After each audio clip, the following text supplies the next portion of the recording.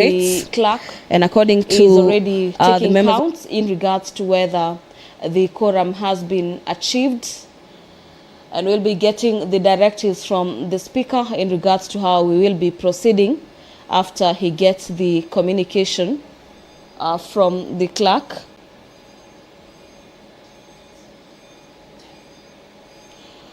An extra 10 minutes have been added this morning to allow senators to make their way into the chamber, and immediately we get the signal from the chamber that indeed the quorum has been achieved.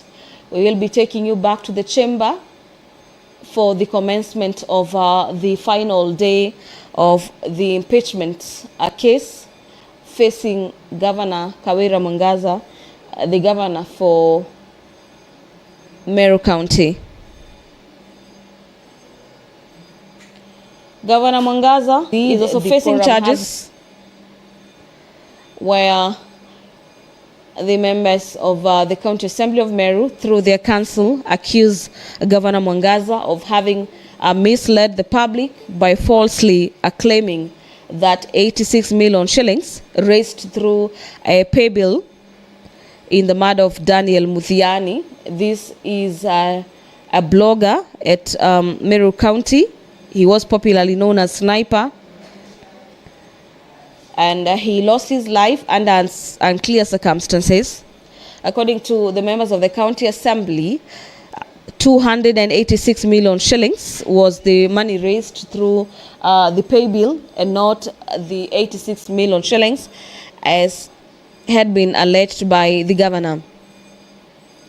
The final issue that comes out from the prosecution side is the illegal dismissal of John Ntoti. This is the county CEO of the Revenue Board, Paul Mwaki, who is the CEO of Liquor Board, and Kenneth Kimathi Mbaye, the managing director of Meru Microfinance Corporation. And the MCAs are saying this particular decision is illegal.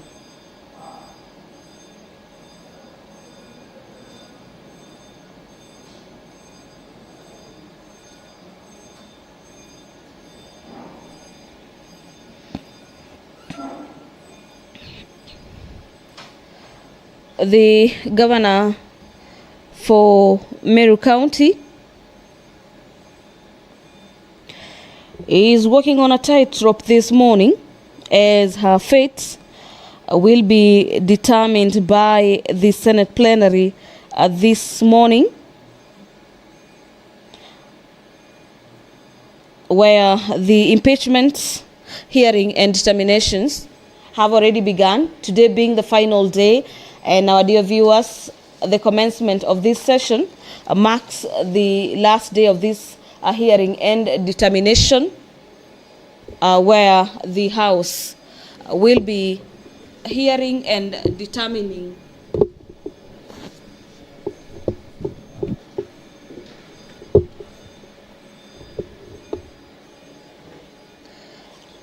this case facing Mwangaza.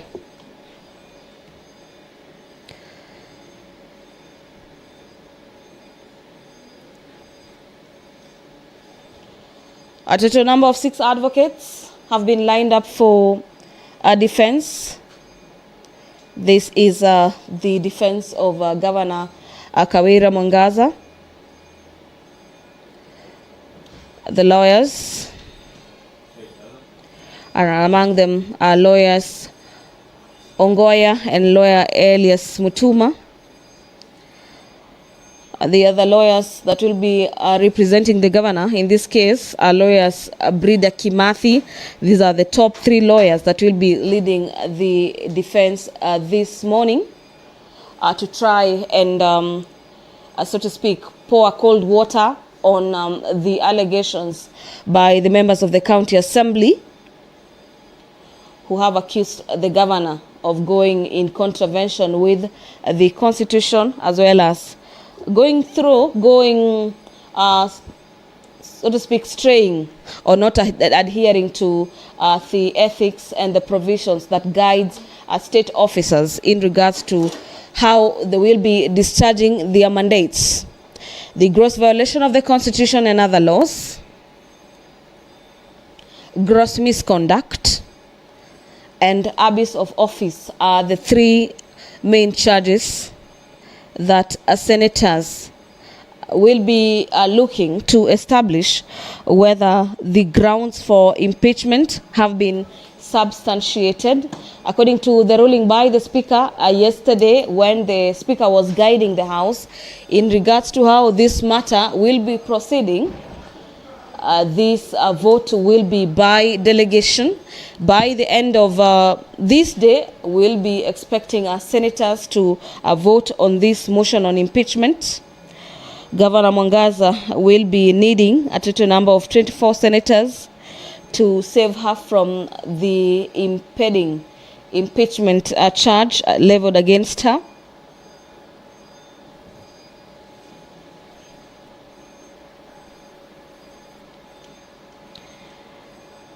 And if that number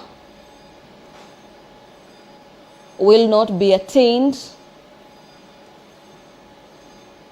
the other way is that the 24 senators will have to vote for a yes or no in this particular impeachment of Meru Governor Kawira Mwangaza.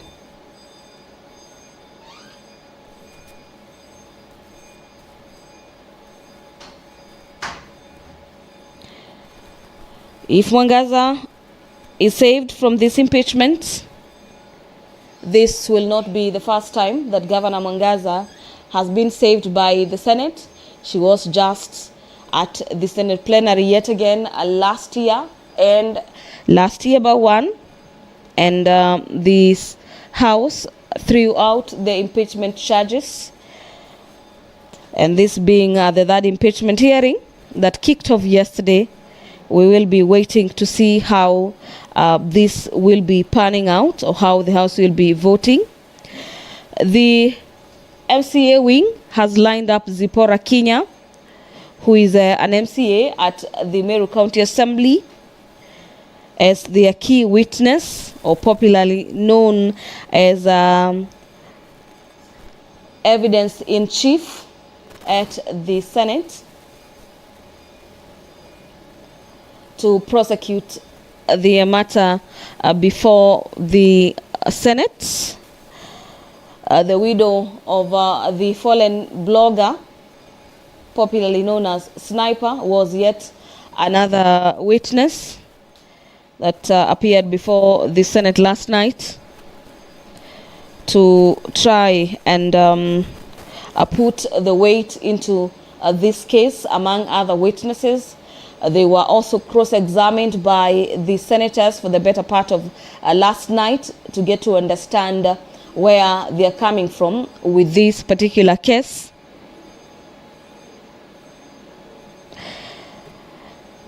The main witness being Zipporah Kinya, the evidence in chief. We witnessed her submitting details of the alleged violations by the governor, urging the Senate to uphold the impeachment.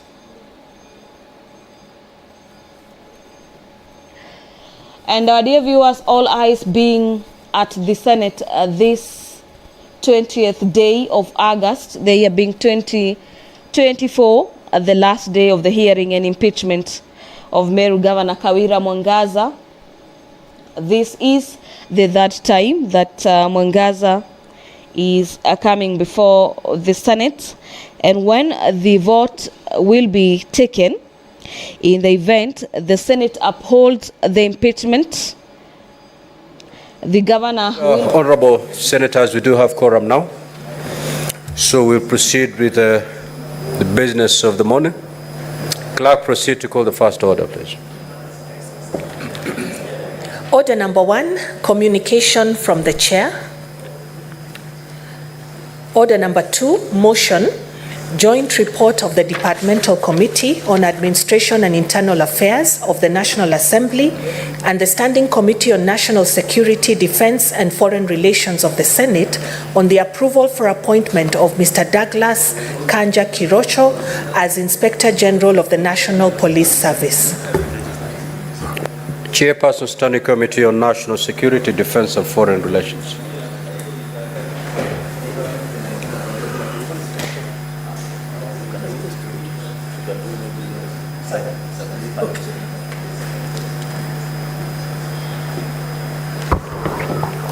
Thank you, Mr. Speaker. Mr. Speaker, in the interest of time, I will be brief in moving this motion. Honorable Speaker, I beg to move that this House adopts the National Assembly Departmental Committee on Administration and Internal Security and Senate Standing Committee on National Security, Defense and Foreign Relations on the approval on the report on the approval hearing of Mr. Douglas Kanja Kirocho, nominee for appointment to the position of Inspector General of the National Police Service, pursuant to Standing Order 2236 of the Senate Standing Orders. Mr. Speaker, sir, as you are aware, pursuant to provision of Article 245(2)(a) of the Constitution, Section 12, Subsection 2 of the National Police Service Act, Cap 84, and Section 5 of the Public Appointments Parliamentary Approvals Act, Cap 7F, His Excellency the President submitted the name of Douglas Kanja Kirocho, CBS, OGW, as the nominee for appointment for the position of Inspector General of the National Police Service. Mr. Speaker, what follows thereafter is procedural issues. I will be able to mention, Mr. Speaker, that the Speaker of the National Assembly and the Speaker of Senate, via communication made on 1st of August 2024, conveyed the message from the President nominating Douglas Kanja Kirocho as the nominee for appointment to the position of Inspector General of the National Police Service. Consequently, Mr. Speaker, the Speaker of the National Assembly and the Speaker of Senate revert the matter to the two committees to hold a joint approval hearing. Mr. Speaker, in accordance with Section 6, Subsection 9 of the Public Appointments Parliamentary Approvals Act, the Clerk of the National Assembly and the Clerk of the Senate invited interested members of the public to submit any representations by written statements on oath, that is affidavits, with supporting defense evidence on the suitability of the nominee for appointment to the position of Inspector General. The invitations, Mr. Speaker, were made via advertisements which appeared in the National Daily Nation and the Standard newspapers on Saturday, 3rd of August 2024. Mr. Speaker, the notification was followed up by a letter to the nominee inviting him to attend the approval hearing and requesting him to submit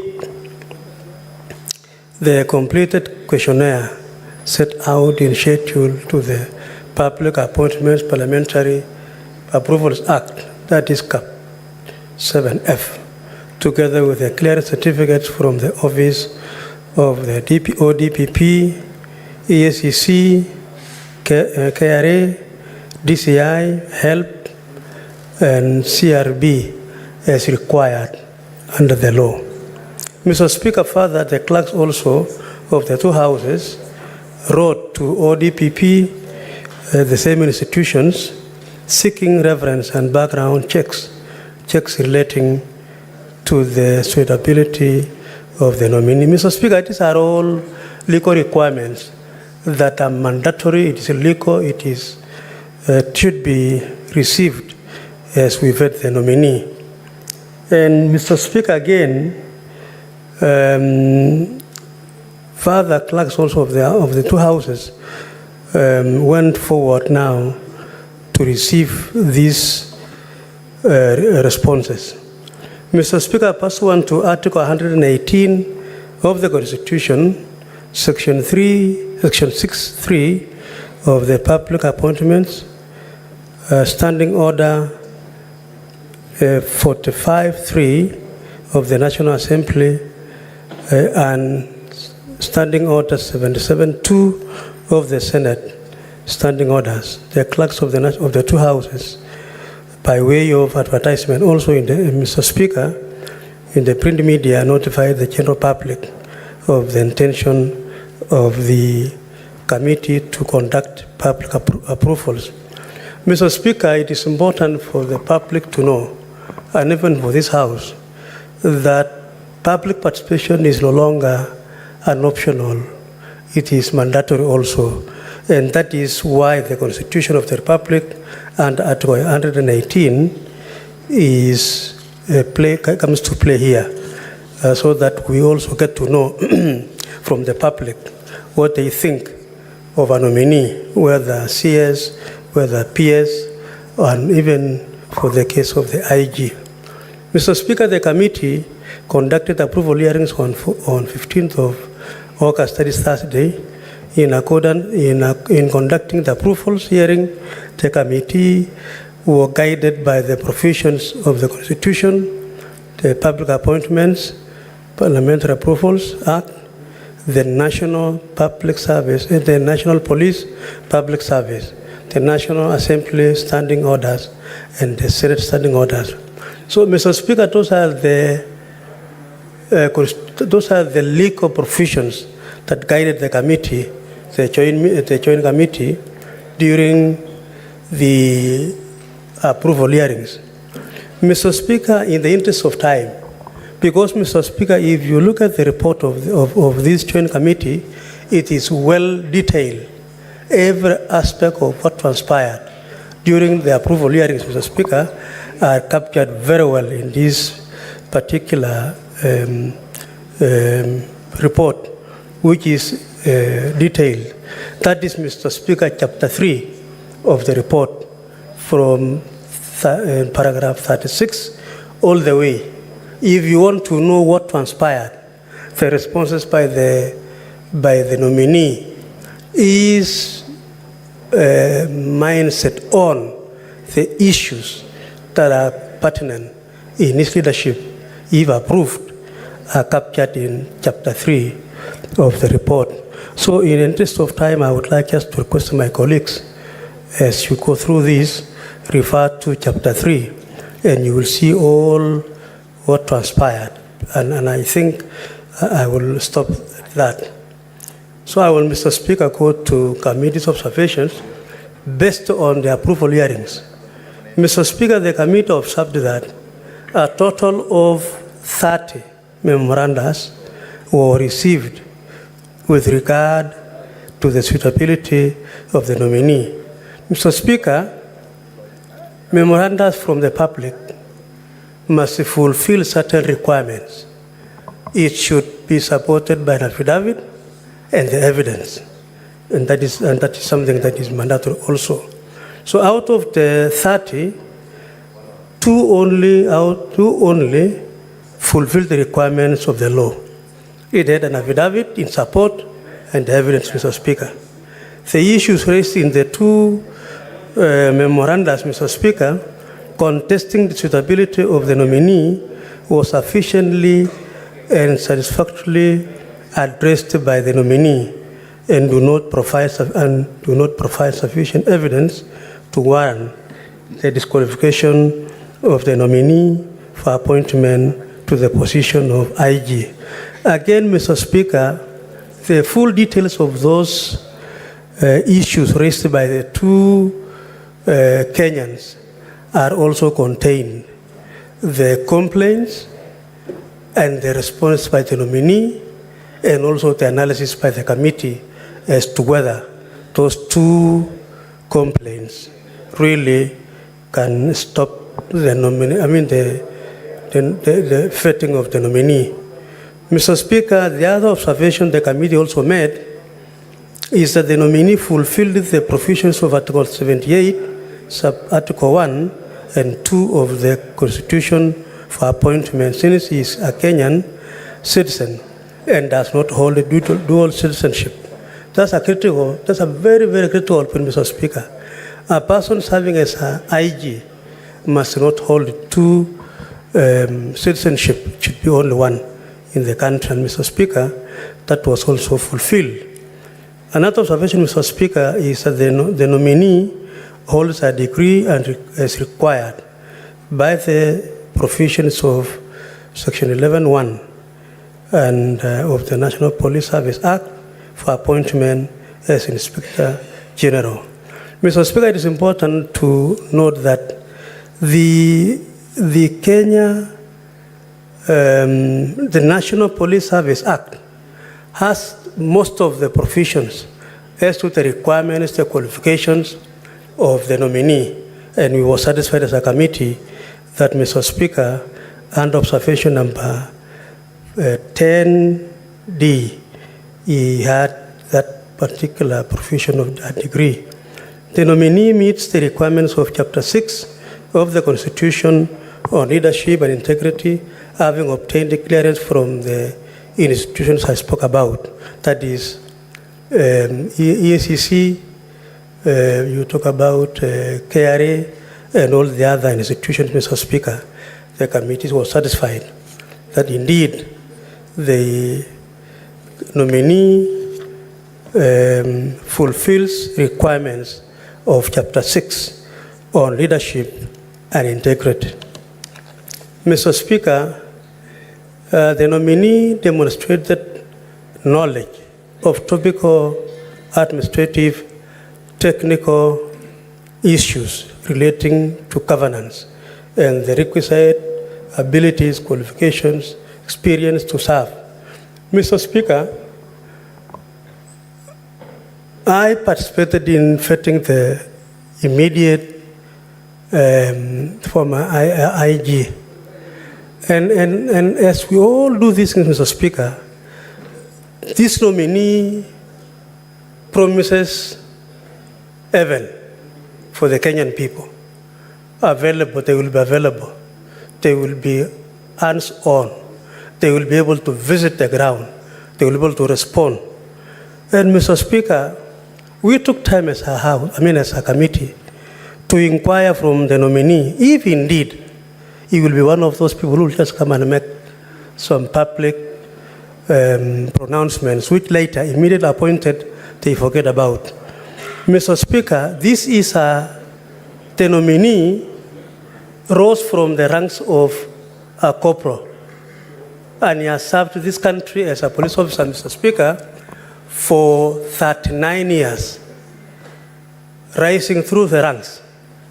Mr. Speaker, he has served in almost every part of the country, in various positions.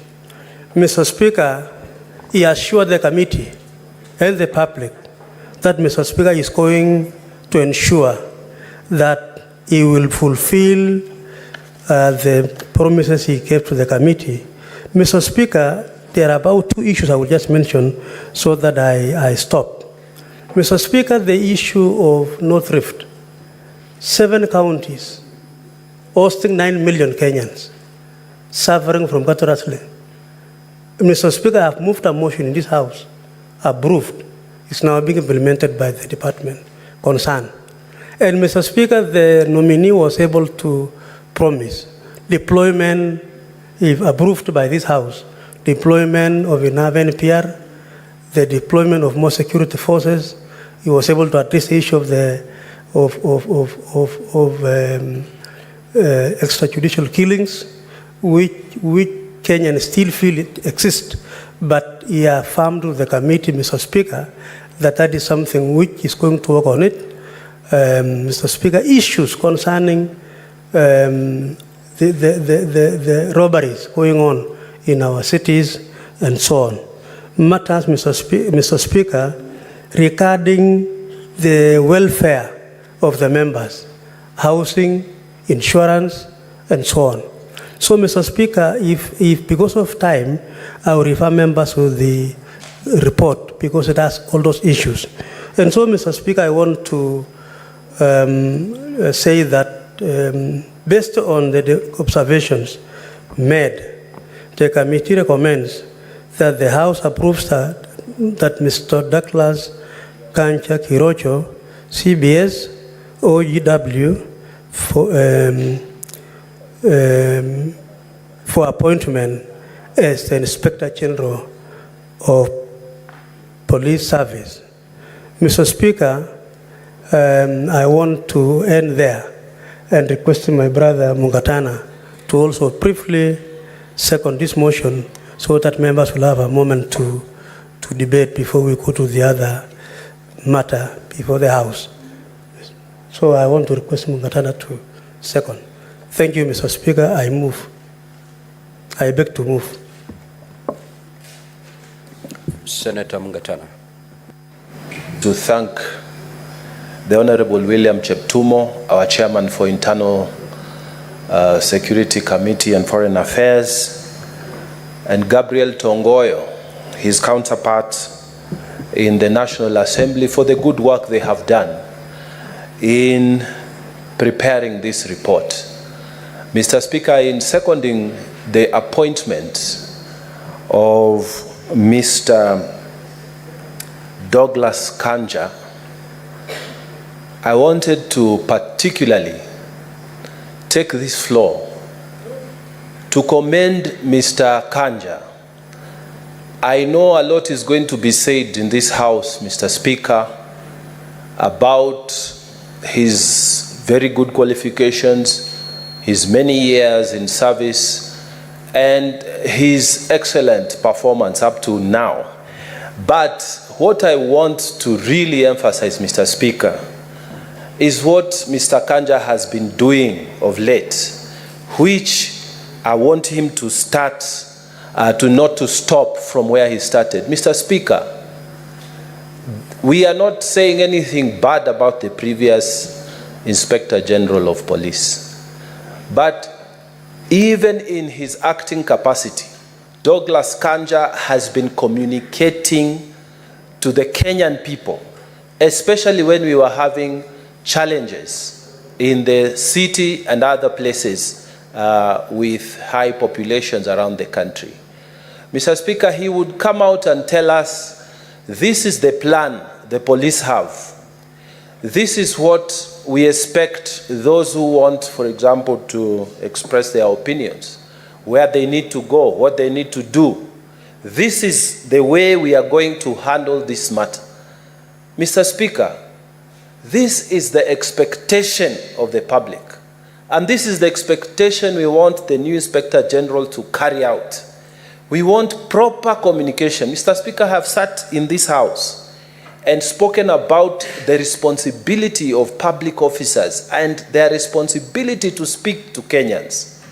When we were approving here Dr. Patrick Amoth, I stood here in this House, Mr. Speaker, and I said, we are having issues that need proper communication. We do not want to be told by bloggers what is happening on Mpox. We want the officials of government to speak with authority on these matters. And Mr. Speaker, I was so gratified yesterday when I saw this new Director of Public Health speaking with authority on the question of Mpox. That is not a matter of the PS. That is not a matter of the minister. That is a matter of an official who is technical in the ministry to speak to us with authority so that we are not exposed to the knowledge, half knowledge and quarter knowledge of bloggers, Mr. Speaker, and then they circulate it as the truth. We want the new Inspector General of Police to be addressing that. Mr. Speaker, the minister has his place. The CS has his place. But Mr. Speaker, we want, when it comes to security matters, the Inspector General of Police must be seen, must be heard, must be felt within the Republic of Kenya. Mr. Speaker, when we see the minister going to Baringo and what, he is a policy man. What we want is the person in charge. What is it that you have done? How many people have you deployed? How much money are you using for the operations? We want people who are holding public offices to speak with the authority of that office so that Kenyans can get the value for money. When there is a gap, Mr. Speaker, we have problems. We have rumors. We have false information. For example, Mr. Speaker, when we had the recent demonstrations that happened, it was the responsibility of the Inspector General of Police to come and say that this is what transpired. The estimated value of property lost is this. We lost some people as police officers, and this is the number that we lost. And the public also, condolences, we lost, and this is the number. You speak with authority and impartially. But Mr. Speaker, we've even had arguments about the number of people that we lost, unfortunately, Mr. Speaker. And we have not been able to be told. When we say our people are involved, we want the police authorities, and we want Mr. Kanja to take this official position without fearing the political, because with us, we will never be satisfied with what we do. There'll be those who will be telling you what you're doing is rubbish, and there'll be those who will be telling you what you're doing is good. But what you need to come out to do is to tell us impartial position. Mr. Speaker, I want to speak about the question of his responsibilities. If you look at the Police Act, Mr. Speaker, Cap 84, one of the things he is supposed to do is to establish broader relationship with the society. Mr. Speaker, I was going to request Mr. Kanja, because we are approving him as the new Inspector General, that he must come out and set a certain legacy around him, that in his time, the Kenyan police service actually became the police service. It did not change to become a police force. We should be able to have that confidence as Kenyans, not to run away from police officers when we see them, but to be able to approach them and speak to them. Mr. Speaker, when I'm saying this because for us who come from the outer parts of this nation, the counties which are out there, you will find the relationship in some parts, and I'm not saying in all parts, in some parts, when children see the police, they run away because of the fear that police have installed and bestowed upon the people. May you come out as the Inspector General of Police who set up a new standard, that the police officers, we approach them with confidence like they do in other parts of the world, that we are able to talk to them and speak to them. I don't need to be a member of parliament, a member of county assembly, a member of the executive, or any person in government for you to listen to me. Any person, Mr. Speaker, should be able to be heard. We want to see the images of police officers helping the disabled people cross the roads. We want to see police officers being on the first line. When we call you, you don't tell us you don't have fuel. Mr. Speaker, one of the first things the president did when he got sworn into office, he said that he's going to give the Inspector General of Police full authority to spend the money. So now you have no reason for you to tell us you do not have fuel when emergencies occur, and in particular for counties which are outside towns, because this is where we need a lot of emergency response. Mr. Speaker, as I second this motion, I would like to request that he should not be an Inspector General who stays in Nairobi. We want him to come to these areas where there have been security issues. We want to see him there, and we want to see you talking when you are there, telling people what the government is doing. And because you are an AIE holder, you should tell us how much money you are allocating, say, to Tana River for operations. How many police stations are you opening in our counties? Especially the ones that have, and I'm not speaking only about my county, Mr. Speaker, I'm speaking across the nation. Tell us how much money you are allocating. What is your strategic plan for operations in these counties? We should not be hearing only of the police when we have seen people die, or when there are accidents, when there are attacks. Come out and tell us this is the plan, this is how we are executing. You should be part and parcel of our lives, because security is our life also. Security is part and parcel of our life. You should be coming to the televisions, to the radios, to the whatever, speaking to us of your plans, so that we don't wait for things to happen. That's when we see you. We want you to tell us in advance that I will be coming to Tana River County, and this is the plan. We have this number of police stations. This is what we are doing, so that we walk with you.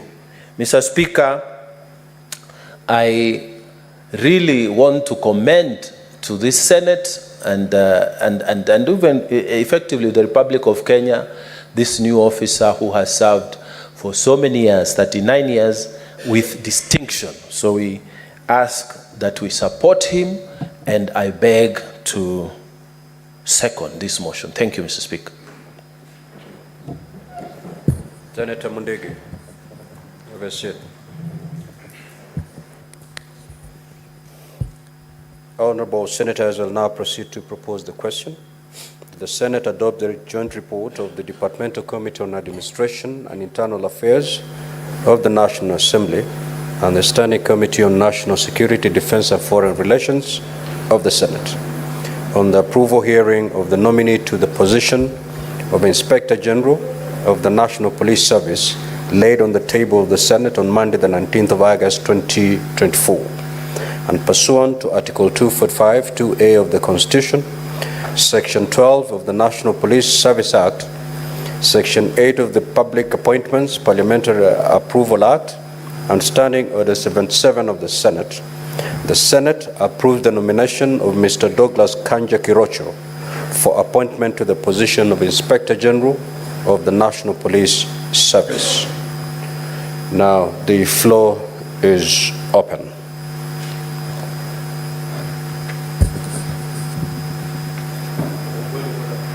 Yes, proceed. Mr. Speaker, in accordance to Standing Order number 111, rise to, and this is after consultation with the leader of minority. Mr. Speaker, you understand the kind of schedule we have today. We have an impeachment hearing. Yesterday we left here at midnight, and with the Assembly only having presented their side, today we have the defense, and they have quite some work. So we consulted with the leader of minority. I rise with, in accordance to Standing Order number 111 on limitation of debate. We consulted with the leader of a minority and have agreed that let us have 4 representatives from each side speaking for 5 minutes, and we close debate in the interest of the very agenda that is ahead of us. Therefore, that's a request I'd wish to make. I request the leader of minority to second.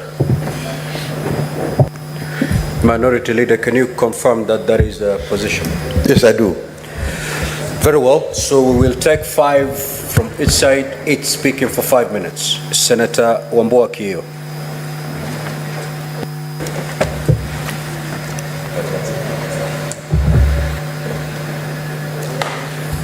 Thank you, Mr. Speaker. Mr. Speaker, I want to take this opportunity to support the report of the committee on the recommendation for the appointment of Douglas Kanja Kirocho, CBS OGW, as the Inspector General of Police for the next 4 years. Mr. Speaker, as we wish Douglas Kanja well in the service, Mr. Speaker, we want to remind him of a few things. That, Mr. Speaker, following the enactment of the Constitution of Kenya 2010, the police force then was changed into a service. And the service, under that service, Mr. Speaker, is when we created the office of the Inspector General of Police. Mr. Speaker, from Article 243 of the Constitution up to Article 245 of the Constitution, detailing the establishment of the office, the functions of the office, and the service command. Mr. Speaker, I want to begin by saying that Mr. Kanja is taking office at a very critical moment in the history of our country. He is occupying office at a time, Mr. Speaker, that this country has endured the greatest levels of police brutality. Mr. Speaker, Kanja is coming into office when the police service, in the eyes of almost every Kenyan, is known for two things. One, brutality, and two, corruption. And yet, Mr. Speaker, Article 244 of the Constitution, under the functions of the service, I took time to go through that article, Mr. Speaker, and I cannot locate the Kenya Police Service under the provisions of Article 244 of the Constitution. Why, Mr. Speaker? Because that article says that the service is supposed to uphold the highest standards of professionalism.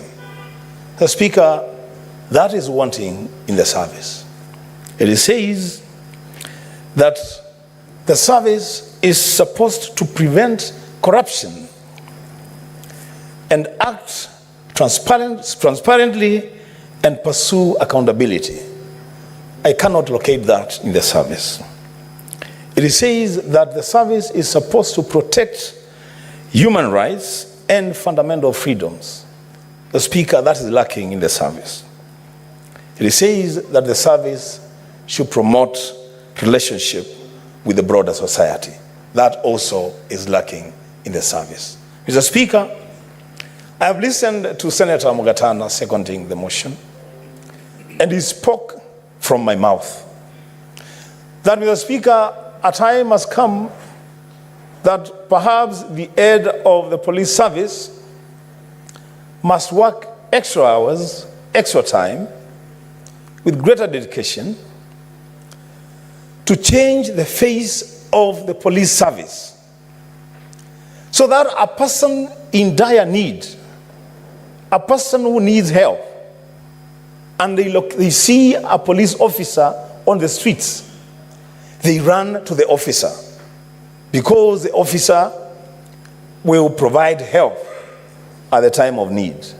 As we speak today, Mr. Speaker, if you are lost in the streets of Nairobi and you see a police officer, it will be very difficult to approach them for help, because probably what may happen is that they may mislead you or even arrest you, Mr. Speaker, and they might even charge you, threaten to charge you with loitering with bad intent. Mr. Speaker, this service must be reclaimed.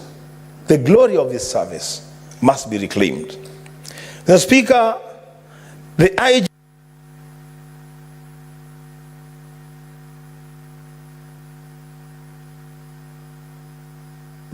Just half a minute, conclude.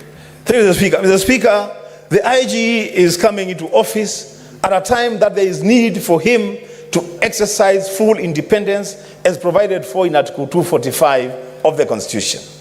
These abductions, these police officers hooded, hiding behind hoods, Mr. Speaker, he must deal with those people.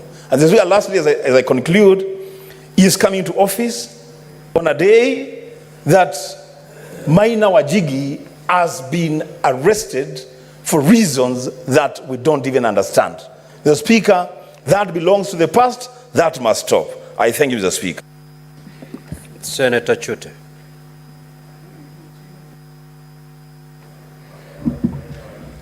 Thank you, Honorable Speaker. Let me also take this opportunity to rise to support this motion. Honorable Speaker, allow me to thank the committees, both committees of the two houses and the chairs, my friend Chair Cheptumo and Chair Tongoyo. Honorable Speaker, our nominee, IG, Douglas Kanja Kirochi, has done a very good job for this country for the last 39 years. He started with a police constable, as a police constable, and he rose through ranks of from a corporal to Assistant Inspector General of Police, Senior Assistant Inspector General of Police, and now nominee for Inspector General of Police. Honorable Speaker, I want to also take this opportunity to congratulate the nominee. Honorable Speaker, when he was being vetted, his assets were, as he has indicated, is 46 million shillings. Honorable Speaker, if you look at his earnings per month, for the 39 years he has worked for this country, he was getting 98,290 every month. Honorable Speaker, if you've had other CSS being vetted, some of the CSS, the 2 years they've worked in this government, were earning, or if you look at the asset, were 8,333,000 every month.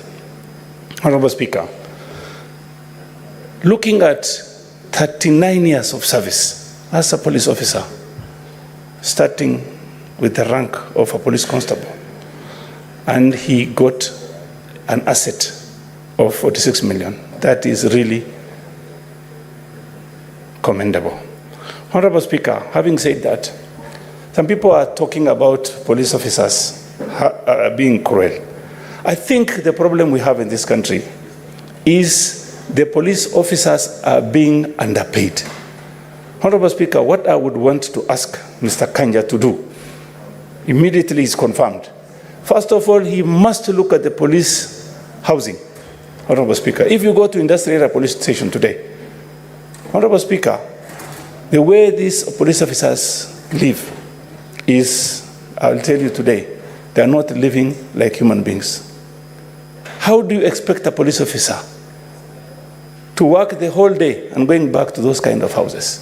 That is terrible. I wanted, if possible, Honorable Speaker, I went to Ileret, my county, one time, and I visited police post and police station. And the way they live, those houses were built in 1950s. And I would want Kanja to visit Ileret and to let him see how people live in Ileret and many police stations. Honorable Speaker, the other issue I want to raise with Kanja, if he is approved, is the issue of Koreans, missionaries, 2 Korean missionaries who were abducted last week. He must visit Moyale. They were abducted in Oda, Moyale. I want him to visit there and see how he can solve that problem. The other issue I wanted to raise, Honorable Speaker, is the issue on the Ethiopia-Kenya border. We have incursions from Ethiopian military regularly into Ethiopia, into Kenya, mainly around Anona, Elebor, and around Sololo areas. Honorable Speaker, our people have suffered. There are IDPs in Sololo as we speak because of the issues we have from the Ethiopian military. The other issue is the issue of NPR. I want Kanja to visit Marsabit, to visit Samburu, visit Garissa, Mandera, Turkana, and Pokot to address the issue of NPRs. We have a lot of shortages on that side. Finally, Honorable Speaker, there are barriers on this road from Moyale to Isiolo. We have got 18 police barriers. I want Honorable Kanja to address the issue of all these barriers. What are these barriers for? Why do we keep police barriers? They can do patrols. Why do you keep barriers on the roads? And these are all toll stations. Senator Crystal Asige.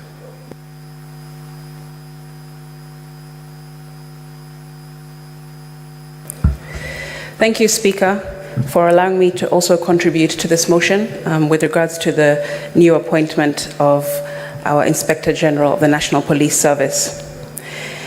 Speaker, my contribution will be very brief and to the point.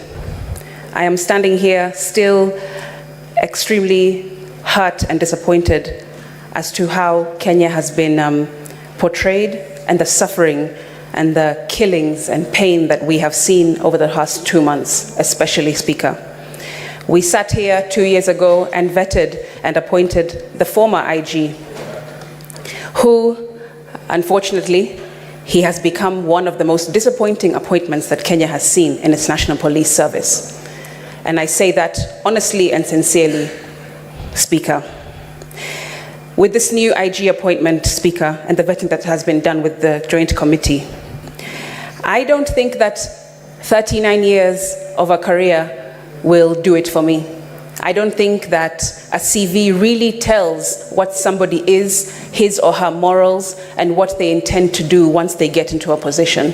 A CV is just a piece of paper, Mr. Speaker, and an interview process, anyone can speak and have the gift of the gab, as they call it, and woo the entire committee.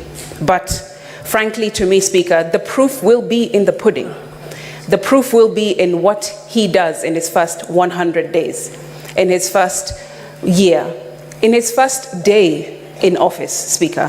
That will be what will determine the intention of this new IG and where he would like to take the National Police Service. Speaker, 2 months later, we still have conflicting police reports, and I wish that this be his first order of business. Conflicting reports on how many people have died in the anti-government protests the last 2 months. We have heard the president give his number, IPOA give their number, the Kenya National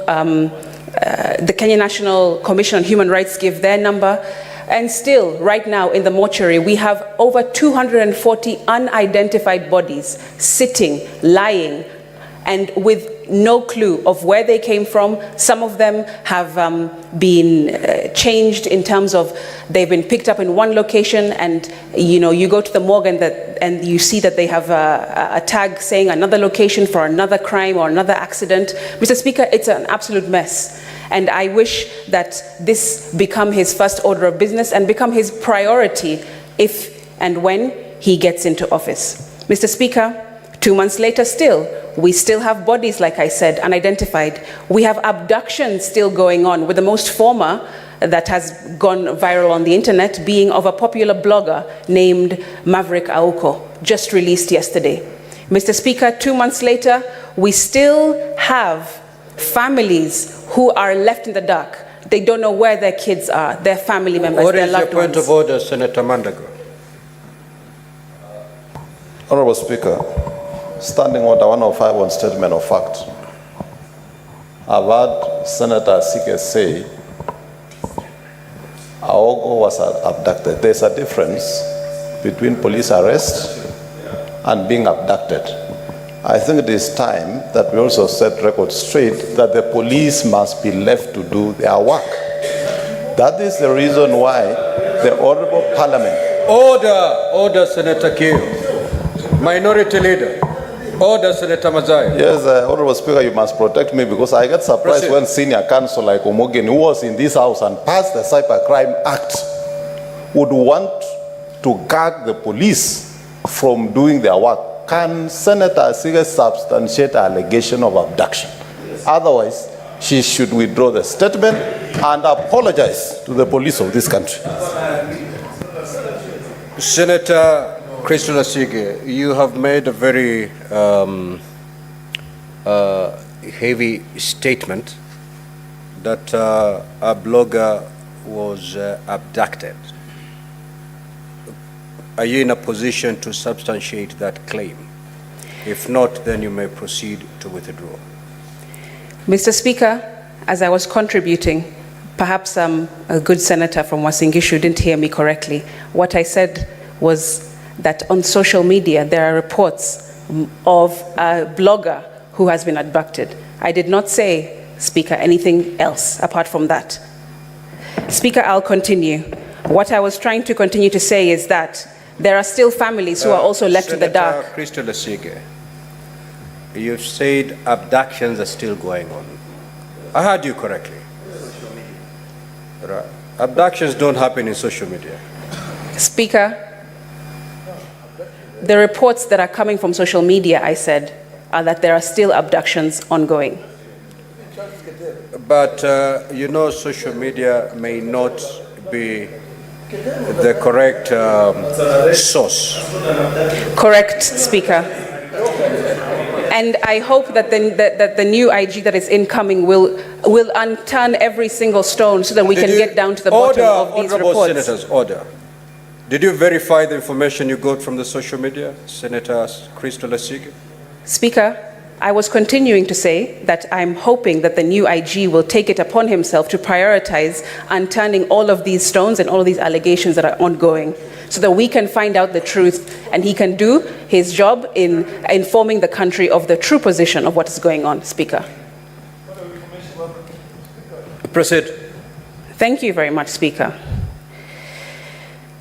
Speaker, families should also be given information about their whereabouts of their loved ones who are still missing, who are still seeking for answers to questions that they've been having over several months now, Speaker. Mr. Speaker, I also want to say that I hope that the new IG will take note of the court ruling that has pronounced itself clearly about using live bullets, about clothing, and masked officers roaming our streets, Speaker. I hope that this will also be rectified through his tenure when he reaches the office that he is going to assume soon, Speaker, because these kinds of things cannot continue in a republic of Kenya. We are not a banana republic, Mr. Speaker, and I hope that this is definitely prioritized by the new IG. Mr. Speaker, I hope that he works to follow the law, not work to follow anyone else's orders or anyone else's opinions or anyone else's way of doing business, Speaker, is what I'm saying. The law is clear and it's very concise, and he needs to, hopefully, I want to believe that he will be following it. Senator Sik.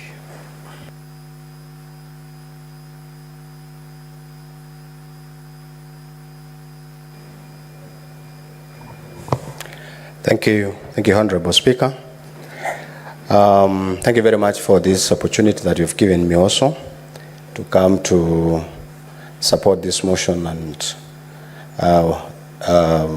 take the floor to speak much more about the nominee IG, Douglas Kancha. At this opportunity when the country really wants to have the IG at the moment. Honorable Speaker, I happen to be in the Committee of National Security in the Senate Joint Committee with National Assembly, and we had an interactive session with the nominee, and we realized that the experience the nominee has and has worked in this country is quite enormous, and we really were a bit impressed, and we really brought this to the limelight of the entire country, that this is the right nominee, somebody who have come from the constable to the position of the Deputy Inspector General of Police. This is enormous. This is something that we really encourage. We thank God that we can really still have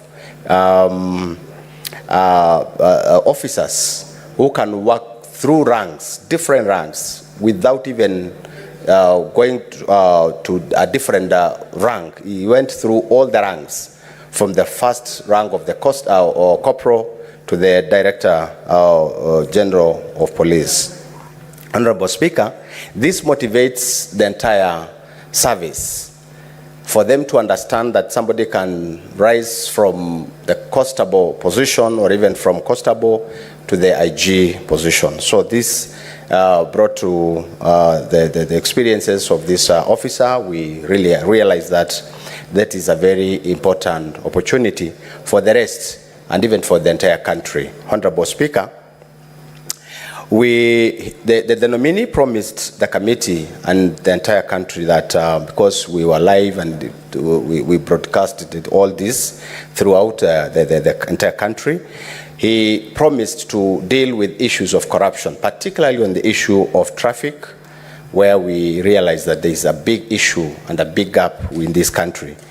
He also promised that he will look at the issues of deployment of staff on areas of that are shortages, and try to bring some staffing issues within the force and even discipline within the force. These are the issues that he could really brought to the committee and to the Kenyans when he was being vetted by our Committee of National Security.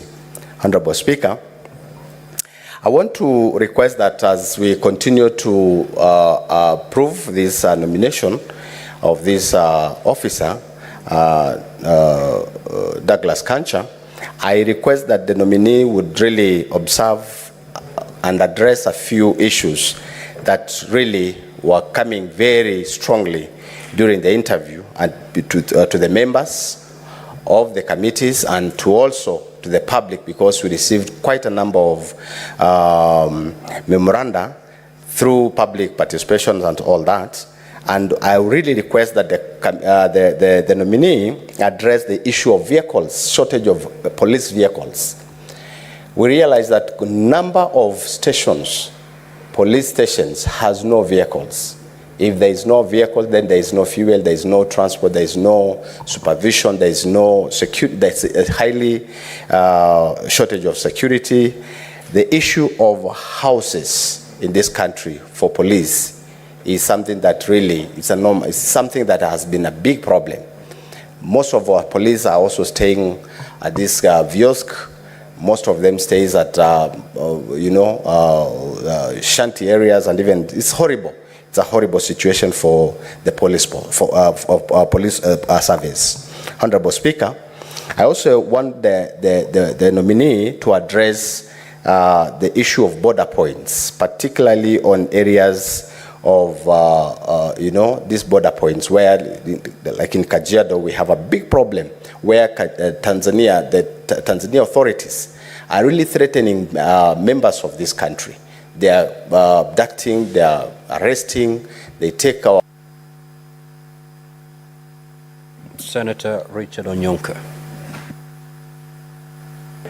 Thank you, Mr. Speaker. I take this opportunity to contribute to this very, very important matter. Mr. Speaker, the selection, nomination, maybe appointment of the Inspector General of Police is one of the major positions that in our country is highly regarded and respected. Mr. Speaker, the feeling I have is that in our republic, even when as a country we have done exceptionally well when it came to performing internationally. And Mr. Speaker, because of the institutional memory, many of my friends here may not know that or remember that Kenya is actually the country that provided security teams from the Kenyan Police Service to go to Namibia to set up their police system after their independence. Kenya did the same in Zimbabwe. Kenya did the same in Rwanda. And right now, Kenya is in Haiti. Internationally, we've kept a highly respectful kind of engagement, and people have known us as a country that believes in the rule of law and a country that has performed quite reasonably well when it came to our police service. But then, Mr. Speaker, one of the things that I have observed, and I happen to be very lucky because I've been around for quite a while, the police service that we have right now is actually dysfunctional. One of the issues that I would like to raise, and my colleagues and friends here have raised this issue, Mr. Speaker, is that you can't have a police officer who stays in a mud hut with him and his colleagues, even sharing rooms with their wives. We can't have a police service, Mr. Speaker, where a police officer sometimes is transferred unilaterally because he has annoyed some big person somewhere where their rights are violated.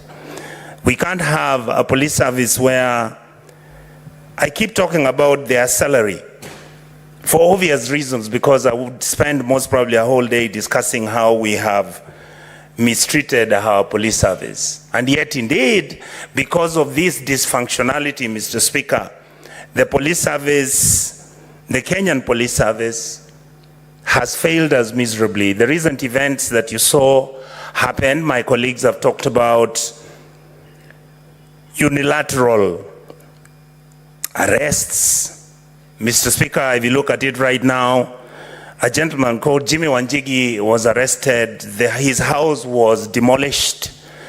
And these are issues that I would like to seek in this house and to my brothers. I remember when Cherargei was being arrested some 3 years ago, and he was screaming, saying, oh my God, Mr. Speaker, what is going to happen to me? These people came at 5 o'clock in the morning. Mr. Speaker, at that time when Cherargei was speaking, Senator Cherargei was speaking and crying, I thought he had lost his mind. Mr. Speaker, I would like to encourage Mr. Kanja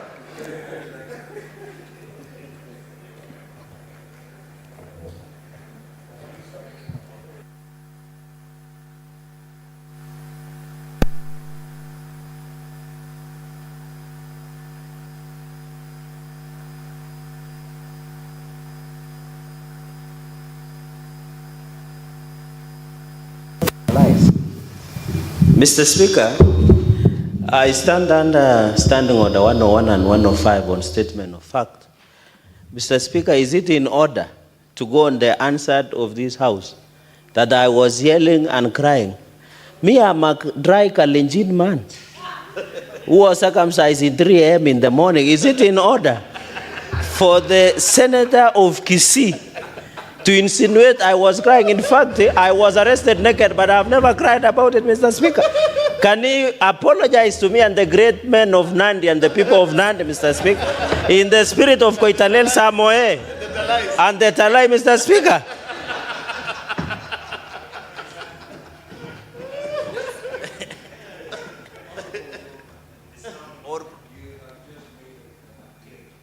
They claimed that I was yelling.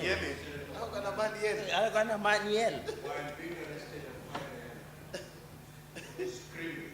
And yelling. And kicking in the air. And kicking. Can he? That part has just been disputed. Apologize and say you made it in jest. Me.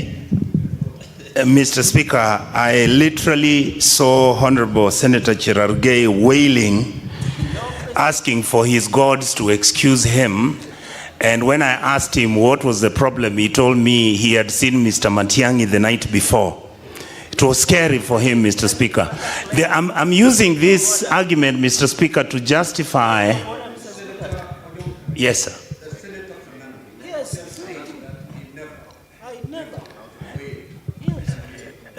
Mr. Speaker, could you allow me to look for...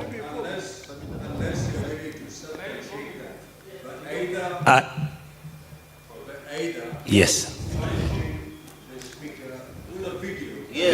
I promise to deliver the video, sir, because I wouldn't wish... Mr. Speaker, Honorable Kongo Mogeni would like... I have not given the permission. So upon our return, because yes, we'll proceed on recess today. Yes. After the adjournment of this house, we proceed on recess. Once we come back on the 17th of September, I'll provide the video and show how he was crying. Now proceed to conclude. He was wailing. Proceed. Mr. Speaker, I wanted to say that I plead with the new Inspector General of Police to make sure that he carries himself with the dignity that he has. Mr. Kanja is somebody we all know.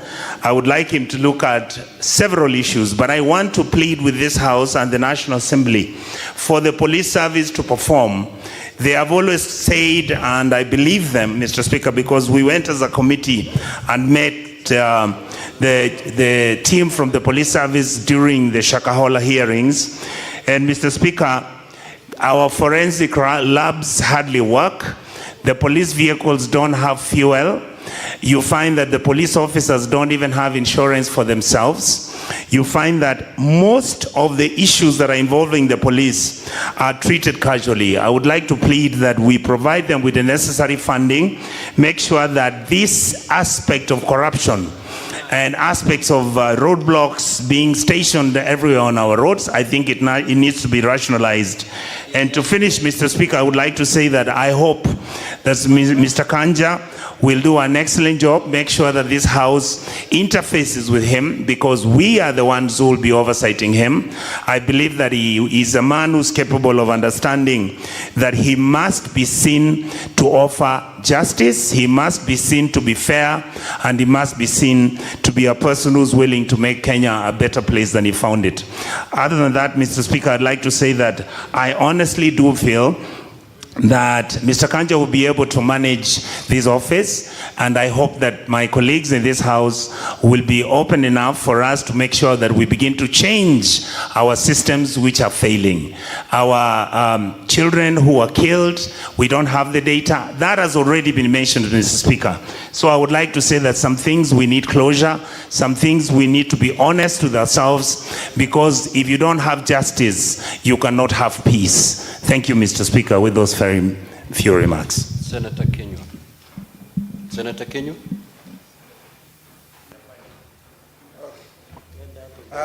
Asanti sana Bwana Spika kwa kunipa fursa hii. Bwana Spika, kwanza mwanzo nataka kumpongeza Douglas Kanja kwa kuteuliwa kuwa jenerali mkuu wa polisi. Bwana Spika, ni vizuri julikane wazi na Kanja wakati anapokuja aje akijua ya kwamba kazi kuu ya serikali yoyote ni kulinda mali na maisha ya wananchi. Bwana Spika, Bwana Spika, ukitembelea sehemu nyingi za bonde la Ufa, hasa Laikipia, Bwana Spika, unapata wakati mwingi watu wanaishi kwa maisha ya kukimbizwa na kuibiwa na hawa wezi wa mifugo, Bwana Spika. Kwa hivyo Bwana Spika, ningemuuliza jenerali wa polisi atakapoingia, Bwana Spika, azingatie na aweze kukubalia tuweze kuongeza hawa askari wetu wa ziada, kwa Kiingereza wanaitwa NPR, Bwana Spika, kwa sababu hawa ndio askari walio na uzoefu na ujuzi katika zile sehemu mahali ambapo wametoka, Bwana Spika. Bwana Spika, na vile vile hawa askari wanapaswa waangaliwe na washughulikiwe, kwa sababu wakati mwingi Bwana Spika wanapouawa unapata ya kwamba hawana faida yoyote wanayopata. Ningependa kusema Bwana Spika, wapewe NHIF hiyo ikiwashughulikia wakati wanapatikana matatizo hasa ya magonjwa, Bwana Spika, na familia zao, Bwana Spika. Bwana Spika, nimefurahi kuona ya kwamba nikiangalia ripoti iliyoletwa kwetu, Inspector Generali utajiri wake wote ni milioni, Bwana Spika, 46.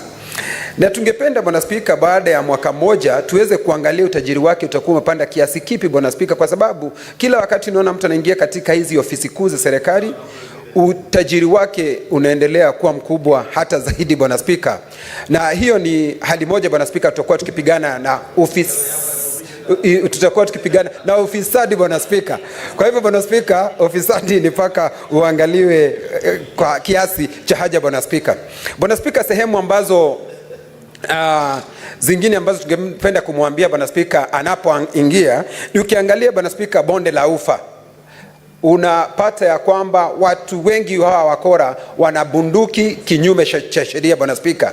Kwa hivyo anapaswa aungane na maafisa wale wengine, maafisa wa ujasusi, maafisa wa jeshi, ndio waweze kuwanyang'anya wale watu walio na bunduki kinyume cha sheria, Bwana Spika, kwa sababu hizi bunduki ndizo zinahangaisha watu wengi wanaoishi katika sehemu hizo, Bwana Spika. Bwana Spika, Laikipia ukitembea kama pahali kunaitwa Ormora, uende mahali kunaitwa Angwashe, mahali kunaitwa Miteta, Bwana Spika, tuna shida hii ya usalama, hata mahali kunaitwa Yedhi, Bwana Spika. Kwa hivyo ninafahamu na ninajua kwamba kwa sababu huyu afisa ni mtu aliyebombea katika kazi yake, Bwana Spika, nikiangalia ameanza kufanya hii kazi ya usalama kwa muda mrefu, Bwana Spika, ninajua ataweza kuifanya kwa ujasiri na bila kuogopa chochote. Bwana Spika, jambo lingine ambalo ningependa kusema ni ya kwamba kwa sababu nchi yetu wakati mwingine tunakumbwa na magaidi, Bwana Spika, na kwa sababu yeye mwenyewe anaonekana aliongoza katika ile operationi ya fagia boni, Bwana Spika, ninajua yeye ataweza kusaidia hata zaidi, Bwana Spika. Bwana Spika, tumekuwa na shida ya pombe katika sehemu nyingi katika nchi ya Kenya, Bwana Spika, na watu wanakisia kwamba unapata maafisa wengine wa polisi, Bwana Spika, wao wenyewe wana mabaa na wanaendeleza ile mambo ya kuuza pombe, Bwana Spika. Kwa hivyo hiyo mambo ya mgongano wa kirasilimali, Bwana Spika, anapaswa aishughulikie, Bwana Spika. Kwa mambo, Bwana Spika, ya maandamano yaliyokuwa yakifanyika katika nchi ya Kenya, sisi tulitoa mwongozo hapa, Bwana Spika, na tukapitisha vile ambavyo serikali inapaswa kufanya, Bwana Spika. Kwa hivyo hatuna haja tujisumbue kumuuliza huyu afisa, anapaswa afuate yale mambo ambayo sisi tulielekeza katika jumba hili. Tukasema ya kwamba wale ambao waliuawa, Bwana Spika, wanapaswa kufidiwa na serikali, Bwana Spika. Tukasema wale walioko katika hospitali, Bwana Spika, wanapaswa kufidiwa na serikali. Kwa hivyo mimi ningependa kusema ya kwamba nampongeza huyu afisa, na kwa sababu ni mtu aliye na uzoefu, tukiangalia katika historia yake ni mtu aliye na uzoefu, sina shaka mimi namtakia kila raheli katika jukumu hili mpya alilopewa, Bwana Spika, la kuongoza askari wetu, na tunajua ya kwamba baada ya muda aliyopewa tutaona kazi atakayokuwa ameifanya, Bwana Spika. Nashukuru na nasema asante. Senator Catherine Muma.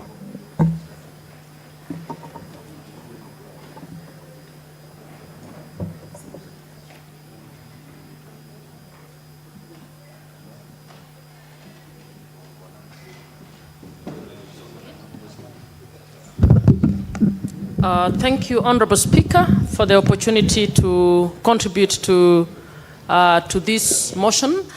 I wish to support the decision of the joint committees on the appointment of Mr. Douglas Kanja to the position of IG. Mr. Speaker, as we support his appointment, I would want to send a message that when we passed the Constitution of Kenya 2010, we actually intended that we move from the police force to a police service. Mr. Speaker, Article 244 of the Constitution that guides on how the police can be a service has to date not been implemented. The police continues to be a force rather than a service. My plea to the incoming IG is that this is a golden opportunity for you to be the first IG to make a serious attempt to implement the police as a service. And I believe if you implement the police as a service, this will benefit everybody in the country. It will benefit communities, it will benefit families, it will benefit the government, and we will be a better off community. Mr. Speaker, I would want to speak to a few particular issues that I think the IG must pay attention to. Mr. Speaker, we have so many cases of lost children in this country. Every so often you hear this child is being looked for, this child has disappeared, this child has died. I want to ask that the police invest more time in trying to deal with child trafficking in this country so that we deal with that menace. Mr. Speaker, I also want to request that the IG collaborate better with other departments. The information from the Kenya Health Information System indicates that between 2016 and 2023, we had over nearly 200,000 10 to 14-year-olds, girls who were made pregnant. This information was picked from health facilities. Mr. Speaker, all of those are defilements. Do we have a similar number of prosecutions in our courts? No, we don't have it, because these cases are not prosecuted, are not followed, because the provincial administration from sub-chiefs and the others, including the police, actually get into negotiations instead of prosecuting these cases. We are asking that for the protection of girls and boys in this country, because the defilement is also happening to the boys, that the IG will spend a lot more time and put in place mechanisms to ensure that our children, especially the girls, are protected from sexual violence in this country. Mr. Speaker, we have had quite a number of deaths in our universities. We've had brutal deaths that happen where people are murdered, especially girls. We are asking that he also looks at that. And finally, Mr. Speaker, I'd like to speak to the new issue where police are covering their faces, using cars without number plates, hiding their identity. Mr. Speaker, why would police mimic terrorists? How would I know that this is a police officer when the police officer is behaving like a terrorist, like a robber? We need the IG to immediately stop the new practice in the police where they are mimicking terrorists and terrorizing the society in the manner in which they are carrying out, particularly when they want to arrest the persons who have made political speeches. Recently, my former colleague, Khalef Khalifa, former commissioner, was arrested by people who were hooded. And when he tried to get to ask for his rights, they actually then... Senator Muma, your time is up. Just wind up. Thank you, Mr. Speaker. Thank you. Senator Wamatenga. Thank you very much, Mr. Speaker, sir.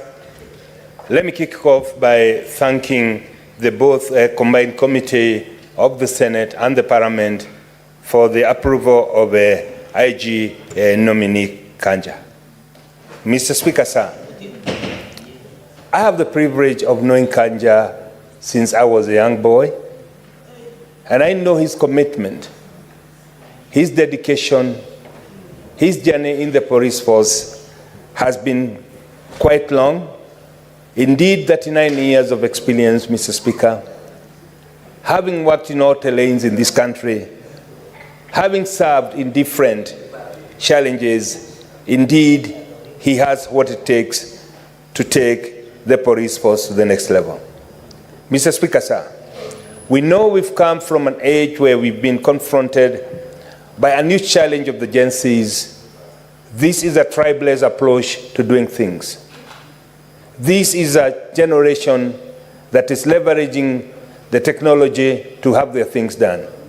Mr. Speaker, sir, my prayer to the nominee is that he equally leverages technology, he uses IT to advance, to promote, and most importantly, to ensure that the safety and the security of Kenyans is guaranteed. Mr. Speaker, sir, we came some times back with the initiative of the Nyumba Kumi. This was a noble concept that has not taken deep root because it has lacked support from the structural. Mr. Speaker, sir, my request to the new IG is to leverage the Nyumba Kumi initiative, ensure that they are given adequate technology in line with the community frontiers, so that we can be able not only to capture data, but also to timely, effectively report occurrences in any part of this country. Mr. Speaker, sir, being a people-centric approach in offering police services would require that we Kenyan citizens also change our approach in the way we do things. It is a high time, Mr. Speaker, sir, we stop looking at police forces as our adversaries, but look at them as our partners so that we can be able to promote the well-being of each one of us. Mr. Speaker, sir, most of the activities, if not all the activities, criminal or otherwise, are conducted among the citizens. It is our sons, it is our daughters, it is our fathers and our mothers who commit these crimes. Mr. Speaker, sir, having lived for over 20 years in a country, in a European country, I saw that people do take a very active role in reporting incidences to the police. Indeed, if we were to do this, Mr. Speaker, then we would also promote the welfare of not only the police, but the welfare and the security of every Kenyan. Mr. Speaker, sir, it is also important we recall the slogan of the police, utumishi kwa wote. However, Mr. Speaker, we as the registratures, we must also enhance the budget that is allocated to the police services, as has been mentioned by my colleagues, so that we ensure they have decent houses, they have adequate equipment, but most importantly, Mr. Speaker, that the excuse they always get of not having fuel, not being well motorized, not being well equipped, comes to an end. This, Mr. Speaker, sir, can only be done if we are very deliberate in ensuring that the budgetary allocation to the police forces and to all the discipline forces matches the demand and the technology that is required in the present age. Mr. Speaker, sir, the Kenyan police performance in Haiti, as much as it was talked ill about, we are very, very proud because they've been able to bring some sanity. Mr. Speaker, sir, it is this dedication, the utumishi kwa wote dedication, that makes Kenyan police, that makes Kenyan people shine. Mr. Speaker, sir, as I wind up, I would want to say Mr. Kanja has what it takes to take this country to the next level, but most importantly, I urge my colleagues to be very supportive in terms of being deliberate in the county level and in the national level by allocating adequate resources so that the police can be able to deliver, and most importantly, get adequate resources in terms of their facilities, housing, and otherwise, that they can also work in human conditions. Mr. Speaker, sir, in a generation that is getting ever younger, it is the high time that we look at leveraging the technology. Thank you. Senator Mogeni. Thank you, Mr. Speaker. From the onset, I want to congratulate the IG nominee, Douglas Kanja, for having gotten a chance to serve, I believe, as the fourth Inspector General of Police. But, Mr. Speaker, Kanja takes office, will be taking office during very, very challenging times, Mr. Speaker. I want to state here that his first responsibility, Mr. Speaker, should be to ensure that the police respect the provisions of Article 244 of the Constitution. We need to restore public confidence on our police being a police service and not a terrorist unit. Mr. Speaker, I've just been wondering, those out there who are looking at us as a country, when they see police officers arresting Honorable Keter the way they did, coming from church with his wife and child, and he's picked like terrorists are arresting somebody, Mr. Speaker. How does the international community look at us, Mr. Speaker, when we raid the house of a former presidential candidate, Maina Wanjigi? You maliciously damage his property. No, it's not right, Mr. Speaker. We must say these things because it's affecting our image out there, Mr. Speaker. Why should the police arrest people with hooded, hiding their faces? Are they thugs? Mr. Speaker, anybody arresting me, I should be able to know who that person is. I should have a right to inform my lawyer, Mr. Speaker. I want Kenyans to be arrested the way Senator Mandago was arrested. The police approached him and said, "Sir, could we kindly arrest you?" Mr. Speaker, that's how I want it to be done. Not the way they picked Senator Cherargei on a Friday, booked him in Muthaiga police. I went there to see him at Gigiri. He was put in a corridor. He was put in a corridor with grills, Mr. Speaker, the whole weekend. That's not right. This lady you call Skofi Naoko, Mr. Speaker, arrested and she made a false publication of information contrary to Section 23 of the Computer and Cyber Crimes Act.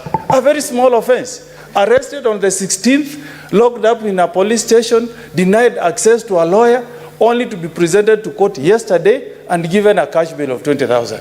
Are we serious as a country? The police have better things to do, Mr. Speaker.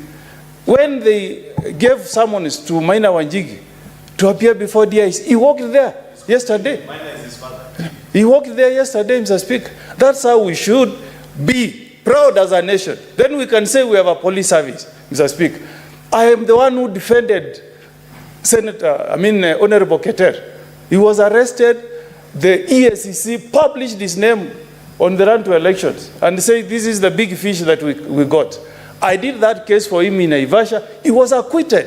But before he was acquitted, he was in police detention for 2 nights before he was charged in Naivasha, Mr. Speaker. We don't want this kind of the police being used to do malicious prosecution. And I'm sure even Senator Cherargei, in the fullness of time, he will be a free citizen, Mr. Speaker. So we want, Mr. Speaker, our police service to fight crime. Look at the corruption.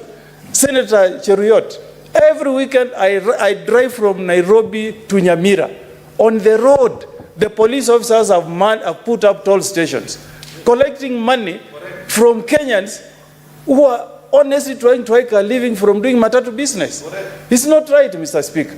And the Kenyans, when they enacted this constitution, they put it in Article 244 that the police should prevent corruption, Mr. Speaker. So if this guy can change that image, we can be proud as a country, Mr. Speaker. So he should take office knowing that 2 of his predecessors resigned from office.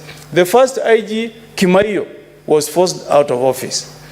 Koome resigned out of office. We don't want that demon to follow him. Let him serve Kenyans, respect the Constitution, respect human rights, and he leaves a mark, Mr. Speaker.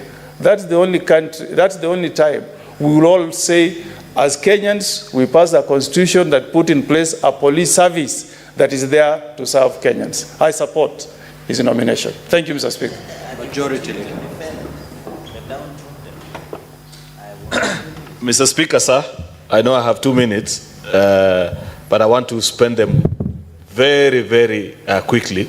In 2.5 minutes, I'll say what I need to say. Then I'll donate the rest of the 2 minutes to Senator Cherargei, who wants to say something on this topic. Just 2 things, Mr. Speaker. Number 1, the reason why I give a vote of approval to DIG Kanja is that I know, Mr. Speaker, that he's a man of his word. And I want to give him my vote of approval on behalf of the people of Kericho, but with only one assurance. Senator Okongo has spoken about something that I'm very passionate about. If you drive from a place called Total to Kaplong or Chebila to where we border with Senator Okongo Omogeni, you will count more than 20 police stops. And there's nothing else they're doing other than collecting money from matatus. I want to tell Mr. Kanja that the only reason I'm giving you a vote this afternoon on behalf of the people of the Kericho is with the assurance that those police roadblocks will disappear. I don't want to see those toll stations in Kericho. And that is the only deal that I want to enter with him. Second and the final thing, Mr. Speaker, is that I was in the UK last week. And this is just overally about institutions of oversight, Mr. Speaker. You know that they had riots in the UK 2 weeks ago. As we speak today, Mr. Speaker, the police have been able to round up those who are inciting people to violence, including online. The judicial system is so efficient, Mr. Speaker, that those people 2 weeks down the line are in jail already. We need to see that level of efficiency, Mr. Speaker, between the police and the judiciary, so that we don't discuss these small issues like the state of arrest or the modus operandi of police while effecting arrest, Mr. Speaker. Therefore, it is my sincere hope that IG Kanja will infuse the level of professionalism that Kenyans are yearning for, Mr. Speaker, into the police service. With those main remarks, I support. I yield the remaining 2 minutes, Mr. Speaker, to Senator Cherargei. Remaining 1 minute. 2 minutes. Thank you, Mr. Speaker. With your indulgence, I want to support this report of that the Committee of National Security, Mr. Speaker. As a guest of most of the police stations, Mr. Speaker, I have slept. It is not only in your county, Kilifi, that I have not slept in that police station, but I hope soon too, in good faith, Mr. Speaker. Mr. Speaker, I want to say there are many challenges with the police. 2 things I'll mention in quick succession is, one, those police stations, Mr. Speaker, when you are arrested and taken to the cell, the last time those police cells were painted was in 1980, Mr. Speaker. When you go, the toilets, Mr. Speaker, are pathetic. I slept on the corridor on Gigiri, which is supposed to be the prestigious police station in this republic, for 3 days. And Senator Okongo Mugeni visited me, Mr. Speaker. I was removed my dignity, Mr. Speaker. We want the police under Article 245 to do their job with professionalism, Mr. Speaker. On the police housing, Mr. Speaker, how can you explain police are depressed? Police are killing each other, Mr. Speaker. You are putting 2 families in 1 room, Mr. Speaker, where only bed sheets separates them, Mr. Speaker. How will they enjoy their conjugal rights? How will they enjoy their privacy, Mr. Speaker? If you leave your wife and go to night patrol, the other police might patrol your wife at night, Mr. Speaker. Mr. Speaker, we must give dignity. And I want to challenge the man from Biriri, Inspector General nominee DIG Kanja, the man from Biriri village, to talk with the president and do affordable housing program across all police stations, Mr. Speaker. Mr. Speaker, I'm happy that the issue of body cameras is being introduced to monitor crime and ensure the police are held accountable to the highest police standards across the world, Mr. Speaker. Number 3, Mr. Speaker, is on the police uniform. What happened to the blue police uniform? Nowadays, you get police that are donning green camouflage. Everybody, from DIG, IG to everybody, Mr. Speaker. The issue of police uniform must be sorted out to avoid confusion, Mr. Speaker. Finally, on the financial autonomy, Mr. Speaker, we must agree that the fact that Inspector General of Police is given financial autonomy, Mr. Speaker, it should be reflected, Mr. Speaker. I want to agree with Majority Leader on police stops, Mr. Speaker. When you go to Kapsabet, when you are coming from Kisumu, Mr. Speaker, coming from Eldoret at the airport, at Matunda, Mr. Speaker, there are so many road police blocks, Mr. Speaker, that you are not told what these toll stations are about, Mr. Speaker. We want to see professionalism. I saw Senator Onyonga, Mr. Speaker. You remember when he was the MP, there were allegations that he bought sugar through CDF, dubious deals through CDF, Mr. Speaker. When police were looking for him, how could they have done, Mr. Speaker? If, for example, Jimmy Wanjigi, Mr. Speaker, would have summoned himself, Mr. Speaker, and appear before the police, Mr. Speaker.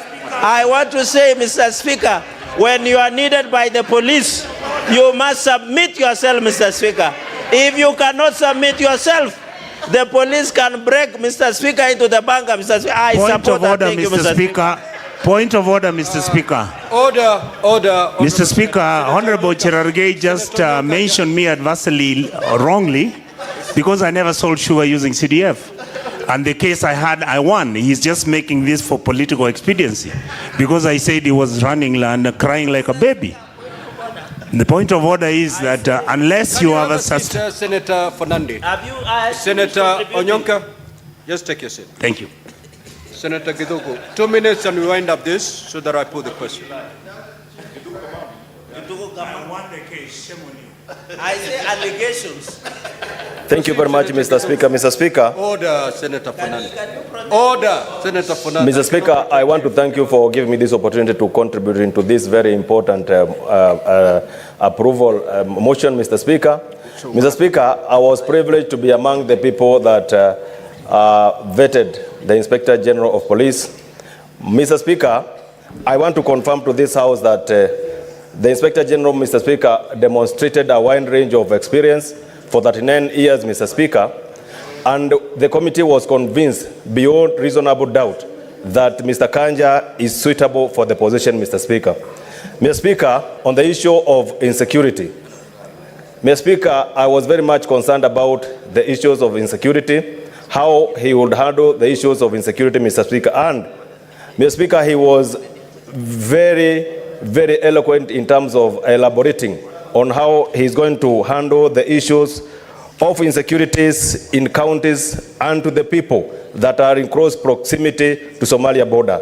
Mr. Speaker, he had an experience in terms of handling the insecurity in the counties that are in progress, having worked in Lamu, county that I come from, Mr. Speaker.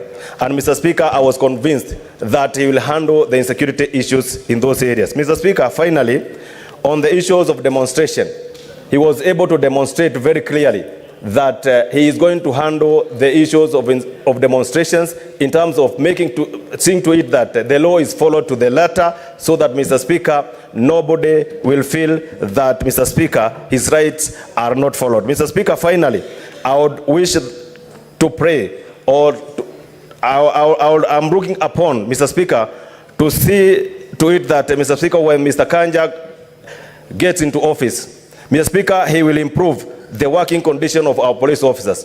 Mr. Speaker, the police officers are people with families.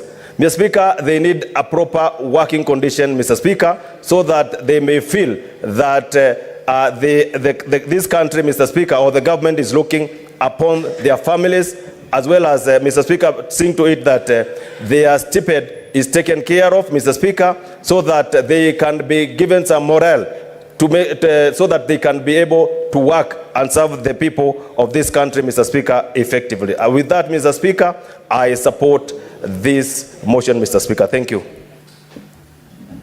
The Chairperson, Standing Committee on Security, to proceed and reply.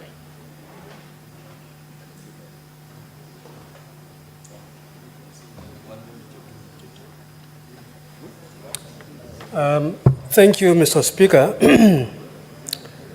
I want first of all to thank all members who have spoken to this motion, and I'm happy that they actually all supported. Mr. Speaker, the issues raised by members, ranging from the issue of improved communication of the police, improved relationship between the public and the police service, matters touching on implementation of Article 245 of the Constitution, issues of roadblocks, issues of general welfare of the police officers. Mr. Speaker, these are the issues that the honorable members have been able to raise. Mr. Speaker, when we had the nominee before the committee, all these issues, actually almost all of them, Mr. Speaker, were raised. And I want to say that if you want to know the way the IG thinks about these issues, refer to the report that we have been able to table in this House. Mr. Speaker, I wish therefore to say that this is the day and the time for us as a House to make a decision and give our approval for the member. I therefore reply, Mr. Speaker.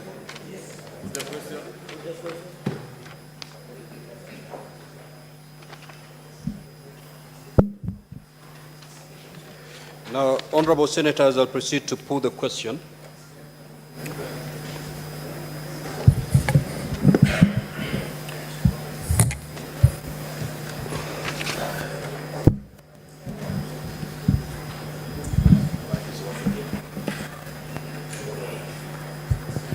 That the Senate adopts the joint report of the Departmental Committee on Administration and Internal Affairs of the National Assembly and the Standing Committee on National Security, Defense and Foreign Relations of the Senate on the approval hearing for the nominee to the position of Inspector General of the National Police Service laid on the table of the Senate on Monday, the 19th of August 2024, and pursuant to Article 245(2)(a) of the Constitution, Section 12 of the National Police Act, Section 8 of the Public Appointments Parliamentary Approval Act, and Standing Order 77 of the Senate approves the nomination of Mr. Douglas Kanja Kirocho for appointment for the position of Inspector General of the National Police Service.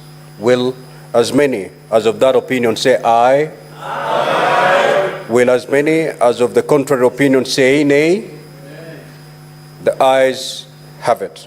Next order.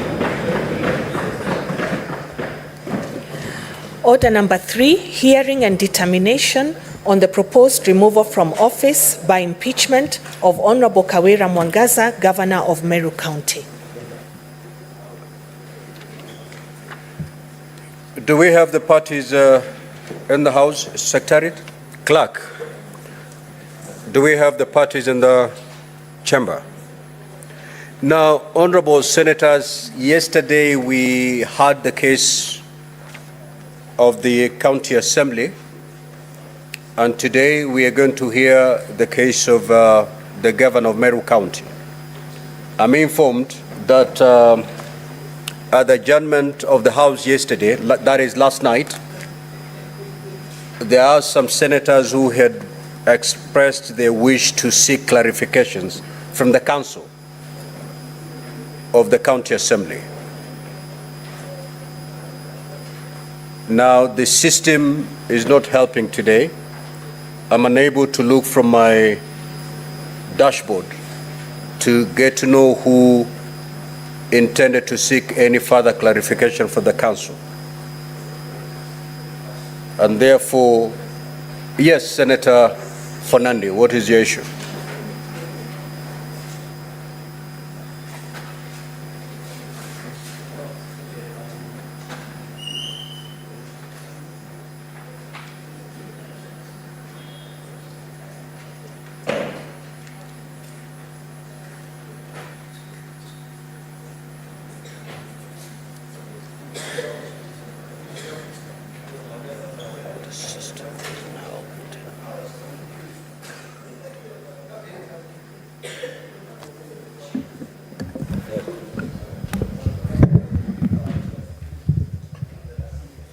Mr. Speaker, thank you. Thank you, Mr. Speaker. I hope the PSC Commissioner, Senator Kinyo, is noticing also we need welfare like police. Mr. Speaker, yesterday we wanted to seek further clarification from the Council of the County Assembly. I remember the first witness was being stood down, and some of us wanted to seek further clarification. Would it be in order to proceed? We will proceed to seek clarification from the Council of the County Assembly. Okay. Thank you. For half an hour. So at exactly 11:34, we should embark on the case of the county governor. Mr. Speaker, through you, yesterday I wanted to know from the pleadings that the County Assembly, through their council, read by Mr. Ndegwa, which of course, one of the issues I wanted to know in the pleadings, it was never indicated whether an invitation to the governor of Meru was sent out during the impeachment proceedings at the County Assembly of Meru. So I would want to know whether there is a proof to that effect, because I have seen the pleadings and submissions that have been made. If Mr. Ndegwa and the team, the youthful councils, could provide. Mr. Speaker, the second point is whether the councils, in case the governor was invited to appear before the County Assembly, whether there were any communication to that effect, where she got the receipt of that appearance, and whether it was confirmed. So, Speaker, finally, to the councils of the County Assembly, through you, whether there is any evidence that was tabled before the Meru County Assembly to challenge the motion of impeachment, because that is where the charges are aired, and Senate is either to appeal or not the charges that have been done at the County Assembly, whether there is any evidence to challenge, whether there was an evidence to challenge the motion of impeachment against Meru Governor at the County Assembly. So, Speaker, and finally, there was an argument over the Office of the Auditor General report, where the reading of the Constitution and the feeling of some of members, Mr. Speaker, through you, felt that the fact that the OAG has generated a report, the Office of the Auditor General, can it be quoted as a legal document, or can it be used persuasive in any of the pleadings or any case that is before the House? So I would want to know the opinion of Mr. Ndegwa and the County Assembly and the Youthful Council, whether that one can be taken into consideration. I thank you, Mr. Speaker, sir.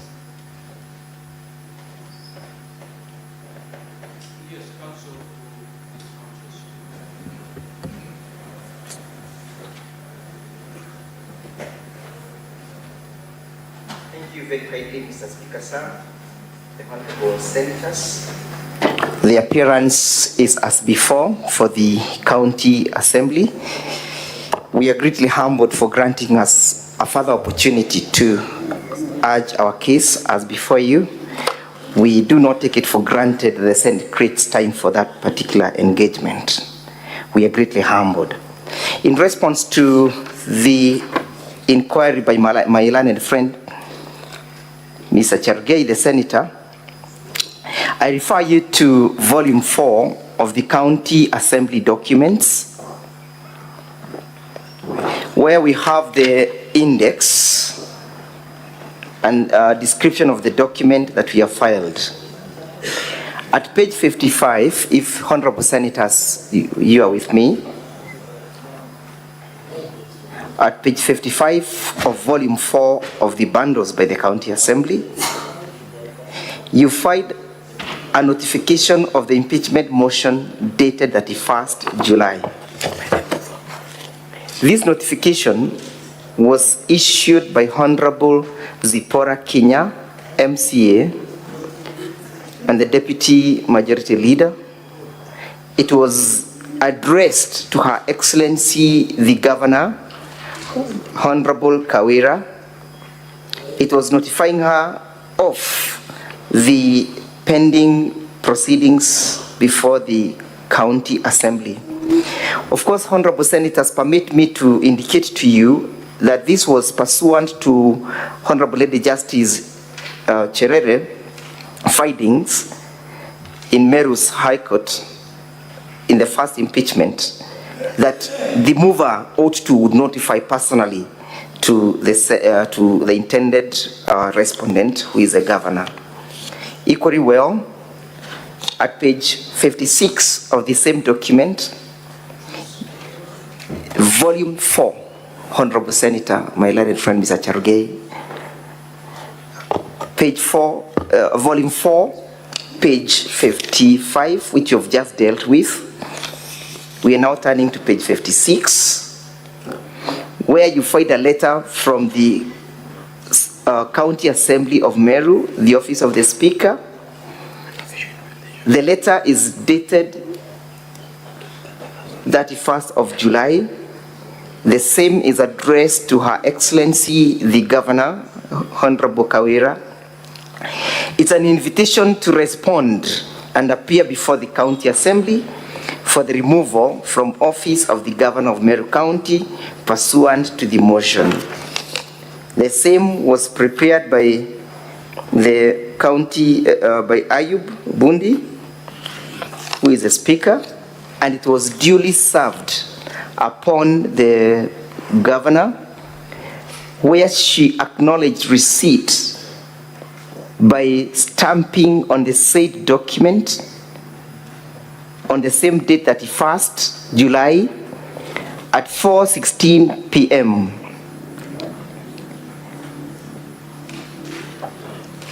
The same was supported by an affidavit of service. The first one is dated the 31st of July. Honorable Senators, you find that at page 59 of the same bundle. It is deponed by one Benson Kenywa Ngure, who is a duly licensed process server and equally an advocate of the High Court of Kenya. At paragraph 2, 3, 4, and 5, he deposes how he effected service at the office of the governor. Of most interest is paragraph 2, where he says that on the 31st July, I was instructed to serve Her Excellency the Governor of Meru County, Honorable Kawira Mwangaza, with the invitation to respond and appear before the County Assembly via letter dated 31st July 2024, reference as MCA/JC/1 volume 1/24, together with the hard copies of the late notice of motion by Honorable Zipporah Kinya, seeking the removal from the office of the Governor of Meru County by way of impeachment. That letter, Honorable Senators, referred thereto or therein is the letter that you find at page 56 of the said document. That is what Mr. Benson is deposing to have served. Equally well, Honorable Senators, at page 64 of the said document, you find another affidavit of service deponed by Joel Maitehia Mturukonga. He deposes at paragraph 2 that on 31st July, I received a copy of the notice of motion for the removal from office of the Governor of Meru County by impeachment from Zipporah Kinya, and the deputy leader of the majority party, County Assembly of Meru, with instructions to effect service upon Her Excellency the Governor of Meru County, Honorable Kawira Mwangaza, and the Speaker of the Speaker of the County Assembly. He says that he proceeded on the same day at around 4:17 p.m. at the office of the Governor. I served the aforementioned document to Frida, the Secretary to the Governor, Meru County, by attending the copy there to her and recording her signature at my principal copy. This is clear evidence that there was effective service. The question is whether there was response and whether there was attendance from the governor. She will be telling us in our cross-examination whether she did attend. And that answers the first and the second issue, whether there was communication, whether there was evidence that there was tabled to challenge the notice. There was no correspondence and all pleadings that was filed before our clients challenging or responding to the invitation and challenging the notice of impeachment. We are not aware of one. The impeachment motion at the County Assembly went uncontroverted and unchallenged.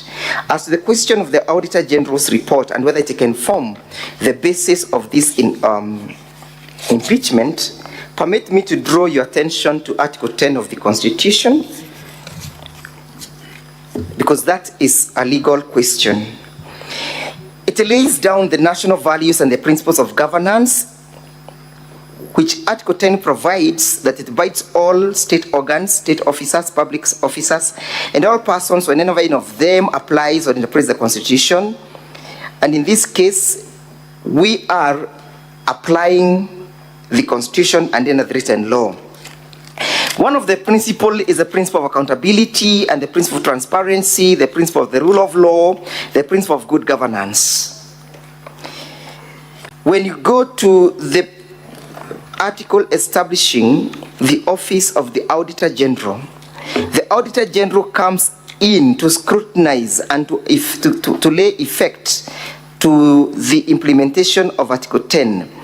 whether there was accountability, whether there was transparency, whether the rule of law was followed in public expenditure. Again, that must be read together with Article 201 of the Constitution that provides and lays down the principles on how public resources must be expended. One of the overriding principles is that there must be prudent utilization of the resources. And number two, honorable senators, is that when reading the Constitution, we must read it as a whole. Any article breathing life to the subsequent one. That is to mean, honorable senators, that if an office has been established by the Constitution, an office such as that of the Auditor General, it must be seen as a complementing office that is complementing the principles laid down under Article 10, pursuing the doctrine of transparency, the doctrine of accountability, the doctrine of the observation of the rule of law, the doctrine of good governance.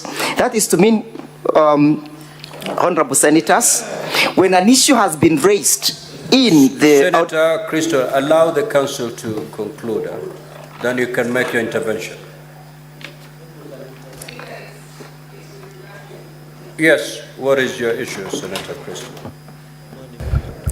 Thank you very much, Speaker, for allowing me to just make this quick comment. Speaker, you have given direction that we only have 30 minutes for this clarification session, and I believe that we are moving into an area where the Council is being allowed to re-prosecute his case by giving quite lengthy responses, and the rest of us have other clarifications we'd like to make. If it pleases the House, Speaker, and yourself, could the Council be guided to just make his responses brief so that we can get through more clarifications and not to re-prosecute his case? I thank you.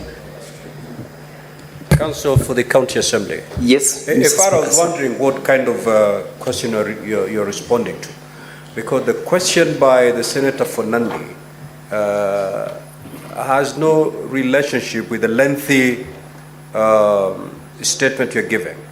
Be precise, just go straight to what you've been asked to clarify.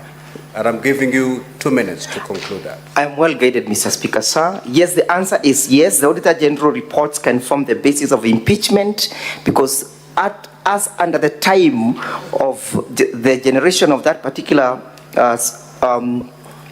report, Article 229 requires the County Assembly to debate. After debating, that does not mean that it disposes of or waives the County Assembly's responsibility of oversight. It can form the basis of impeachment because an action must ensue and all follow from the findings of the county of the reports. It's not just a report that has to be done and be placed somewhere and gathers dust. Senate Majority Leader. Thank you. Thank you, Mr. Speaker.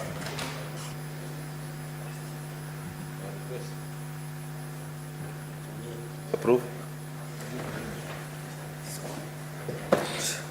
Mr. Speaker, and you know, just as a point, we have to move away from this Stone Age practice. I hope in the next impeachment process, we will go digital. This is unfair to the climate. Look at this. Every senator will. Anyway, just a simple clarification, Mr. Speaker. Part of the documents I've spent a lot of time reading are documents from the public participation, because I wanted to hear what the people of Meru are saying, because this is about the people of Meru, Mr. Speaker. And I'd refer the Council for the Assembly to their document, Volume 5, this very huge, voluminous document before us. Mr. Speaker, the reason I did this is I just wanted to understand, and I'll be satisfied if the Council can even just point me to any of the documents they have presented, because it will help me to form a correct opinion. Because listening to the Council yesterday in his opening remarks, he alluded to, and this has been captured as part of the documents they presented on page 11, 1334, on views of members of the public supporting notice of proposed motion to impeach Governor of the County Government of Meru, the Honorable Kawira Mwangaza. And one of the main issues that keeps coming up, I heard the Council speak about it, I had the honorable member, I think Zipporah, the one who moved the impeachment motion, refer to it also yesterday, that the governor is allegedly behind disunity problem, especially amongst the leaders of Meru, and the efforts especially by Meru professionals during Cheke Council of Elders and the clergy seem not to bear any fruits.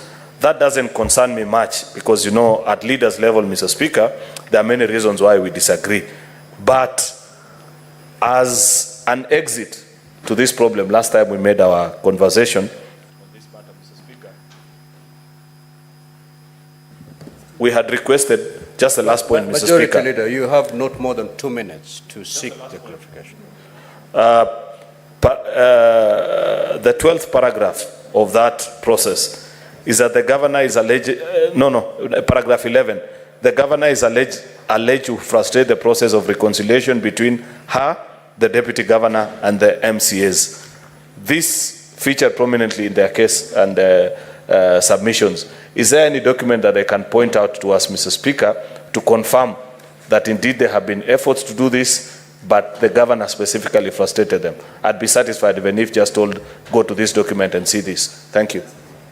County Assembly, 1 minute. Thank you very kindly, the Majority Leader.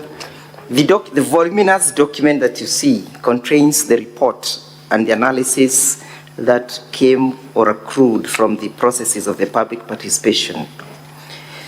We have voluminous evidence where the members of the County Assembly say that yes, there has not been fruitful results from the process or initiated for reconciliation. Some of them are yet to give us the reports. For example, the Nchorincheke that you referred to is yet to give its findings as to the current existing status, whether there has been reconciliation or not. In any case, Mr. Speaker, sir, the public participation is quite different and the views of the public are quite different from the views of perhaps of those who may be wanting to reconcile. And reconciliation efforts perhaps may also be evidenced by the fact that I've noted in Governor's response that individuals have even moved the President, His Excellency the President, to dissolve the Meru County. That is the indifference, that is a conundrum, whether it should then be dissolved or we should deal with the problem at hand. I'm most obliged. Senator Olekena.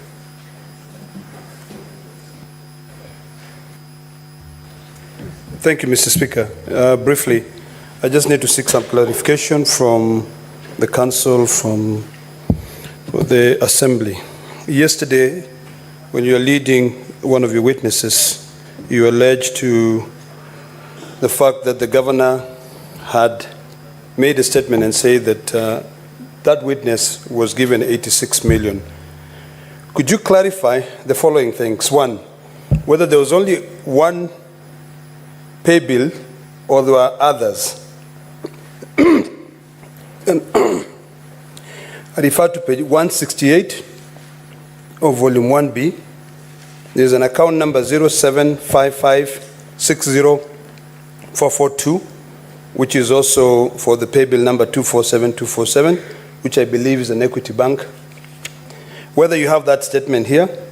And then there was also a statement in the same page 168 that says that those donating from abroad should send to a number 0720103-913 if we have a statement to that effect. And then finally, on this issue of the Auditor General report, do you have, as per the Constitution, Article 229, subsection 8, it says that, it reads as follows: within 3 months after receipt of an audit report, Parliament or the County Assembly shall debate and consider the report and take appropriate action. Do you have any report, maybe I missed it out, where the County Assembly of Meru debated on the Auditor General findings and took appropriate action so that we can be able to look into it? Or did you just take the Auditor General report and submitted it as part of your case? Thank you, Mr. Speaker. County Assembly, 1 minute. Thank you very kindly, Mr. Speaker, sir. The witness who testified, Irene, who is the window to the deceased, confirmed before the assembly that there only existed one account, and as to whether the money that was being sent from abroad was ever uploaded to the same account. In her examination in chief, she led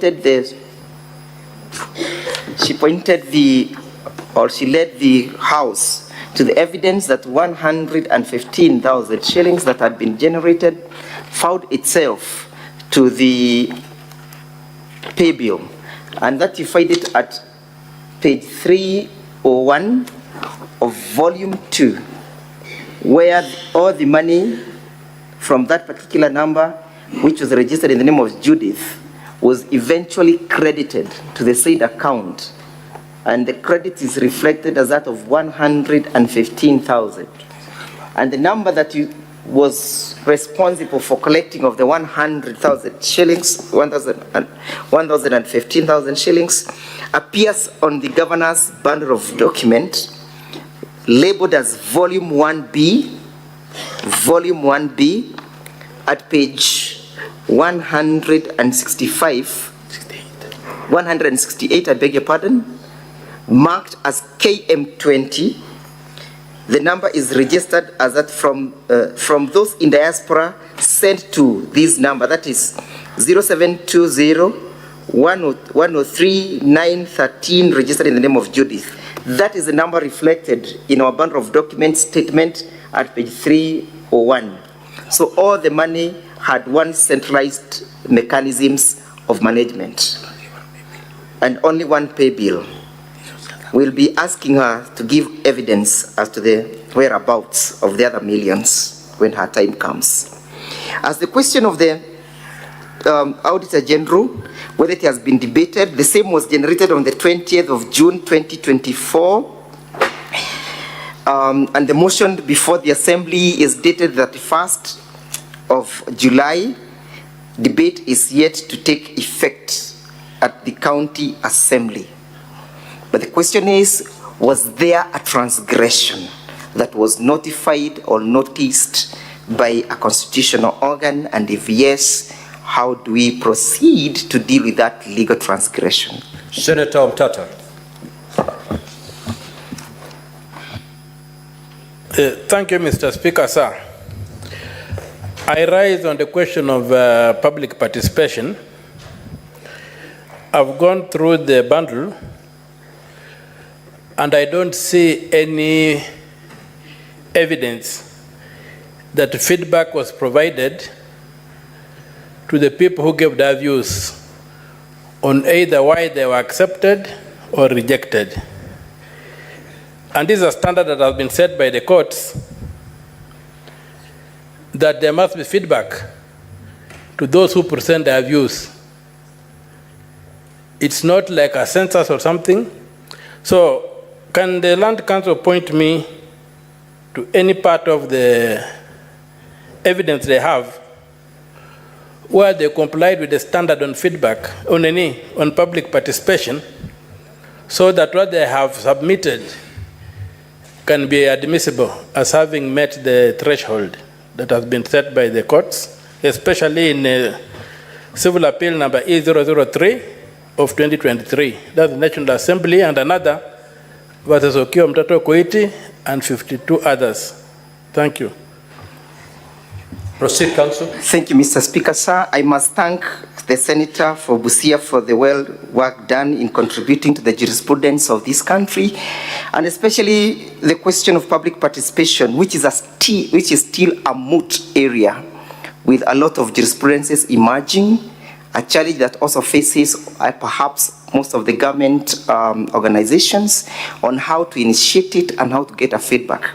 I must admit that this is a recent ruling, judgment of the Court of Appeal, which is barely a month old, and therefore, and actually it was delivered on the 31st of July this year, when the motion was already in the County Assembly. So I believe that most of the organizations, including this Senate, is yet to adjust itself to meet the legal threshold as laid out by the Court of Appeal. Previously, Senator, you've answered, Council. Senator Sige. Thank you so much, Speaker. Yesterday, Speaker, the Council, through his witness-in-chief, played some videos. My questions are as follows. There was one video that depicted a scene whereby it looks like it was said to be the home of the witness-in-chief, and somebody was pouring petrol and then torched a fence on that property. My question is, who took that video?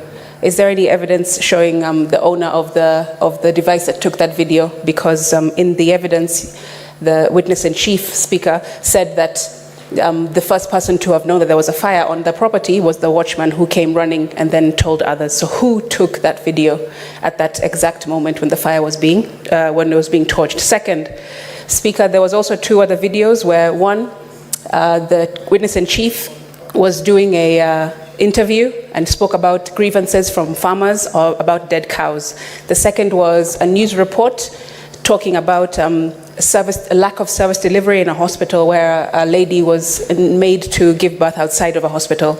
Speaker, I wanted to find out if there are any supporting affidavits, if there are any reports, certified reports of the same two scenarios, which would give credence to the allegation of lack of service delivery in our batch of documentation. Lastly, on page 168, there is a number of an account, and I wanted to know who it belongs to.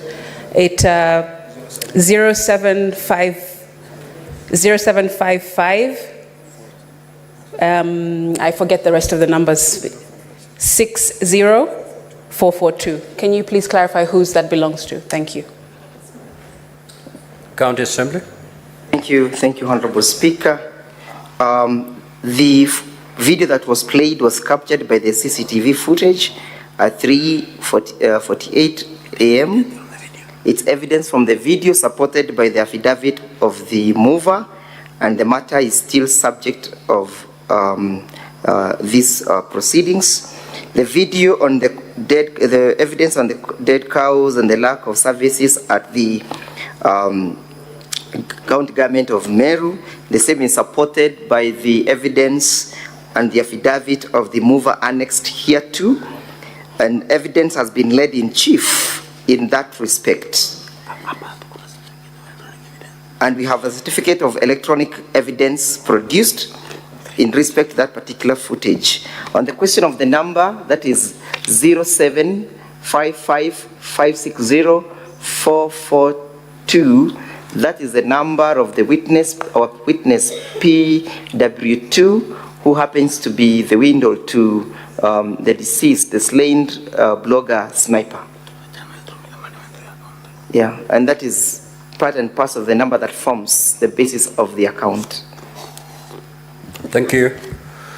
Honorable Senators, we shall now move to hear the case for the Governor. Counsel for the Governor, you have the floor. You have 4 hours to present your case. Those 4 hours do not include the time that the Honorable Senators will take to seek for clarifications. Thank you, Mr. Speaker, sir, and thank you, distinguished Senators. I stand here to seek your direction, Mr. Speaker, on time management so that we begin on a clear understanding. I make this request, Mr. Speaker, because of what transpired here yesterday.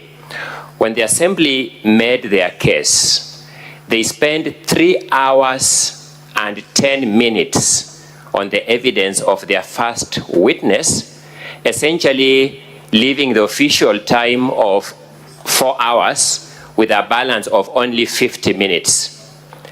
The net effect, Mr. Speaker, is that the governor's team was completely disadvantaged throughout yesterday, and I'm certain that the senators who were here last night could see how we struggled to wriggle within the limited time. We therefore beseech you that we give directions on time management, and we propose as follows, Mr. Speaker. We ended up using 6 hours yesterday for the witnesses for the assembly. Out of these 6 hours, 2 were given to the governor's team with no opportunity for extension, and 4 hours and 10 minutes were given to the assembly team. It therefore follows that the assembly got 2/3 of the time yesterday, and the governor's team got 1/3 of the time yesterday. We beseech you that in tandem with the principle of equality of arms, the governor's team gets 2/3 of their time today, and the assembly team gets 1/3 of the time today in advance of commencement of the proceedings, so that every party decides how they want to use or play about with their time, and when they run out of their time, it is their own making and they take the consequences. If that direction finds favor with you, Mr. Speaker, sir, the 4 hours you have given us today translate to 240 minutes, 2/3 of which is 160 minutes. We urge that from the very outset, you direct that the governor's team has their 160 minutes, which they will decide how to use, and the assembly team has the balance, which translates mathematically to 1/3 of the 4 hours that you have given us today, and they will decide how to use it. So that if any party wastes time, they are wasting singularly their own time and not the adverse party's time. I make this plea, Mr. Speaker, precisely to underpin the principle of equality of arms, because the Hansard of this House will bear me out. The assembly got 2/3 of yesterday's time. The governor's side got 1/3 of the time yesterday. Once you give that direction, Mr. Speaker, I will then give you how we intend to distribute our time and how we are going to go about calling our witnesses. I humbly submit. Now, Council for the County Assembly, we need not debate on issues of time.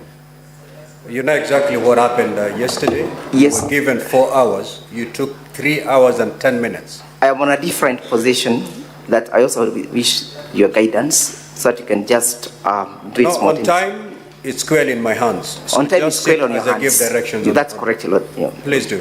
Take your seat. Mr. Speaker, sir, yesterday proceedings, one Linda, who is a legal advisor, who was a legal advisor, alluded to a fact of forgery of her, a document that is purported to have been issued by her.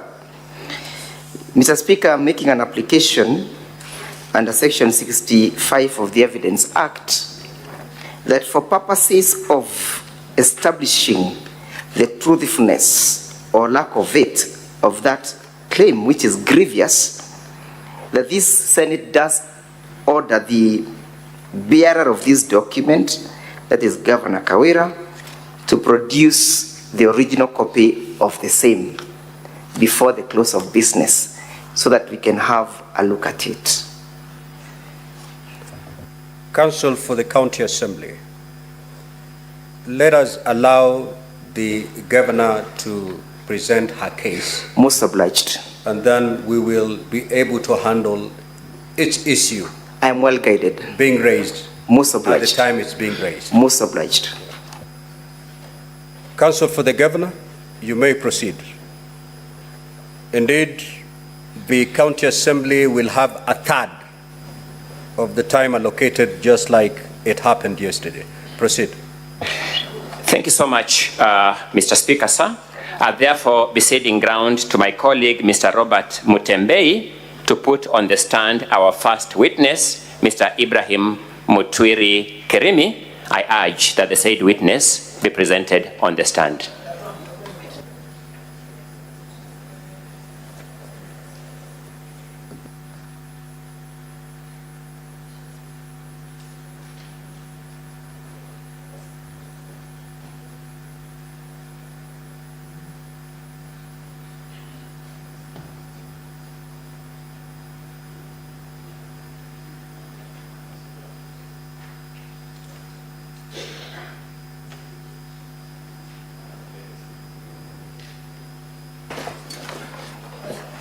Mr. Speaker, as we wait for the witness to be brought in.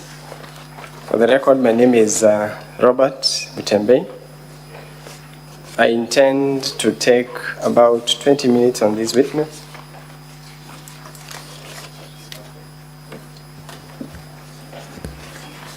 Where is the witness? Sergeant at Arms, can you usher in the witness, please?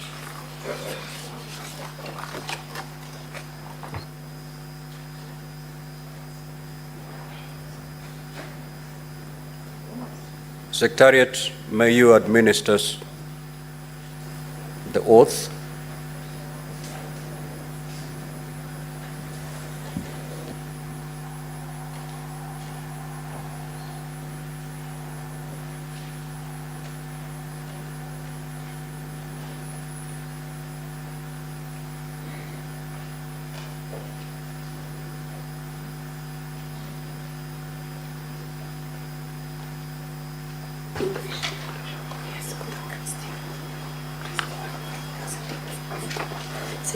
It's the Constitution just for this. We're gonna hold the Bible here, right? You say here, so you say I, Ibrahim Motweri Keremis, do solemnly swear that the evidence that I shall give before the Senate in respect of the matters before the Senate shall be the truth, the whole truth, and nothing but the truth. So help me God.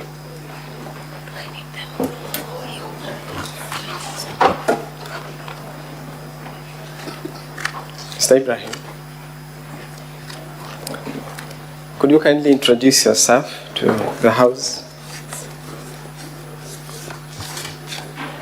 My name is Ibrahim Motweri Keremi, the CC member, Finance, Economic Planning and ICT, Meru County Government. Mr. Ibrahim, kindly confirm that you wrote an affidavit that appears in support of the response of the governor,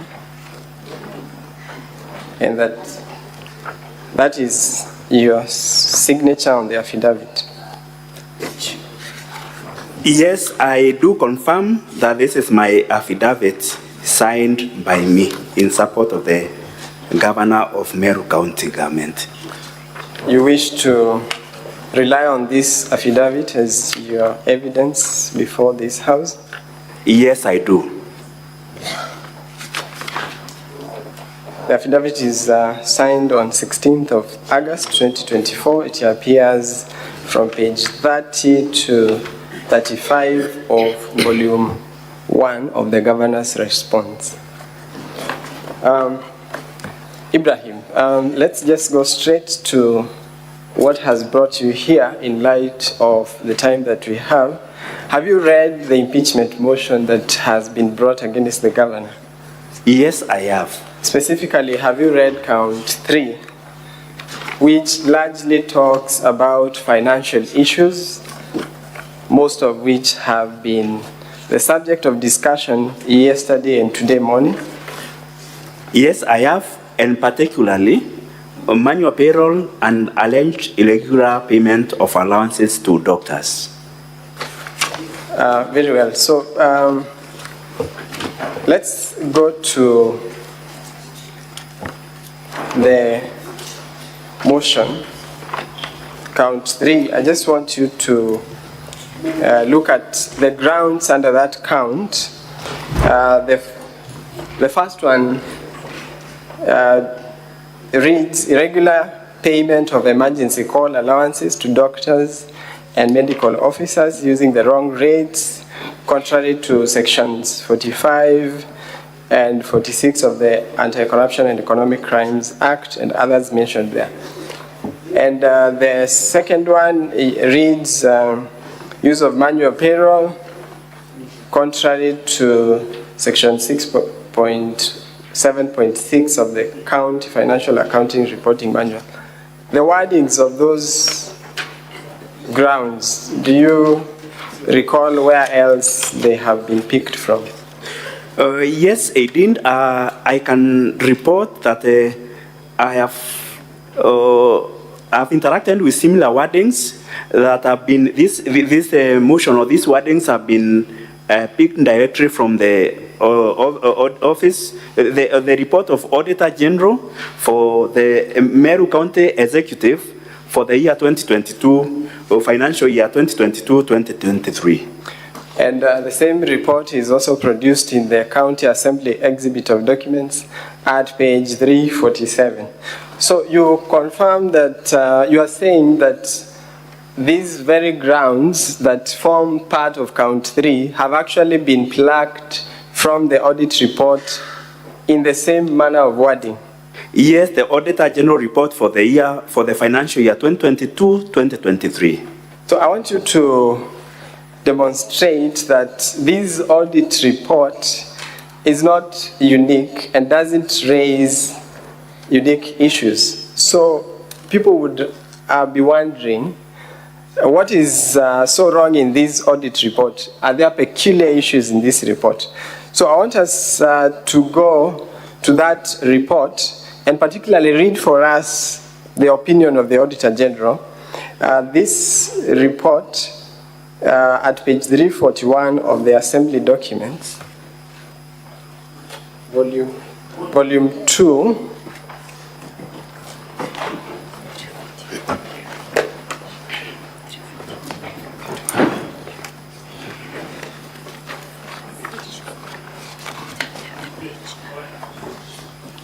page 341.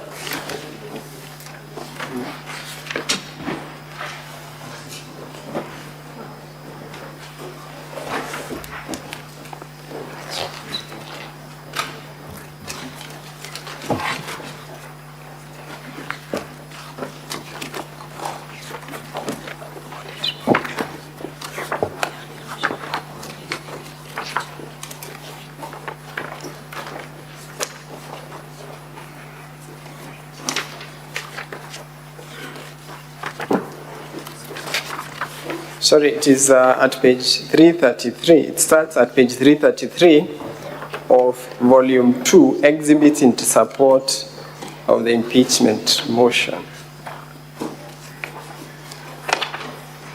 So that is one of the major documents that has been submitted in support of the impeachment motion.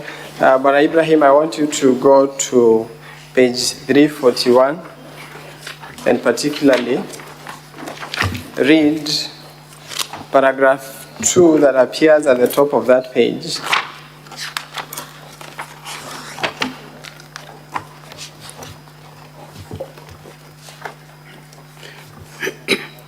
Yes, I will read.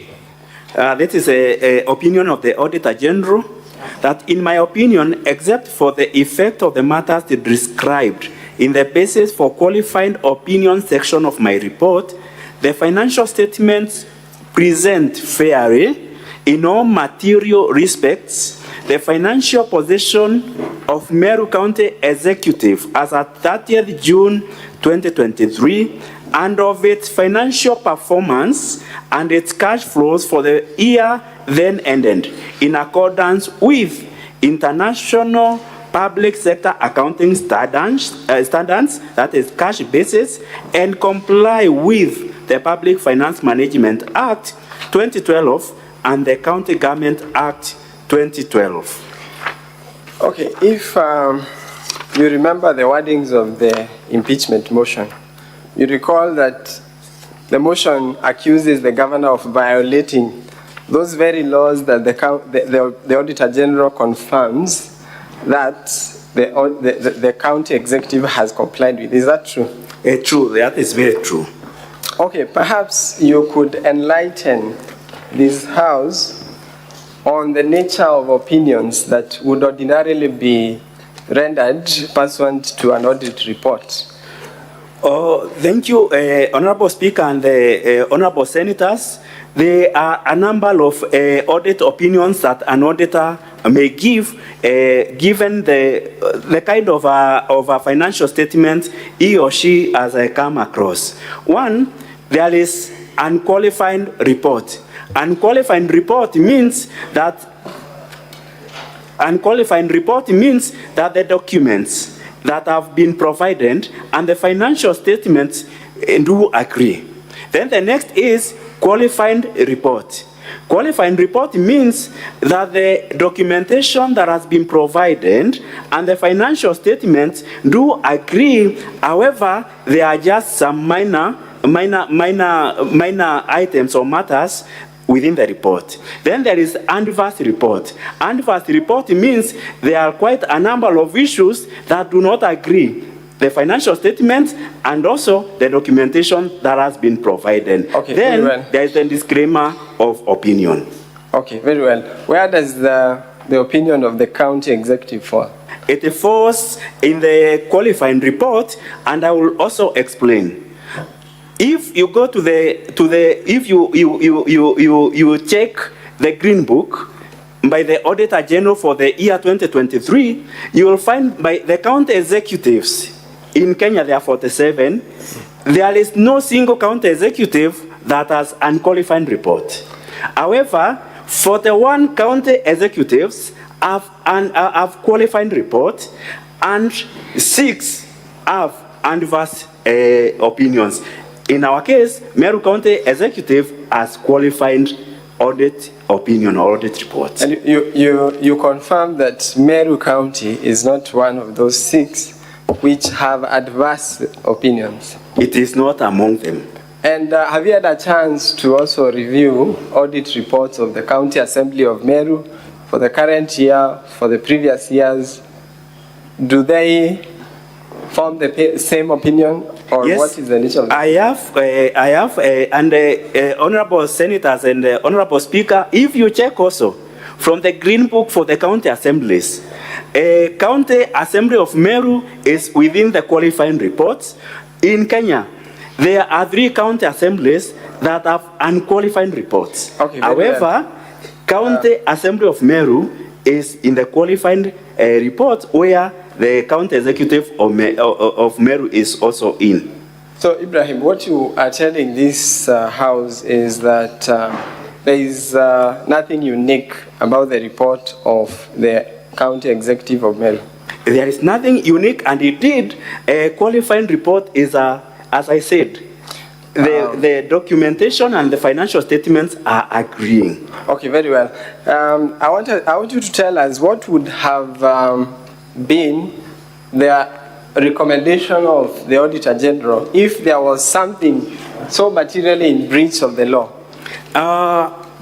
Thank you, Honorable Speaker and the Honorable Senators. An Auditor General, if there are particular substantive issues within, maybe within financial statements, he or she may recommend for a forensic audit. He may recommend either for a special audit, and if a county assembly committee or a senate committee has considered those reports, may recommend for such change where there is a loss of money. They may recommend for particular like investigative bodies to take up the matter, or they may also reprimand a certain officer for any matter, any omission or commission within the financial statements. That satisfies it. So what you are saying is actually contained in the Public Audit Act, and I want you to just confirm that that is what you're saying at section 53 and section 54, and section 37 also talks about forensic audit. So just confirm that what you are explaining is actually what is in the law. That is very true, Council. I want you to just confirm by looking at the Act, the Public Audit Act. Is that section 54? What does it say? We can start with section 53. 53, okay. Thank you, Honorable Speaker and the Honorable Senators. Implementation of reports by an accounting officer, that is 53.1.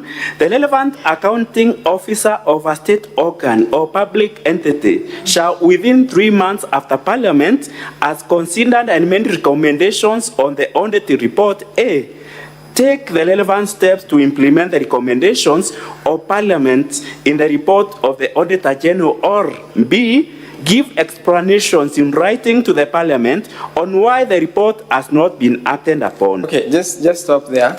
Counsel for the Assembly started when he was answering the questions before the senators. I quote him, he said, action must ensue from the audit report. How does action arise from the audit report? Is that what you're reading at section 53? Yes, and these actions ensue from an audit report. I want to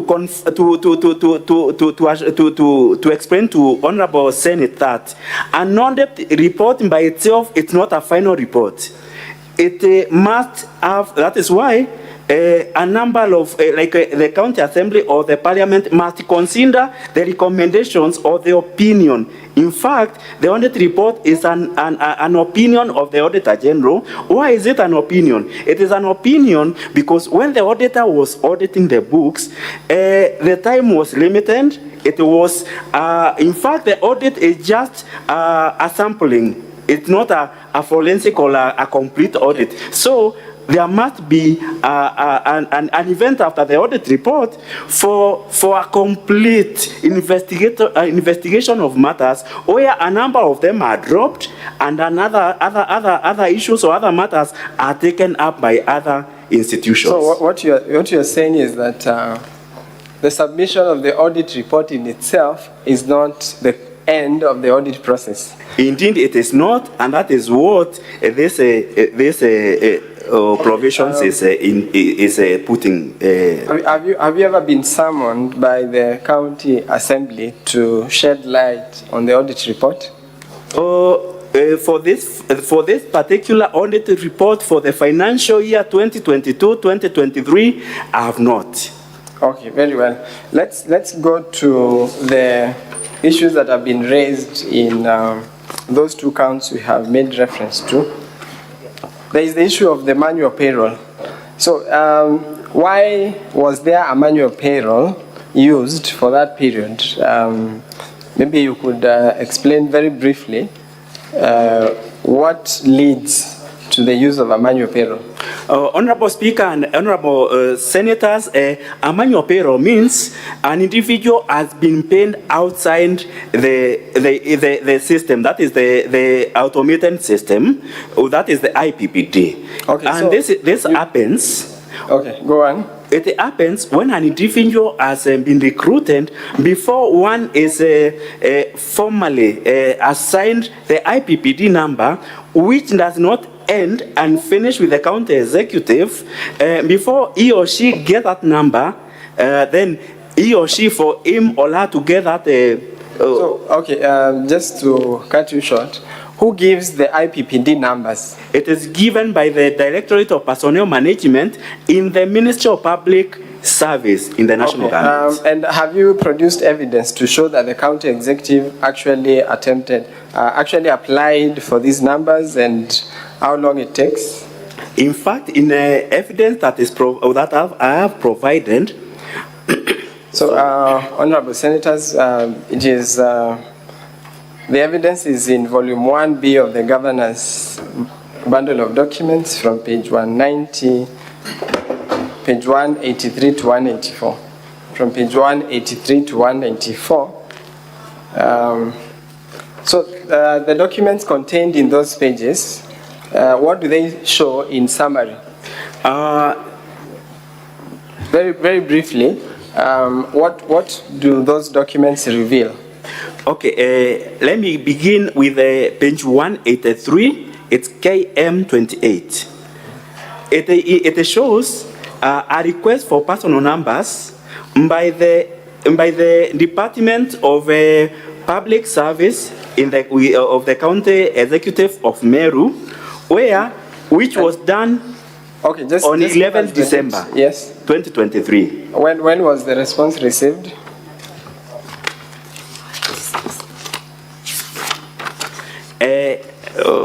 Council and the honorable members of the Senate, 186, page 186, KM29, it indicates that this response was done or came back on 19th March 2024. So what does that time, how many months are those? So. Okay, was it within a very short time? No, it wasn't a council. Okay, so you are essentially saying that it takes time. It takes time, and also to explain a bit further, for these are the newly recruited officers.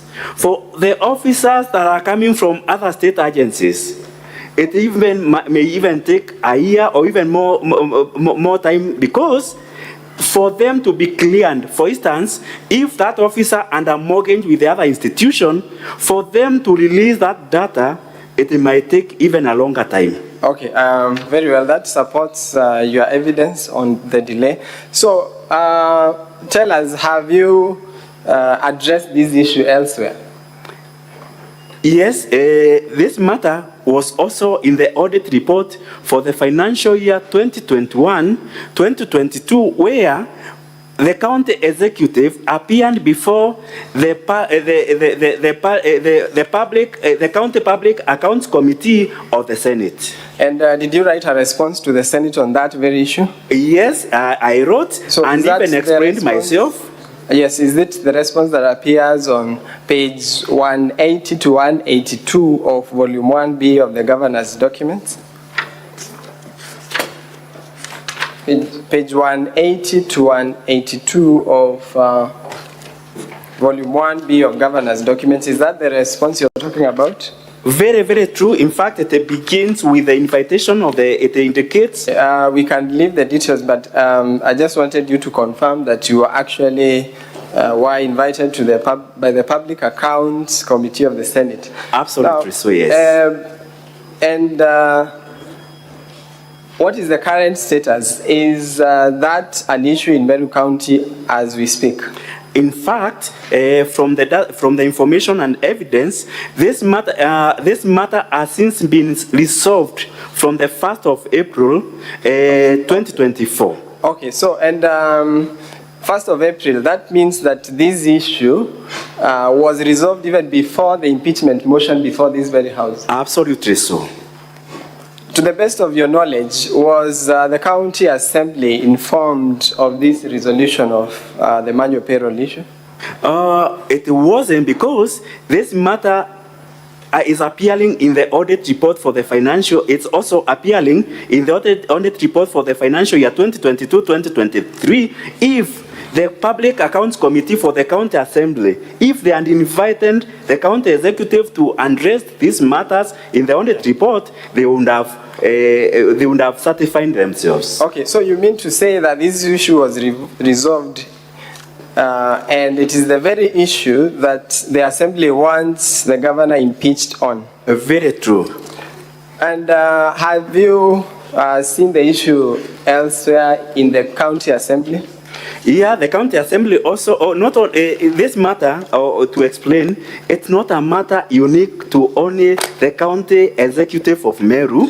It is also a matter that also has appeared in the 2021-2022. If you peruse that audit report, you will find that the County Assembly of Meru and a similar issue. Okay, so that appears at page 247 to 326 of volume 1B of the governor's documents.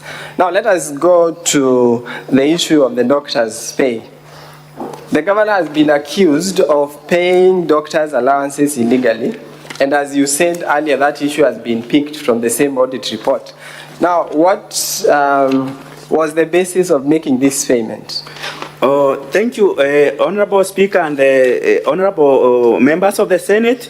This matter arose from a return to work formula it was an issue that arose. This formula, or the return to work formula, is dated 18th April 2017.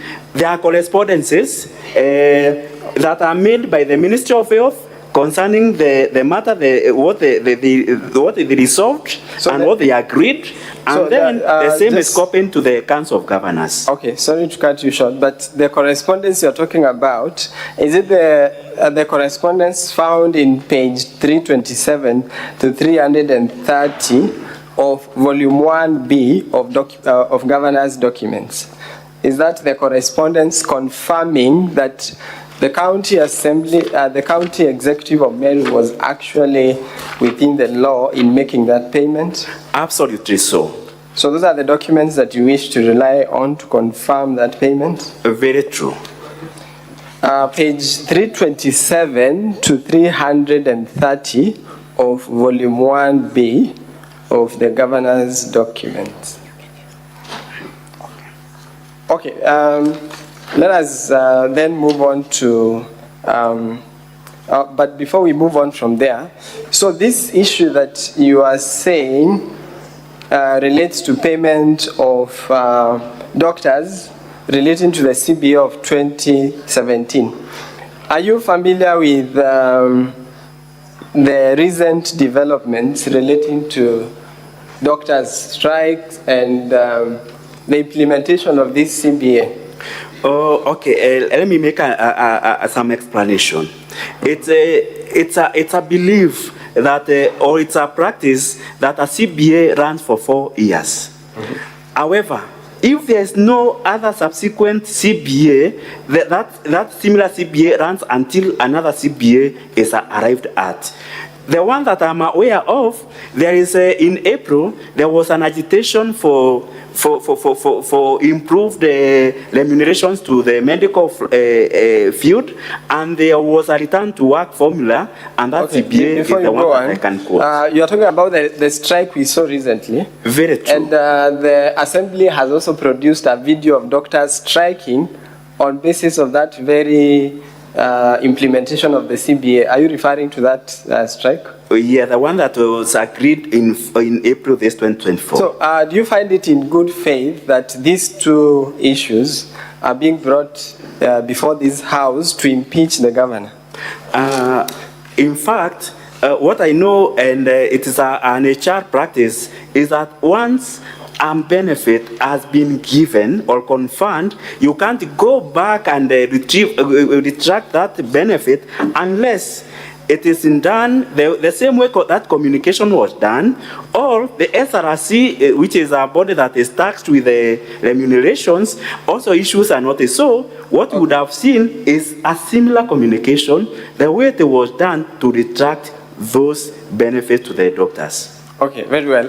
Let's go to the last issue. You have also mentioned in your affidavit that there were frustrations that the executive faced in coming up with the budget for 2024-2025. So very briefly, would you tell us why you wrote to the control of budget? The letter that you wrote appears at page 344 of volume 1B, page 344, volume 1B of the governor's documents. So I want you to very briefly tell us why did you write that letter? Okay, thank you, Honorable Speaker and Honorable Senators. I wrote this particular letter when in our budgeting process, we made a CFSP as taxed by the PFM Act 2012. We submitted to the County Assembly, which then went beyond and it went beyond the timelines that are set by the PFM Act. It went beyond other key considerations that are set by the legal provisions. So at that particular time, that is when I wrote to the control budget seeking an advice on those issues. Okay, so the documents you've relied upon are from page 336 to page 344. So has the county assembly implemented the memorandum that was arrived at between the executive, the assembly, and the control of budget? It is important that I give some information to this honorable House what happened. For the sake of time, I just want you to confirm whether just very briefly explain what happened after you came up with the memorandum. Okay. After coming up with a memorandum that was negotiated between the assembly and the county executive, We made a budget estimate because that memorandum was supposed to inform that budget estimate. The budget estimate was submitted to the county assembly, which they approved as per the memorandum. However, after the approval of the budget estimate, then I was supposed to make or draft an appropriation act to appropriate that budget estimate, which I submitted to the county assembly. So after you submitted, did the assembly change that appropriation bill? In fact, what the county assembly did went against the memorandum and went against the budget estimate that they had already adopted or approved. So are the changes they made contained in volume 1B, page 409 to 413 of the governor's response? Volume 1B, page 409 to 413. You confirm those, just briefly mention whether those are the changes that you are talking about. In fact, these are the changes, and this you will see, it's an under paper, because I also wrote again to the control budget when I realized there's a business appearing in the under paper of the county assembly proposing to make amendments against the proposed memorandum and against the budget estimate that the county assembly and already. Okay, very well. So just before we invite, before we let you off for the examination in chief, there were several comments made yesterday about service delivery of the governor.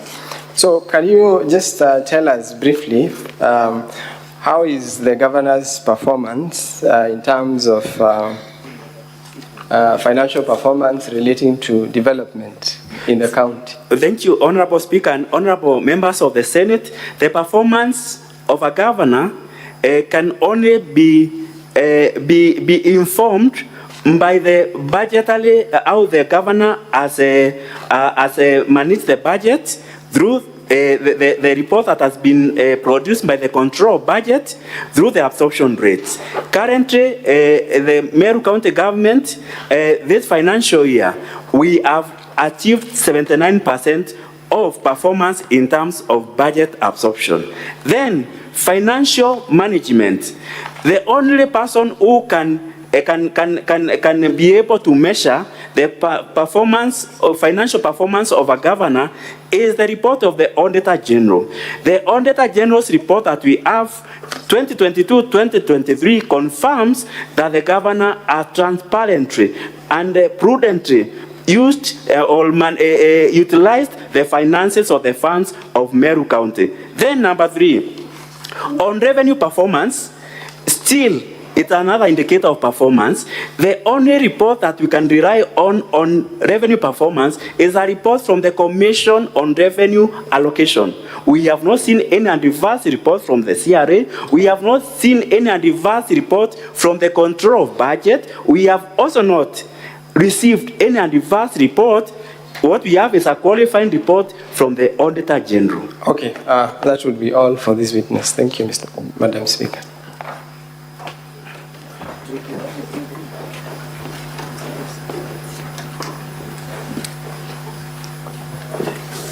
Is that all for the witness?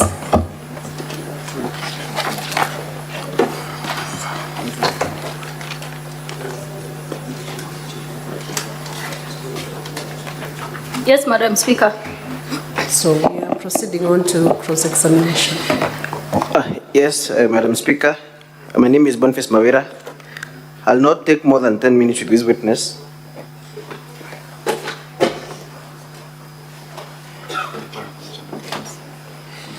You may proceed.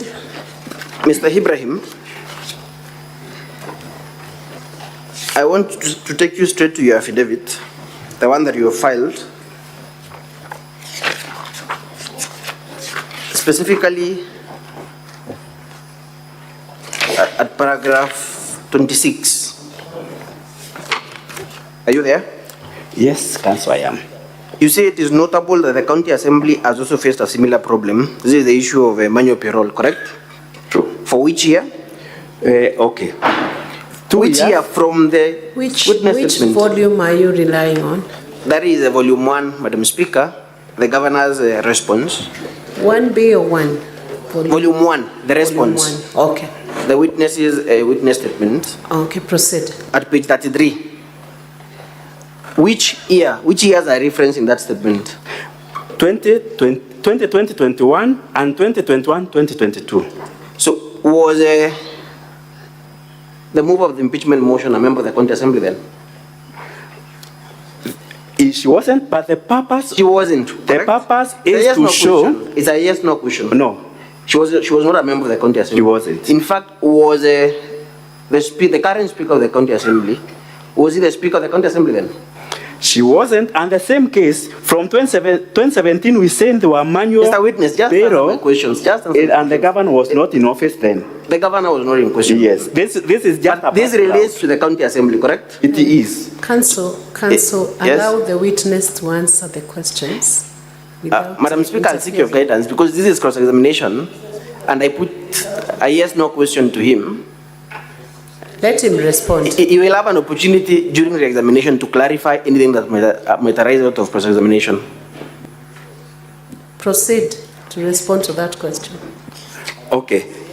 Counsel, the information relating here, it doesn't mean that this is just a background to show that this matter is not only unique to the county executive. I appreciate that, Mr. Witness. I appreciate that, but my question is, this is for before the general elections of 2022, correct? Correct.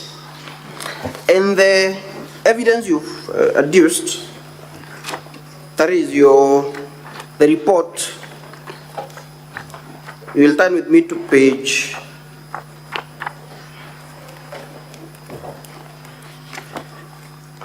1B.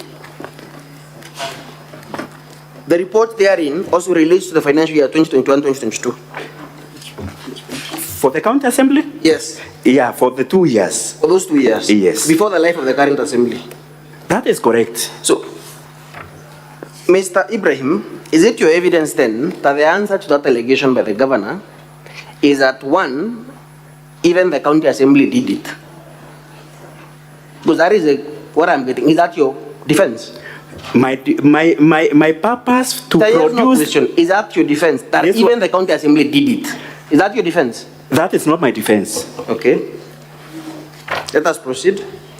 I'll take you to the letter at page 344 of the volume 1B, the governor's volume 1B, Madam Speaker.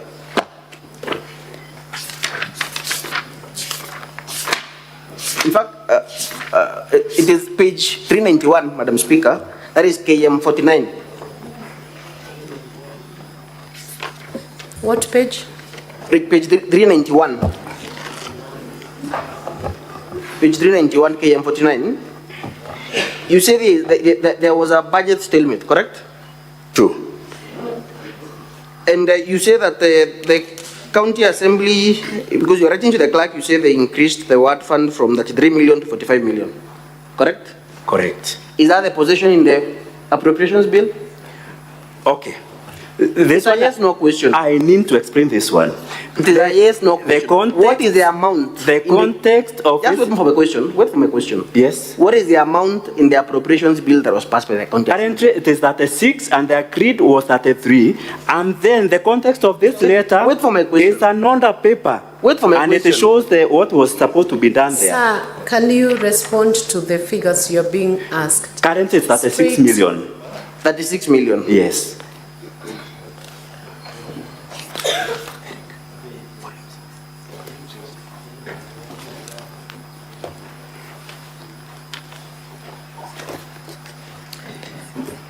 Madam Speaker, that is the appropriations bill is in the County Assembly's documents, volume 6.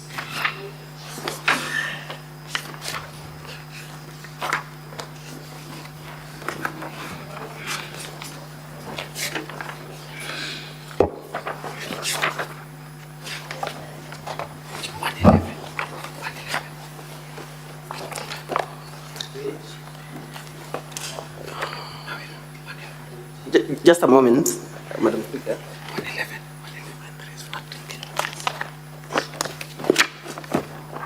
at page 111,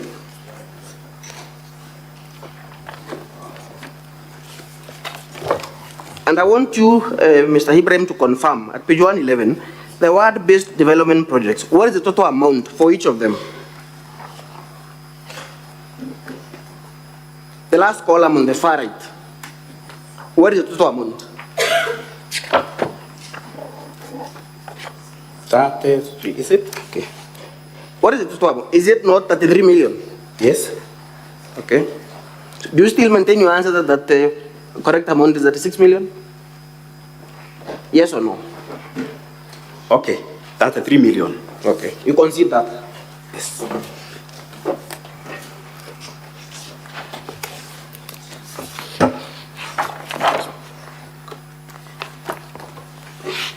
One of the other contentions is that the county assembly passed the appropriations bill and ignored the memorandum that was agreed at with the Office of the Controller of Budget, correct? True. One of the other issues you raise is that the CFSP was not passed within the necessary timelines. It's true. So is it your contention then, and this is a yes-no question, that if a CFSP, if the county fiscal strategy paper is not passed within the 14 days, then the executive can proceed to implement the same without the county assembly approval? That is not so. That is why I saw an explanation or an advice from the control budget. So, even if the 14 days had lapsed, the county assembly could proceed to consider and make amendments as allowed under section 117 of the I made I sought an advisory and we were guided. So you agree then that the county assembly could still, after the 14 days, consider the CFSP and pass it with amendments? The guidance from the control budget, there is a letter there, it's a yes and no they question. have been told. It's a yes no question. They were Would the told. county executive proceed to implement it without county assembly approval? Yes or no? What? Come again? Could the county executive or the treasury that you had, correct? Could it proceed with the CFSP without county assembly approval? No, it couldn't. So the county assembly approval was necessary even after the lapse of 14 days. And that is why we were advised by the control budget as the county assembly was on wrong, but we were told for us to move, it was a stalemate. We need to come and agree together. Because the law allows that the county assembly can make amendments, correct? In fact, yes or no? The law says, and the county assembly make amendments to the CFSP. It can make. So however, what is it? Wait for my question. If the county assembly could make amendments to the CFSP, and indeed they made those amendments, why did the county executive bring those budget estimates without considering the amendments that have been done by the county assembly? There was a contention one. That is why you agree there was a contention from both parties. Yes, from both parties. Contention by both parties. Ours was on the timelines. I need for my question, honorable members. I need to explain because this is an. You'll have an opportunity. You'll have an opportunity, Mr. Witness. A contention by both parties. By both parties, yes. So you will agree then that this deadlock was caused by the actions or inactions by both parties. Majorly by the county assembly. Granted. You breached the county assembly breached the timelines. Just wait for a question. Among other provisions of the law. Wait for my question. Do you have evidence that the entire budget for 2024-2025, the 12 billion, was subjected to public participation? Do you have that evidence in your volume? Okay, the budget. Yes or no? Public participation. That is subjective. The witness. Do you have the evidence? Witness, you are required to respond to the question he has asked about public participation. I believe that's one question that can be a yes or no. Yes, there's an evidence towards that. Point me to the evidence. Point me to that evidence in your bundle. I think I need to be assisted. Your volume 1B, you have your volume 1B there. Point me to the evidence. Yes, that you conducted public participation for the entire 12 billion. The county executive? Yes.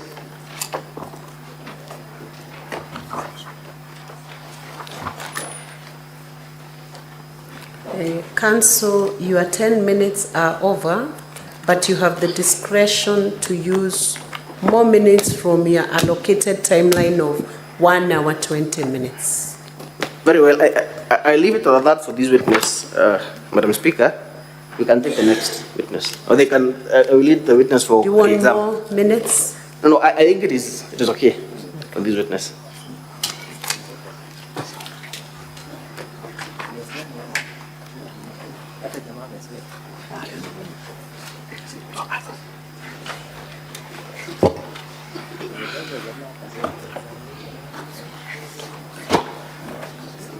Madam Speaker, I will take 2 minutes just for re-exam.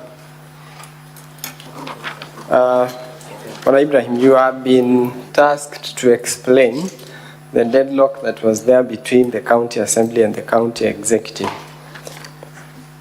Did you write a letter to the Controller of Budget complaining of the actions of the County Assembly? Yes, I did. And have you produced that letter in your bundle of documents? Yes, in fact, in several letters, not just one. So the letters that you said fall from page 336 to 344 of volume 1B of the governor's documents? Yes, Council. So was there a legal basis for you to complain to the Controller of Budget? Yes, several. Like the timelines and other key considerations. Now, have you detailed those complaints in your letter? Yes, they are detailed. And you would invite the members of this House to have a look at that letter to appreciate the basis on which you are complaining? True, Council. And my last question, did you experience demonstration of good faith from the Assembly after the issue was mediated by the Controller of Budget? Yes, one is when Did the County Assembly show good faith following the conclusion of the memorandum that you drafted, following the intervention of the Controller of Budget? It didn't. Why are you saying so? Because up to the budget, we went on very well. Then immediately after the budget, when we went for the appropriation bill, that is where things turn west. Because one, they went against the memorandum, and then number two, they took along almost 2 weeks before considering that appropriation. So you invite this House to have a look at the documents you have tendered in support of that claim to appreciate your evidence? Okay, that would be all, Madam Speaker, for this witness. Thank you. Thank you. So, Honorable Senators, we have this witness, and I have several requests to seek clarifications. We should use the least time to get clarifications from this witness. Senator Mutinda Tabitha Murray.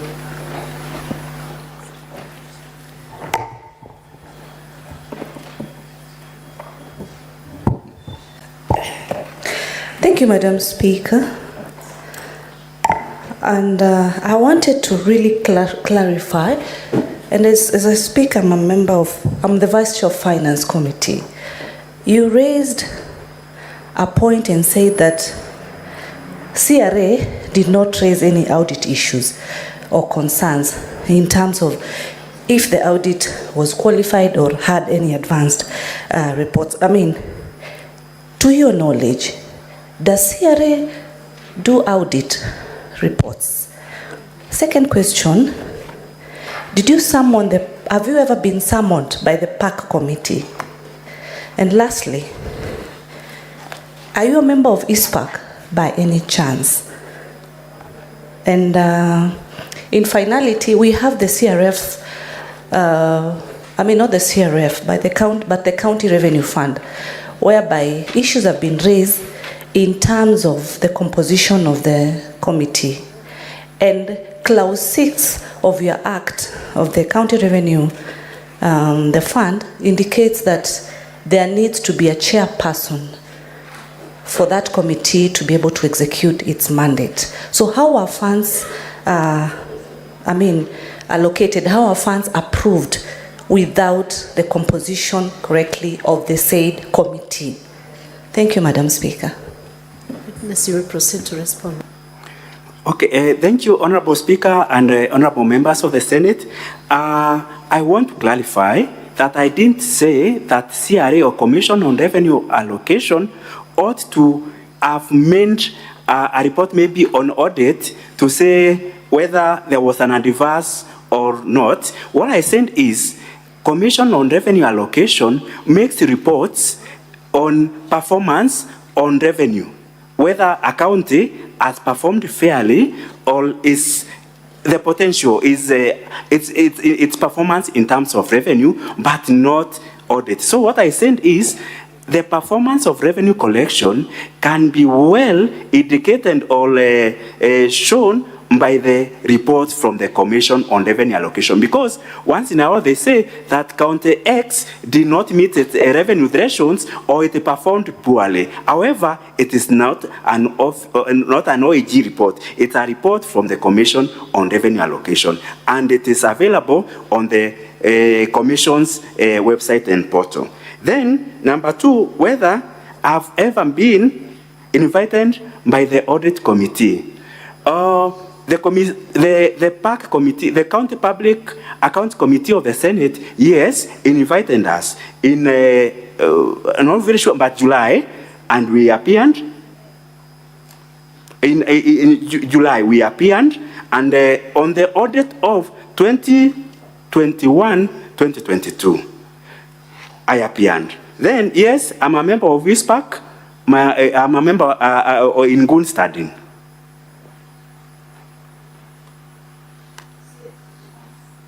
Okay. The transfer to the Meru County Revenue Authority.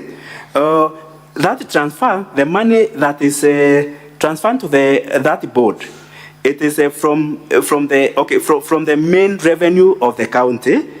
After that money has been budgeted and has been approved, and that still money is also audited by the Auditor General on its prudence and how how it has been accounted for. So it is transferred from the Meru County revenue to revenue allocation to that to maintain its operations, because the authority is supposed to be self-sustaining. However, at the moment it isn't, so we transfer some money to the board.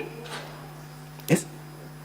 Senator Wambua Enokio, what's your intervention? Oops. Thank you, Madam Speaker. I have two very quick interventions. One, just for clarity. Witness said at some point things turned west. I would want to understand when things turned west, where are they heading? What you say there is the only thing that we can use to make a decision. So I would want clarification when things turned west. Where are they going? Secondly, Madam Speaker, most substantively, there has been reference to the auditor report of 2022-2023. And the witness did well when he made reference to Article 2298 on the processing of auditor reports. That those reports cannot be used as material evidence in any proceeding until and unless they are considered by the Assembly and Parliament. But then he went ahead and made serious submissions on the basis of the audit report of 2022-2023. So where should we stand? Should we stand on the basis that we cannot make reference to 2022-2023, and in which case then dismiss everything that you have said about your standing, or should we take what you have said as part of evidence in these proceedings? Respond, witness. Thank you, Honorable Speaker and Honorable Members.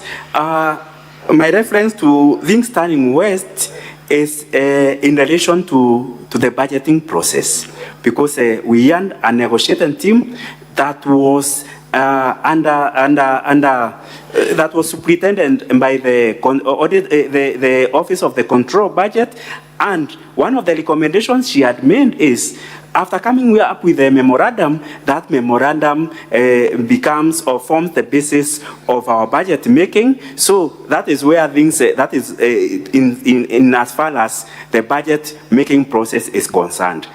That is where I've said things stand west. Then I've referred to Auditor General report. Okay, to Auditor General's report 2022-2023, I'm not saying that it should not be referred to. What I'm only saying is, for this matter that is before the Senate on impeachment, if it would have been addressed in the committee of the PAC of the County Assembly of Meru, a number of things like Manyopero would not have found itself here.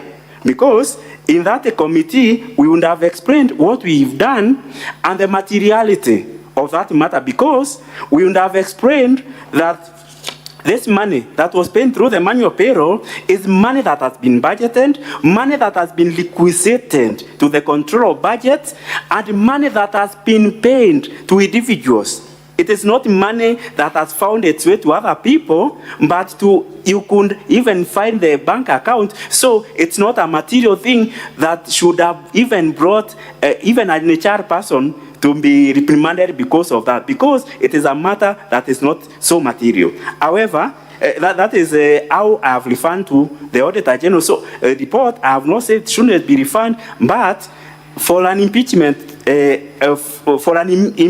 motion, I think if this matter was addressed at the PAC committee, they would even have gotten more information and more materials to support or not to support. Okay. Senator Cherarike Samson Kiprotich. Madam Speaker, and I request the witness to be very brief. Mr. Witness, CPA, what is your ISPAC number? Number one. Number two, when you say CPA is 4 years, what is the legal authority or the policy of labor relations to give weight for you to say it stands 4 years? Number three, you have said that the spending of doctors' payment was within the legal authority and the CPA. My question is, how much was the budget in that financial year? If it was not there as a CPA, you know if there is a reallocation as the PMF Act envisages, whether that reallocation was sought. And number three, whether supplementary budget was sought to effect those changes. And finally, in 1B, the memo that you are provided is unsigned. It is signed by only the chair. So how can we trust in this volume 1B, Madam Speaker, that memo that had been signed, the engagement, the part of secretary and chairman is not signed, nor is it stamped? Is it an authentic document that you will want to present to this House for proper consideration, considering that what the House is considering, Madam Speaker, is a very serious issue? Madam Speaker, if you can answer those 4 questions, I'll be grateful. You may proceed to answer those questions. Thank you, Honorable Speaker and the Honorable members of the Senate. My reference to CBA 4 years, I may not authoritatively quote it, but I know it has been it has been termed by from HR quarters. I'm not an HR expert. I want to say that, but it has been always saying that a CPA runs for 4 years. That is what but I'm not an HR expert. Yes. Then legal authority on the legal authority of payment of that allowance or the medical allowances that have been awarded after the CBA. This Honorable Speaker and the members, this payment has not been done only in 2022, 2023. It began from 2017. So, honorable members, when that expenditure was introduced to the budget, that is when it accrued on the budget. So even in the forthcoming years, it has been incorporated into the budget. So it didn't require a supplementary budget last financial year because it is a payment that was confirmed from 2017. So it has always been there. It has been provided within the budget. The memo on the 1B, I want to say, authoritatively, I want to own that memo. It is authentic. That memo is authentic.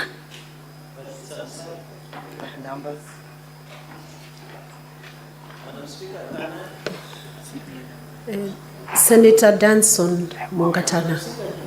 So, Mr. Speaker, to the witness, just hold on, Senator Danson. Yes. 1 minute. There was a question on your ISPAC registration. Oh, yeah. My ISPAC registration is 10955. Senator Danson Mungatana. Thank you, Madam Speaker. Madam Speaker, I was seeking clarification from the witness. I was listening to you when the question was put to you on the financial performance of Meru County. And I heard you say the Auditor General has given a report saying that it is an unqualified opinion. Therefore, it is good. I want you to clarify to me, is the Auditor General the only way, as a professional, that you would measure the financial performance of Meru County? I wanted to know, isn't budget execution, things like performance, finishing on the projects and stuff like that, that would amount to good financial performance? And if so, please answer that question, because it will help us to make some decisions. I submit, Madam Chair. Proceed, witness, to answer that question. Thank you, Honorable Speaker and members. Yes, budget execution. Okay, Auditor General report is not the only way, but is the surest way. Where this one, it takes away every doubt, and that is why most of issues relating to financial management, there are recommendations. Let there be a special audit. Let there be an audit carried out to find out. However, even the budget execution is one way to measure financial performance, and that is why in my response I said that the controller of budget report on a budget in our budget appropriation or on budget execution, it is indicating that we are doing the county government of Meru is performing well in terms of budget execution at 79%. I think that is good. Then another indicator of good financial performance is paying.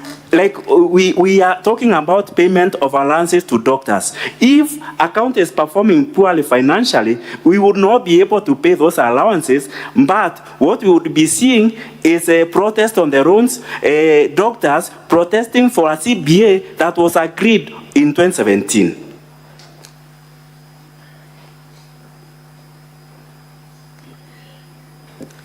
Those are all the requests we had on the board, so we can move to. It's not showing.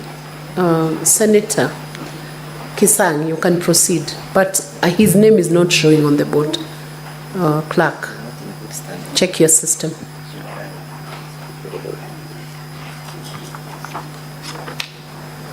Thank you, Madam Speaker. I don't know why my name is not showing there and it's on this side. Madam Speaker, I wanted to put to the witness, I don't know whether it's him or who, because I want to put something on the audited report for 2022-23, Madam Speaker. Madam Speaker, as a member of CIPIC, I also know as Gerald Gates, a member of CIPAC, normally what happens is when the Auditor General signs the report, the oversight committees of both the county assemblies and Senate and National Assembly, they go through the reports to verify, and if there are any additional issues that are required, then we recommend to ACC or other government bodies to investigate. So I'm wondering, I wanted to find out from the witness, were you called by the CIPAC and CIPIC committees of the County Assembly of Meru before they met this particular audit query and impeachment issue?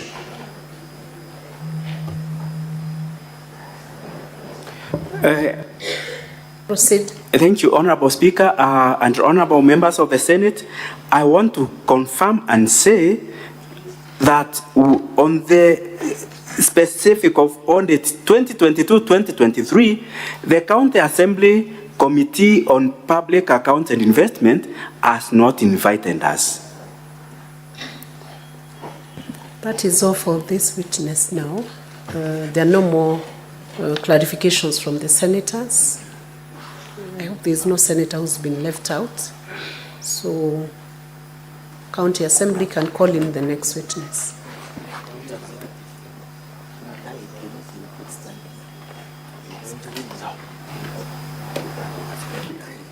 Sorry, it's the county executive team that is calling in the next witness.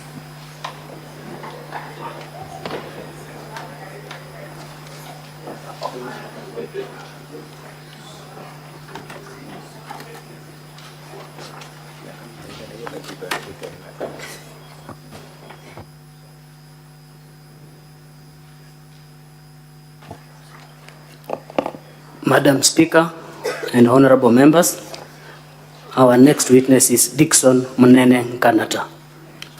Thank you.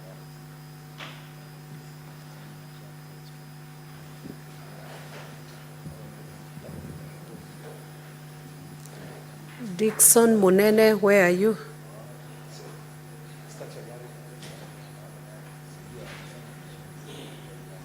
County Executive Team, where is your witness?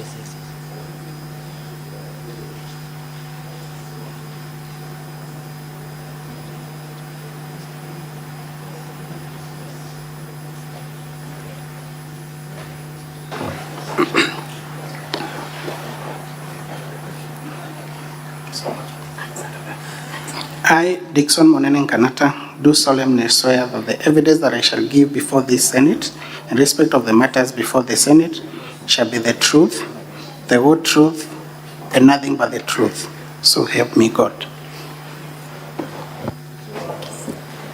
Madam Speaker, for the record, my name is Edgar Busiega. I've been variously referred to as Busienga. I'll wish to correct the record to reflect Busiega. Thank you. You may proceed, Councillor Busiega. Okay. Kindly introduce yourself. Madam Speaker, Honorable Senate, my name is Dickson Munene Nkanata. I am the CC in charge of Legal Affairs, Public Service Management and Administration in the County Government of Meru. I am also an advocate by profession. Thank you, Mr. Munene. I'll refer to you as such. Starting from where you have stopped, indicate to this Honorable House, you've practiced law for how many years? Madam Speaker, Honorable Senators, this is my 11th year of practice as an advocate. I was admitted in 2014. My personal number is P10507 of 2014. Thank you. Senator Chiradike, what is your intervention?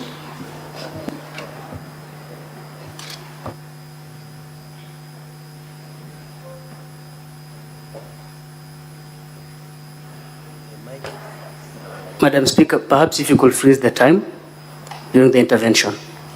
Your time is frozen anytime there is an intervention. Can you give the mic to Senator Chiradike? Madam Speaker, understanding 104 on the declaration of interest, I don't know how will this one proceed because Council Busieka and Council Munena and myself were in the same class. So is it in order that the council and the witness should have declared the interest before proceeding so that the House is cognizant of the fact? Senator Chiradike, I believe you must be out of order because many of us were in class with so many other senators and many other people who are appearing. Unless you have special interests like being common shareholders within a company or other interests beyond going to school together.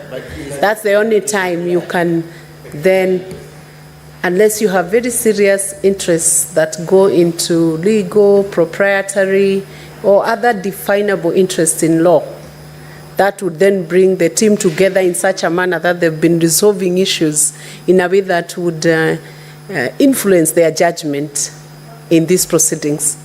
Otherwise, if it's just going to class together, many people have been in school together. So I will overrule that objection.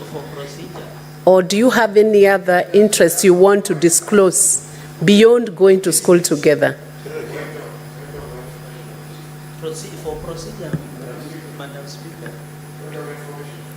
I have overruled just attending the same school or the same class as a common interest that would cause influence on the decision that will be made, unless there is another special interest that then would influence the decision of the senator especially. What is your point of information?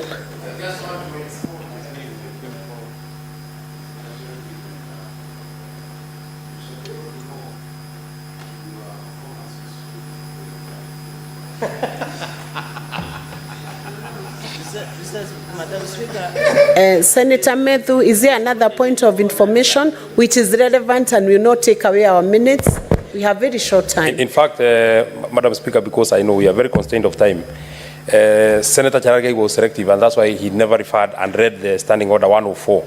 It is very specific that a senator who wishes to speak on any matter in which a senator has pecuniary or proprietary interest shall first declare the interest. So I don't think going to school together is pecuniary or is proprietary, and I don't even think the witness before us is a senator. The Standing Order 104 is for a senator who wishes to speak on a matter. So the Standing Order that he quoted is irrelevant. I'm sure he just wanted us to know that he went to school with the brilliant fellas, but that is now water under the bridge.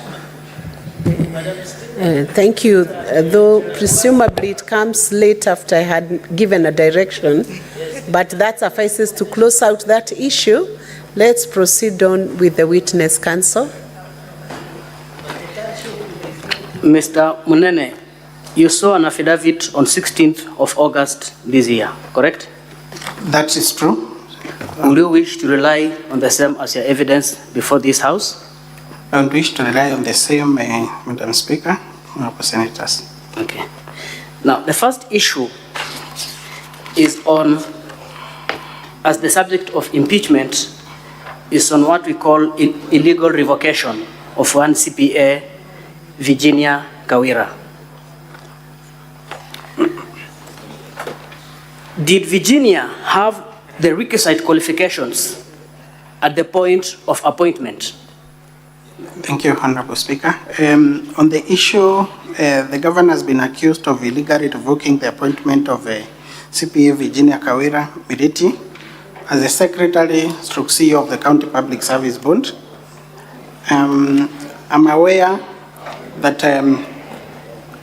the governor revoked the appointment of CPA Virginia Kawira by virtue of the fact that she is still a public officer, and this is an issue that offended section 58, subsection 3B of the County Government Act. It was an expectation that after the nomination and approval of CPA Virginia Kawira by the County Assembly, before she took appointment, she should have resigned so that she doesn't own two offices, and so that she qualifies by virtue of that section 58 3B of the County Government Act. I'm also aware that this decision of the governor was informed by the legal advice that she received, both from myself, with the background of law, being the CC in charge of legal affairs, and the only CC who is an advocate by profession in that cabinet, and also from her legal advisor. Based on what you've just informed this House,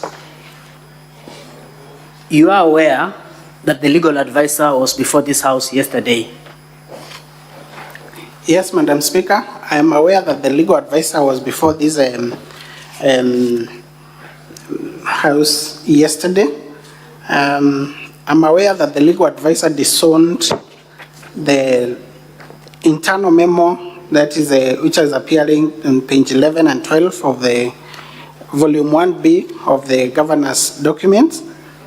I'm also aware that the legal advisor, that is the former legal advisor, has since been employment has since been terminated by the governor, and I'm aware of the circumstances under which the termination of her employment was done. I'm aware that there is a pending case between the legal advisor, the former legal advisor, and the governor in the Employment and Labor Relations Court. And I'm aware that the former legal advisor is represented by the firm of Ngwele and Company Advocates, which is the same firm that is representing the county public, the CEO of the County Public Service Board, that is Virginia Kawira. I'm aware they share the same advocate. I'm aware that in the documents filed in court by the former legal advisor, the Saint Virginia Kawira appears as the Linda Keome's witness. So I would not be surprised that Linda Keome would disown such an advice that she gave while still in office. Thank you. Will you confirm unequivocally whether she ever consulted you or shared with you this letter prior to tendering to Her Excellency the Governor? Yes, I confirm that we discussed the issue. I confirm that she delivered the letter to myself, which I delivered it to the governor. Yes, and I can confirm that thereafter, when the governor did the letter of termination, and the response, there was an advisory from the chairperson of the Meru County Public Service Board in reference to that revocation. Linda Keome was not available to advise the governor on how to respond to such. I'm aware that we agreed that I look at the documents since we had discussed over this issue, and I advised the governor on how to respond to the response from Julius Kainga Mitu, the County Public Service Board Chair. I'm aware that The governor did this letter between pinch 13 to that, running 13, 14, and 15. Honorable Senators, it's now 1 p.m. and I want first of all to notify the governor's team of their remaining time, which is 1 hour, 55 minutes out of the total time of 2 hours, 40 minutes. This will be reflected in the supplementary order paper that will be printed for the afternoon session. The county assembly team will have 1 hour, 10 minutes out of their total time of 1 hour, 20 minutes. Honorable Senators, the session in the afternoon will resume at 2 p.m., not 2:30 p.m. So, Honorable Senators, it's now 1 p.m., time to adjourn the Senate. The Senate therefore stands adjourned until later today, Tuesday, 20th August 2024 at 2 p.m.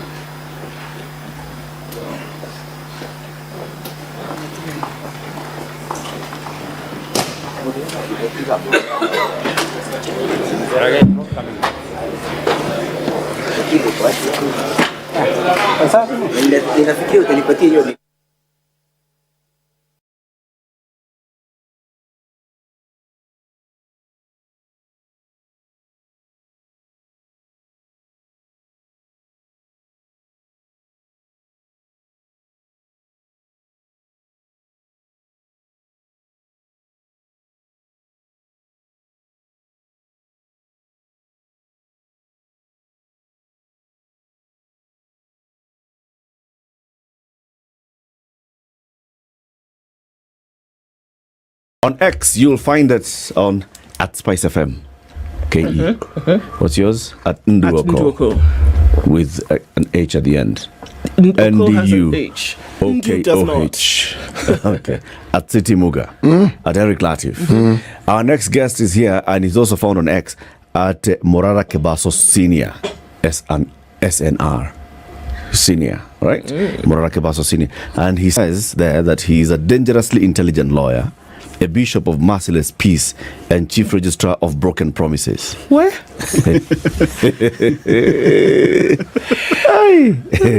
Morara Kebaso. Karibu sana to Kenya's biggest conversation. Thank you so much. Right? So we'll give you a couple of moments to introduce yourself very well. But before that, City will welcome you with the day's proverb. And every week, City goes to one African country, brings us proverbs, and then gives us a proverb a day. Your job is to listen to the proverb and give us your own interpretation of it. Sawa? Okay. Sawa? Sawa. City, where are we this week? We are in the Republic of Chad. We are still in the landlocked countries of Africa. Chad is actually caught somewhere very interesting at a crossroads between North and Central Africa, which according to Ndu means it's in West Africa. An interesting country. It is the 5th largest country on the continent. Globe, Earth, planet, 20th largest by area. And I said in the first hour, Kenyans will ask, okay, about Chad, they are 5th. What about us? Us, we're 23rd. 23rd smallest or largest? 23rd country in terms of size in Africa. Okay. Yes. If you talk about size, Seychelles is the smallest. It's number 54, just so that you understand. But as we're number 23. Very good. Okay. Now the proverb, the more feathers a chicken has, the bigger it looks. And the nearer it approaches the grave. The more feathers a chicken has, the bigger it looks, and the nearer it approaches the grave.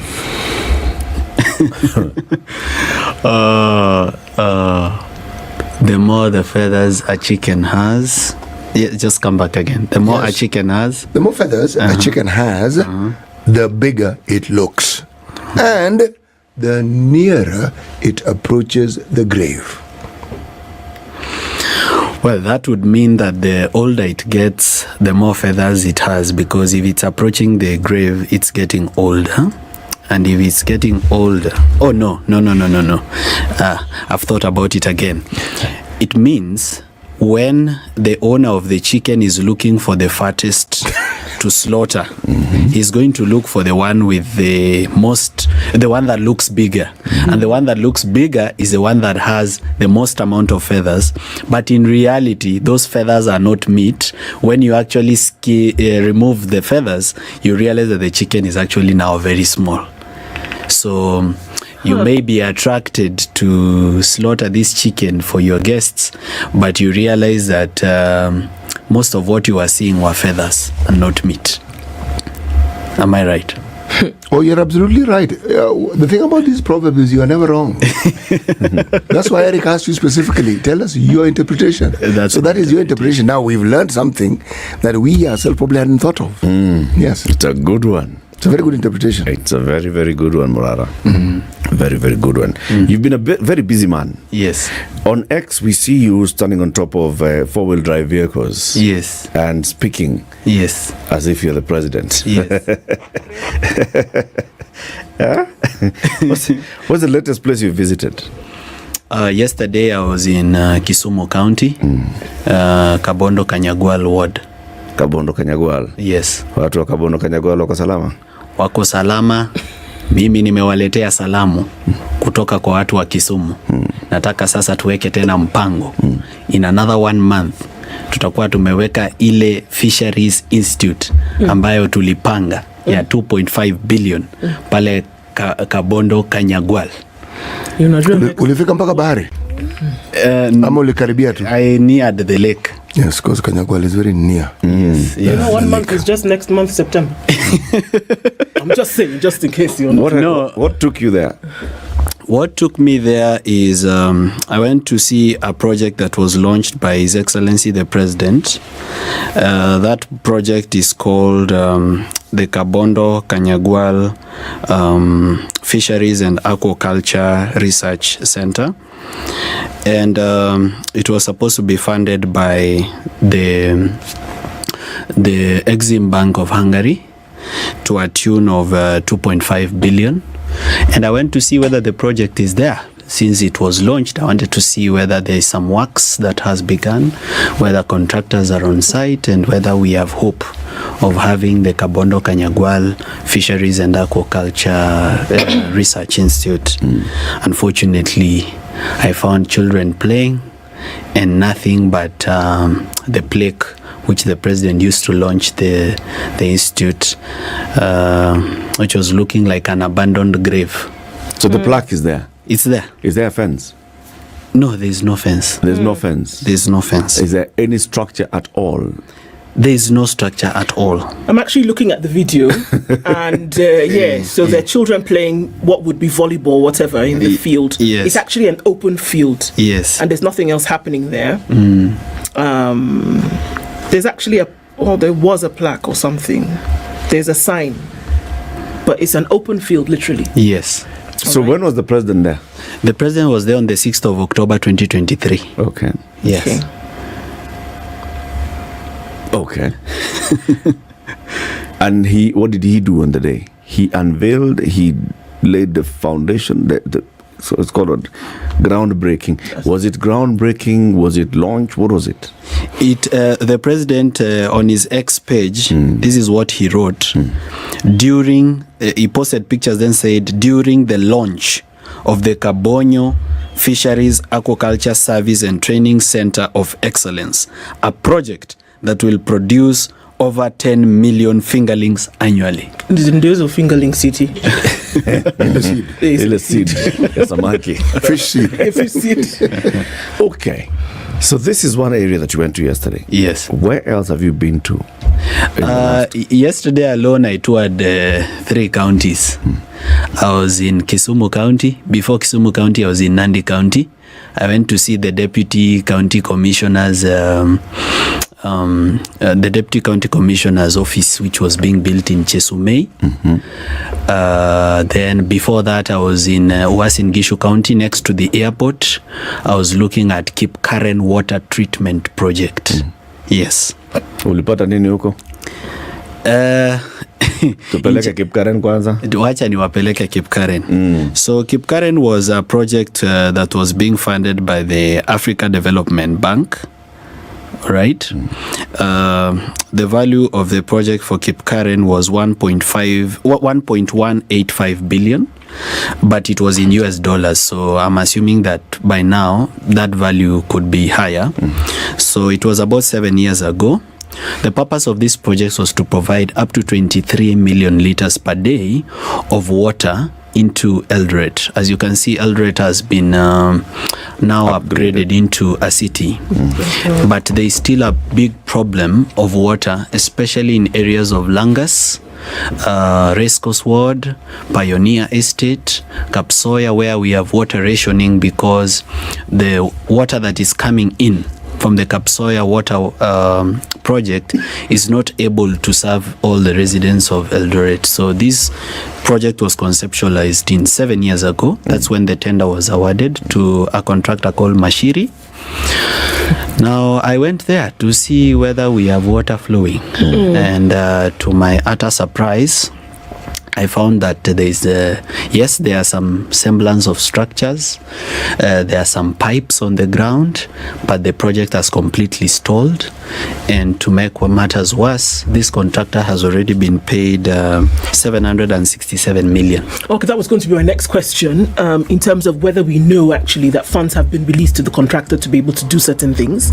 And from what you're saying, money was released, 700 and what? 767 million. 767 million. So one would assume that with the 767 million, at the very least, there would be, something working, even if it was not onto completion. Yes, out of 1.185 billion, 700 is 70%. Great. Yes. Okay. How do we know it has been paid? You just read the Auditor General's report. What does the Auditor General say about this particular project? Again, just for purposes of people who may have missed it, what project are we talking about? We are talking about the Kipkaren water treatment piping project. Okay. Yeah, water treatment and piping projects. When was it launched? The launch date, I was unable to find it, but I found a site visit by the governor of Uasin Gishu, which dates back 7 years ago. Okay. Yes. Hi, Auditor General. Yes, this project was being done by the Lake Basin, what we call Lake Victoria North Water Services, but it was taken up by the Rift Valley Water Services. So they are the ones implementing the project, but under Lake Victoria North. So the people are being audited is Lake Victoria North. Okay. Yes. Okay, so according to the Auditor General's report for Lake Victoria North, yes, 767 million shillings has already been spent by government or handed over to the contractor. It has already been paid to the contractor. Okay. Another interesting twist to that project is that contractor has already been fired. By whom? By the PS, the then PS for water. I think that was about a year ago. They fired this contractor for lateness to deliver the project. Okay. But the contractor has already been paid 767 million. So now we are in this situation where 7 years down the line, we don't have a project, we don't have a contractor, and we also don't have our money. 700 million. What does the Auditor General say? What are the questions that the Auditor General raises in the report? So they basically point out that this money has already been paid out towards the project. Yes. It has already been spent. Yes. On the project. Yes. And when you go there's actually no treatment and piping project. There's nothing on the ground. Oh, well, as I told you earlier, there is a semblance of structures. There is some structures, but these structures cannot be said to constitute what we can call a water project that is functional or that is near functioning. Yes, I know you'll get some of those details and even more because I'd like to get deeper into what you've been doing. But let's just take a step back now.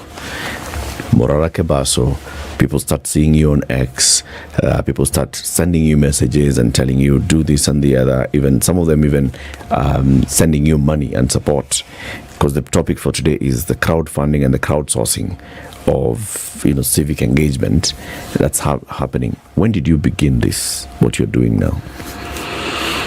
I started this about 2 months ago, when we had the clamor by the Gen Z for change in our country. Before then, I was just a quiet business person going about my business. I ran a business called Morara Home Furniture, where I employ over 75 Kenyans. So I was quite busy with my own stuff. But when the higher calling came, that our country is in need of men of valor and integrity that shall assist in planting the seed of change and watering it in our country, I took it up. But you see, in this whole change movement, you do what you do best. If you're a musician, you sing songs of change. If you are a poet, you create poems. For me, I'm multi-talented, and since I'm a lawyer, I'm able to look keenly into documents and find the ghost that is missing. So I started by reading various audit reports, reading the debt reports from the Treasury, trying to find out how much Kenya has borrowed, for which project, what was it supposed to do. And yes, along the way I found my purpose. My purpose was going to be civic education, because I realized that our clamor for change we were losing it because we didn't have everybody on board. There is 70% of the country that is politically illiterate. They basically don't have an idea of what is going on. And politicians have understood that, and they have understood that language, and now they go to those people and lie to them. This is time now that we need to reveal to those people and to educate them that this is what is happening, this is how our country is being governed, this is the constitution, this is what it says, this is what we can do about this. Yes. Were you wearing counter suits before this? I had just one counter suit which I had only worn for one day. In my whole life, I had only worn a counter suit for one day, and it was because it was a friend's wedding. And actually, I decided to wear that particular counter suit to this interview. This is the one. This is the one. Initially, this counter suit was actually long-sleeved, but when I realized that President Ruto's counter suits are short-sleeved, I cut it down. I didn't know that I can imitate him until I tried. Yeah. So when I tried, I realized, actually, I can actually speak like him. So why not use his tools against him? He has provided the ammunition. Yeah. Okay. So you've gone through a number. I mean, if we can just go to, and of course, where you're putting a lot of this information out is on X. And I just want to go through some of the things that you've mentioned, because I mean, it's quite a lot. And unfortunately, it is quite damning. When we look at, for example, if I just go in order for some of the things that you have mentioned here, we've talked about this Kabonyo Fisheries and Aquaculture project. We looked at that one. Then you go on to the Cape Karen water again that we've mentioned. Then you talk about a hotel where folks are watching you. You also then go on to Abagusi. This is the Metemba Merani Kegogi Nyaore Road, launched in 2016 by former President Uhuru Kenyatta, launched again when President Ruto came to Kisii. The leaders should stop playing with our minds, you say. The road was launched, but unfortunately, there's not much of a road there, right? You went on to talk about the Mago Mululu Road that passes outside the home of Musalia Mudavadi, which for all intents and purposes is not a road. No. You also went on talking about the Malava water supply project that was launched over the weekend, or maybe on Friday actually, but unfortunately there's not much going on here either. So I mean, it goes on and on and on. So many projects, and one wonders, how is it possible that there has been launches of so many projects, whether it is a stadium which doesn't exist, whether it is an agriculture project, roads all over the place. Money has been spent, promises have been made and nothing is happening. How is that possible that so many of them are halfway or not even halfway, but money has been used? How? As a registrar of broken promises, I would say that there is bad manners in governance in Kenya, where people promise things that they do not intend to deliver, and also where people lie to the electorate and there is no consequence for lying to the electorate. I'm very disappointed with the lack of ethics and lack of integrity in our governance. I believe we should do something about it. We are still in a state of self-discovery in terms of what we should do about all this. But yes, as you've correctly pointed out, there are so many projects. I have over 120 projects that I need to go to. There is the stadium in Wote. There is the stadium in Isiolo. Wote Stadium is complete. Yeah, it was complete. Eric has even seen it. The reason I need to go to Wote Stadium.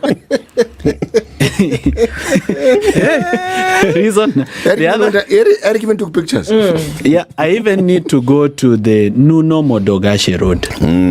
The Nuno Modogashe Road is in Garissa. This is a road where a contractor was paid more than 80 million shillings because his payment was late. That is interest. That's an interest for late payment. Tulikuchelewesha, shika hii. Then the contractor was added 525 million that cannot be supported by documentation. It's not a variation of project. It's not an increase in the bill of quantities. It is just an increase of 525 million, period, nothing. No other words to explain it. It cannot be explained. I need to get there and understand hii 525 million ilikuwa ni ya kutoa. Unajua, there is a time you send somebody 1,000 bob na 30 bob ya kutoa. So maybe it was withdrawal fees.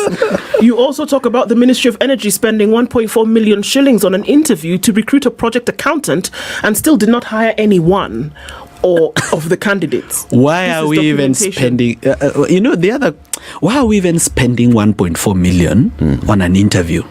There are permanent employees in the ministry. There's a head of HR, there's a deputy, the people are supposed to interview are there, and the officers are there. We even have a public service. The boardroom is there, the Public Service Commission is there. So what was the expenditure of 1.4 million for? I would assume probably they hired a hotel and conference facilities, and still they ended up not getting an accountant. We can't do much. Can I just do one more? Because I know you want to go. This is very interesting as well. You've also gone to Mercy and Jerry Primary School, and you actually found a goalpost upon which 1 million shillings was spent. Yeah, so that is the situation in our country. And this was an interesting one, because what prompted you to this was another post by other Kenyans who are actually auditing, looking at the budgets for Nakuru County. And there were these two ladies who, one was looking at the budget for Elbagon and the other one for was it Menengai West, and each of them just coming out to say, so this is what we see. And one says, actually this school, according to the budget for Nakuru County government, the allocation for goalposts in this particular school, what's called Masinjeri Primary School, 1 million bob. Yes. Goalposts. It's two wooden posts, actually. And they write there. Actually, I was very lucky when they posted that. I was around the area. I was in Nyandarua. I had gone to see a certain road in Nyandarua, which has been actually also launched twice. So that road begins from Captain, goes to Ndunyonjeru. It's part of Mau Mau Lot 4. So I'd gone to see that road, and the citizens there are really suffering. In fact, I interviewed some of them about that road. He has launched it twice. The same person. Not different people. Yeah, the president, Dr. William Ruto, has launched the road twice. Over what period of time? Are there two different plaques? Yeah, there are two different plaques for that road. Same road. For the same road. Is it in phases? You know, maybe you can go and launch with one. First 15 kilometers. Yeah, and then you come and No. Inauguration 15 kilometers. Yeah. In both of those occasions, let me read for you the road so that you know it. It's called the Captain Demi Wanjohi Kwamatu Geta Kahuruko Ndunyunjeru access to Muiri Primary and Karima Girls Road. This he is launching it now. This is the 6th of April 2023. That is last year. If you go backwards, you'll find him again on the 26th of November 2018, launching a road called Captain Demi Wanjohi Kwamatu Geta Kahuruko Tunyunjeru Karima Girls Road. You find, do you have photos? Yes, I have a photo. And these were posted on the William Ruto. This is page. William Ruto's official X page. Okay. And the second time he went, was it launching from a different place? He's actually opening. Now the first plaque, I can't find it. Here to Wote Ndu. You can launch the road from this side. Then you go and launch to Wote and launch to Nairobi. It's okay. Yeah, when it's completing now. Nairobi Wote, then Wote to. It's okay. So since you want to launch the road 2 times or 3 times, why not do it then? Because nothing has been done. It's okay. So you can launch it. Are you saying not from Captain all the way to Ndonyonjero, there's been no tarmac? There's no tarmac at all. In fact, it's one of the worst roads in Kenya. Out of the roads I've traveled to, that is the worst. That road is really bad. What are the residents saying? Was the contractor on site at all? The contractor was not on site. Do you know who the contractor was? No, I may have to find that information. It's in one of those boards in your X, actually. You read it there. Lord. Let's take a break. 25 minutes to 9. We are hosting Mwangaza Kibaso. He's a civic educator. He's the man who's decided, all right, so one of the things that I'm going to do to contribute to civic awareness is just elevate the level of accountability, and accountability by checking on Vituko ground and coming back and seeing what do official documents and statements say. So he's here. He's not come on top of his dini. Send us a break no tupatie ongelesha watu ya Spice FM. Watu wa Spice, hamjambo. Hamjambo tena. Mimi sasa nataka niwaeleze na nataka mnisikize vizuri. Tulikuwa tumeweka mpango ya hii Spice FM 5 billion Kenya shillings, lakini sasa nimepata contractor ni mkora. Sasa nitatoa huyo contractor, nitaleta contractor ingine. In another 1 month hapa Spice FM kutakuwa na deni ya wafanyikazi wote bila interest, waweze kukopa ili waanzishe station yao ili waweze kujiendeleza. Tuko na Mheshimiwa Rais. Watu wa Machakos, hamjambo. Mimi nimekuja hapa kwa sababu ya hii mpango ya stima na mpango ya maji na ya barabara. Hii barabara yenu ya kutoka hapa Devki kwenda mpaka Kinanie. Mimi hii barabara nilikuwa nimeweka 1.78 billion. Sasa nimepea huyu contractor anaitwa JV China na huyu mwingine anaitwa Global Link. Tayari tumekwisha lipa 238 million. Tuko na deni kidogo ya 237 million. Mimi nitaenda nikarabati hiyo. Nitazungumza na huyu mjumbe wenu, na huyu governor huyu, sijui kama huyu ni mama ama ni msichana huyu. Mimi nitazungumza na huyu governor wa Vinya. Sasa kwa hii finance bill inakuja, tutaweka mpango ingine ya pesa ya hii barabara ya kutoka hapa Devki kwenda mpaka Kinanie. Ni kweli si kweli? Kweli. Sijui kama tunaelewana. Sasa nataka mnisikize hivi na msikize vizuri. Tunataka siasa ambayo sio ya fujo. Hatutaki kukosa amani katika taifa letu. Tunataka amani katika taifa letu. Mimi nimezungumza na hawa mabishop na hawa intercessors, waombe Kenya yetu ili Kenya yetu iwe na amani. Hawa Gen Z wanasema ati wao wako faceless, ati wako leaderless. Mimi nataka niwaeleze, tuko na 160,000 jobs za mjengo katika mpango wetu wa housing. Hawa wanaweza kwenda wafanye hiyo kazi badala ya kufuatilia hii miradi ya serikali ambayo pesa imelipwa na imesimama. Ni kweli si kweli? Hebu nione kwa mkono, kwa mkono, kwa mkono. Salale. Kumbe nyinyi watu wa Spice FM mmejielewa. Ati Kinanie. You know what? So from Devki, this is along Mombasa Road. Yes. This is at the intersection, getting to Mavokolo on one side, and then going to Kenani on the other side. Yes. There's a road there, yes. It actually, that road crosses past Kenani to go and meet with Kangundo Road on the other side. Yes. Hey.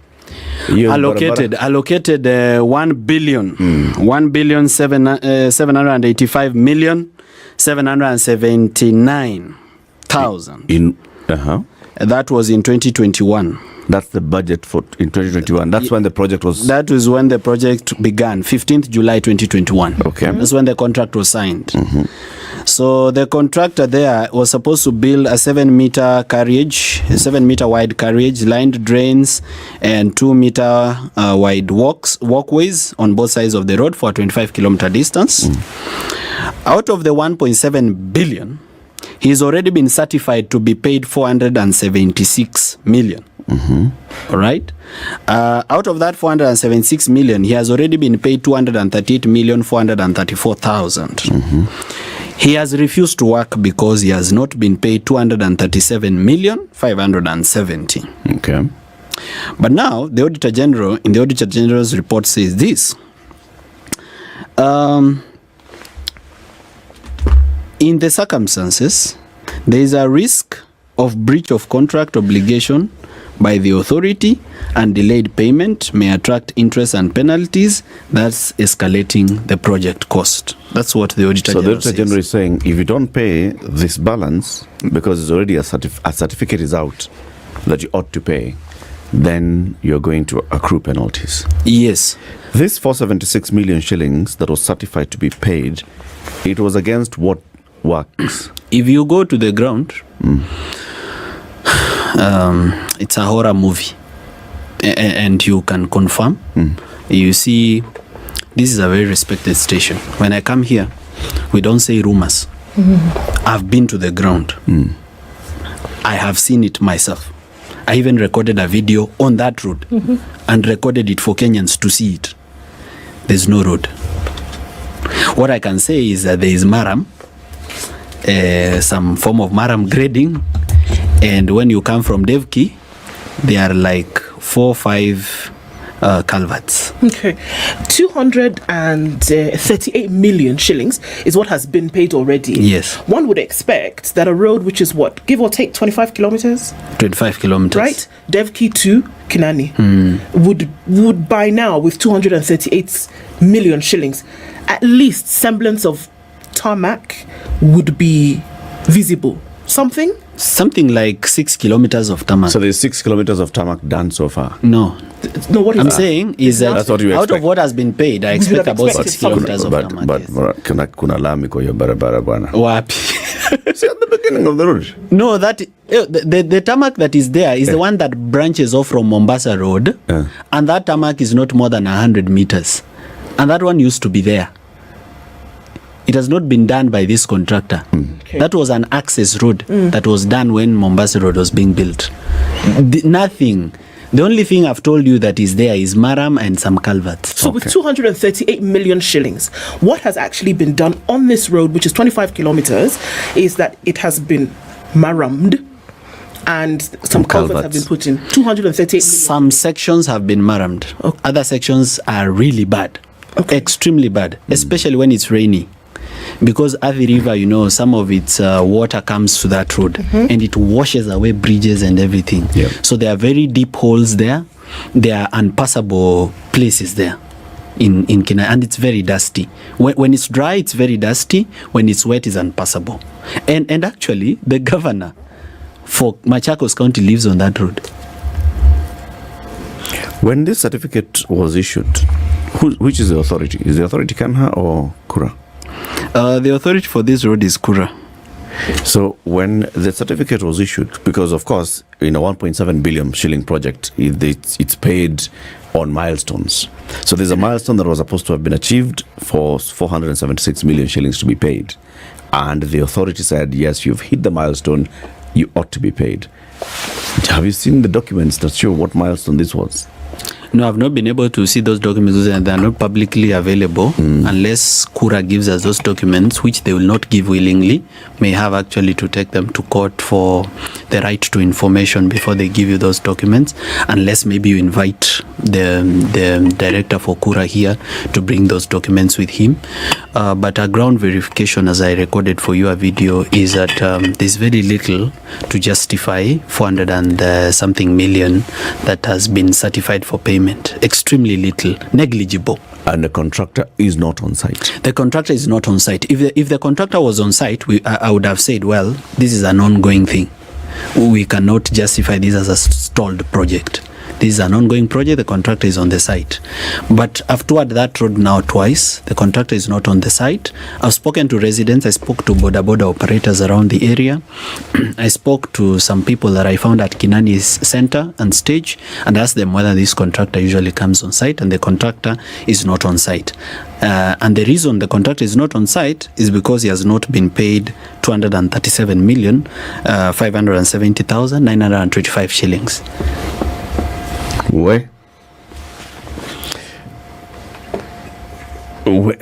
Take a deep breath. Yeah.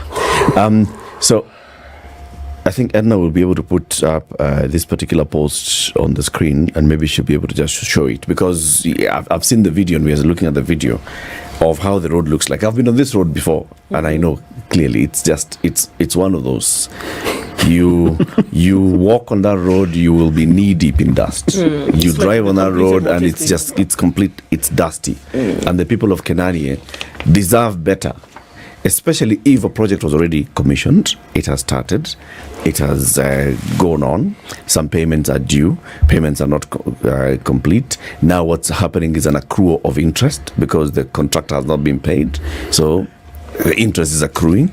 Contractor, when the contractor comes back, he'll be coming back, first of all demanding interest and then money for the next phase. There's another thing that we might forget. Yeah. Time. You know, in all contracts, when we are drafting contract, even as lawyers, we always write a clause that says time is of the essence. Yeah. That's why whenever you're going even into a contract to purchase land, you're told that completion date within 90 days. Time is of the essence in the implementation of government projects. This project, the contract was signed on 15th July 2021. Now, according to this contract, the completion date is 14th July 2024. We are way past 14th July 2024. That's the completion. That's the completion date according to the contract. From Kinani, you go zip up to Kangunda Road. By 14 July 2024, we should be sliding on that road like kids sliding in a park. But we are way past 14 July 2024, and still there's very little to show for this project. You see, if 50% was done, we would say, well, let's do a contract to extend. Probably we were delayed by ABCD. Let's do a contract. Let's extend the time for the contractor. But this contractor has had from 2021 to do this road. This road, money has already been allocated. He has already been paid part of the money. And see. And there is nothing on that road that you can see that in any way justifies the money that he was paid. Yeah. Bit of a problem there, isn't it? Complete. It's a bit of a problem.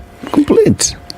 Did you consider, for instance, that if we look at the planning and the budgeting for roads in Kenya, any consideration for a percentage that perhaps a percentage of roads vis-a-vis what was planned and what was supposed to have been completed, understanding what is not completed, given the huge array of roads that were supposed to have been completed by a certain time? Sorry, come back again, I lost you. Not a problem, let me start again. Once upon a time, there was a plan to build roads in Kenya. Yeah. Now, I'm asking whether you took the time to understand of the roads that were planned, because they are numbered and there are details as to what these roads are, where they go, they start from where they go to. Then there's a little detail of roads that, given the time that they were planned for, those that have been completed vis-a-vis those who are not completed, 1, 2. Those that were paid for, and there's evidence of the money that was actually spent being evidenced on the road itself, meaning you can look at the road and say, this one is commensurate with what this person was paid. Have you perhaps considered that given thought to that consideration? Yes, I've given thought to it, and I have lots of documents of roads that have been planned and done in Kenya, but there are quite many, so going through them is also not easy, and even visiting all of them is not easy either. But this is what I can say. I've been able to pick those ones that stand out, especially from the audit reports. For example, I've mentioned to you the Nuno Modogashe Road. Now, apart from the Nuno Modogashe Road, a bulk of the roads that have a problem in Kenya are in Mombasa and Coast Province. A bulk of them. The highest number, it's in Mombasa and Kilifi and Kwale region. I'll be headed there next to go and show you those roads, how much was paid, and their current situation. The other challenge, City, that you need to understand we have with this issue of roads is, yes, we have roads that were budgeted for, launched, but never started. But we also have roads that were budgeted for, launched, they started, but were never finished. Then we have roads that were budgeted for, launched, they were done, but very poor quality. I was in Malava, I think it's on Saturday. After the president launched the Malava water project. I was there in Malava. He had launched a road there, which begins from Malava town. I looked at the road and I found that it already has potholes in spite of the fact that it's only 1 year old. It already has a pothole, that road in Malava. So I'm worried about the quality of the works that is being done and whether there is actually quality inspections of our roads to ensure that they are done to a desirable standard, to a standard that is, I want to mention this road to you. It's called the Malava Kimangeti Ikoli Road, launched by His Excellency Honorable William Samoei Ruto, 29th April 2023. Now that road is incomplete first to begin with. But luckily the contractor is on site. But the section that he has already done, it already has potholes. Okay. Well, it's still on site. It already has potholes. It is still on site. There's a resident engineer. There's of course the engineer that's supervising this project. The questions then would be asked of this engineer. So are you ticking the box and saying yes, proceed, continue, issuing certificates of completion for payment, for the partial payment of these roads as this is going on? These are questions that we keep asking all the time. We found the video for Kenani. This road should be complete. If you check the latest Edna, you can put it on the screen. Report for the financial year 2022-2023, the contractor for this road has already been paid 238 million, and he says bado serikali iko na deni yake ya 200 and something million, ndio maana hajafanya kazi. I'm going to show you shortly how the road looks like and its conditions so that you see your 238 million mahali imefika, and also you judge for yourself. The contractor on this road is, let me check for you so that I don't. The contractor for this project is JV China Aerospace Construction Group Kenya Limited and Global Link East Africa Limited. Majina mzuri sikudanganye. These are just the same guys hiding under big names. So nafika hapa, this is Kinania Police Post, and that is a signage to Kinania High School, and this is Kinania Center. So angalia sasa muone where your 238 million is. Sawa sawa. Haya. Unaona? Yo. Hii barabara yetu. I'm telling you.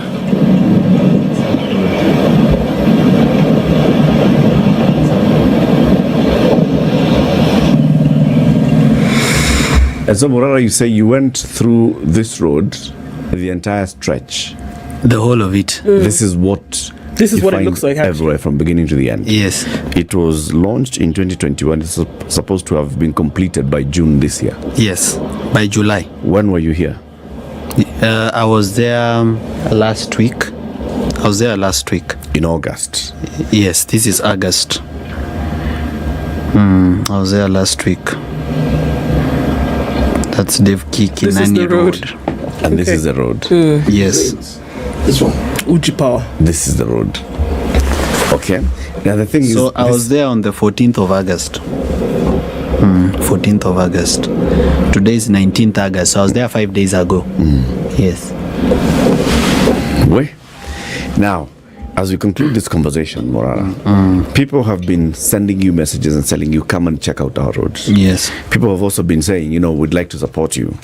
I want us to end on the side of the support, because people are saying we don't have maybe the time to go here, but Morara, you've decided you can go on our behalf. If I send you to a certain place, you'll go, and I can even contribute and donate. Do you have a formal way of receiving this support?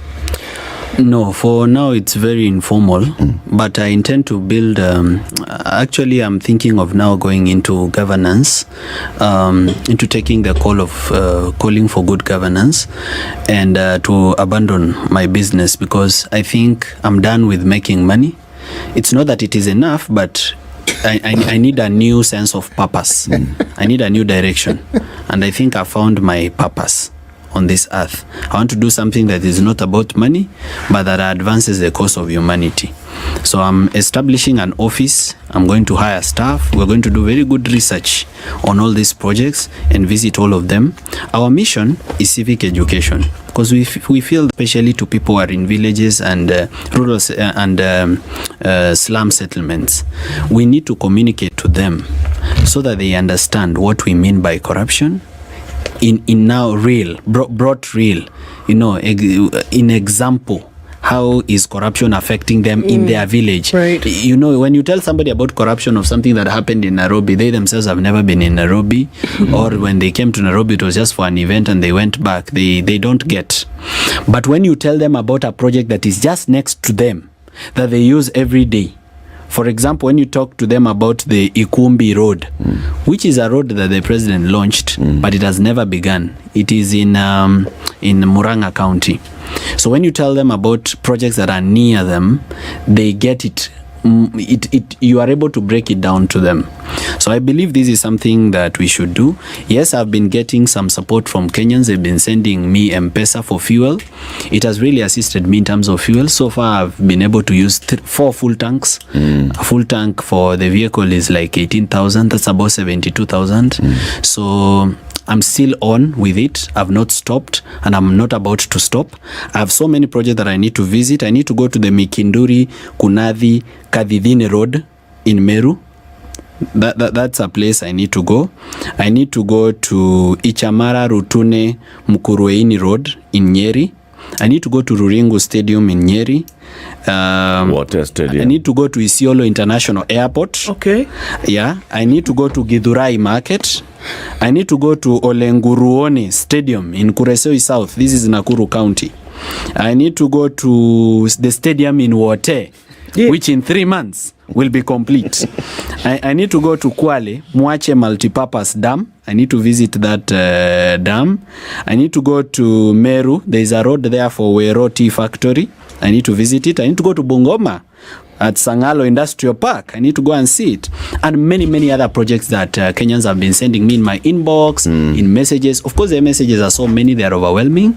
But I've brought on a team of 2 more people to assist me shift through the messages, find the ones that are relevant, research them, find out the details, so that we visit them, so that we inform Kenyans about what is happening in their own backyard and how we are actually losing money through either corruption or poor workmanship or interest on late payments or pending bills. People assume that because we have pending bills, we are making a saving, but it is not true.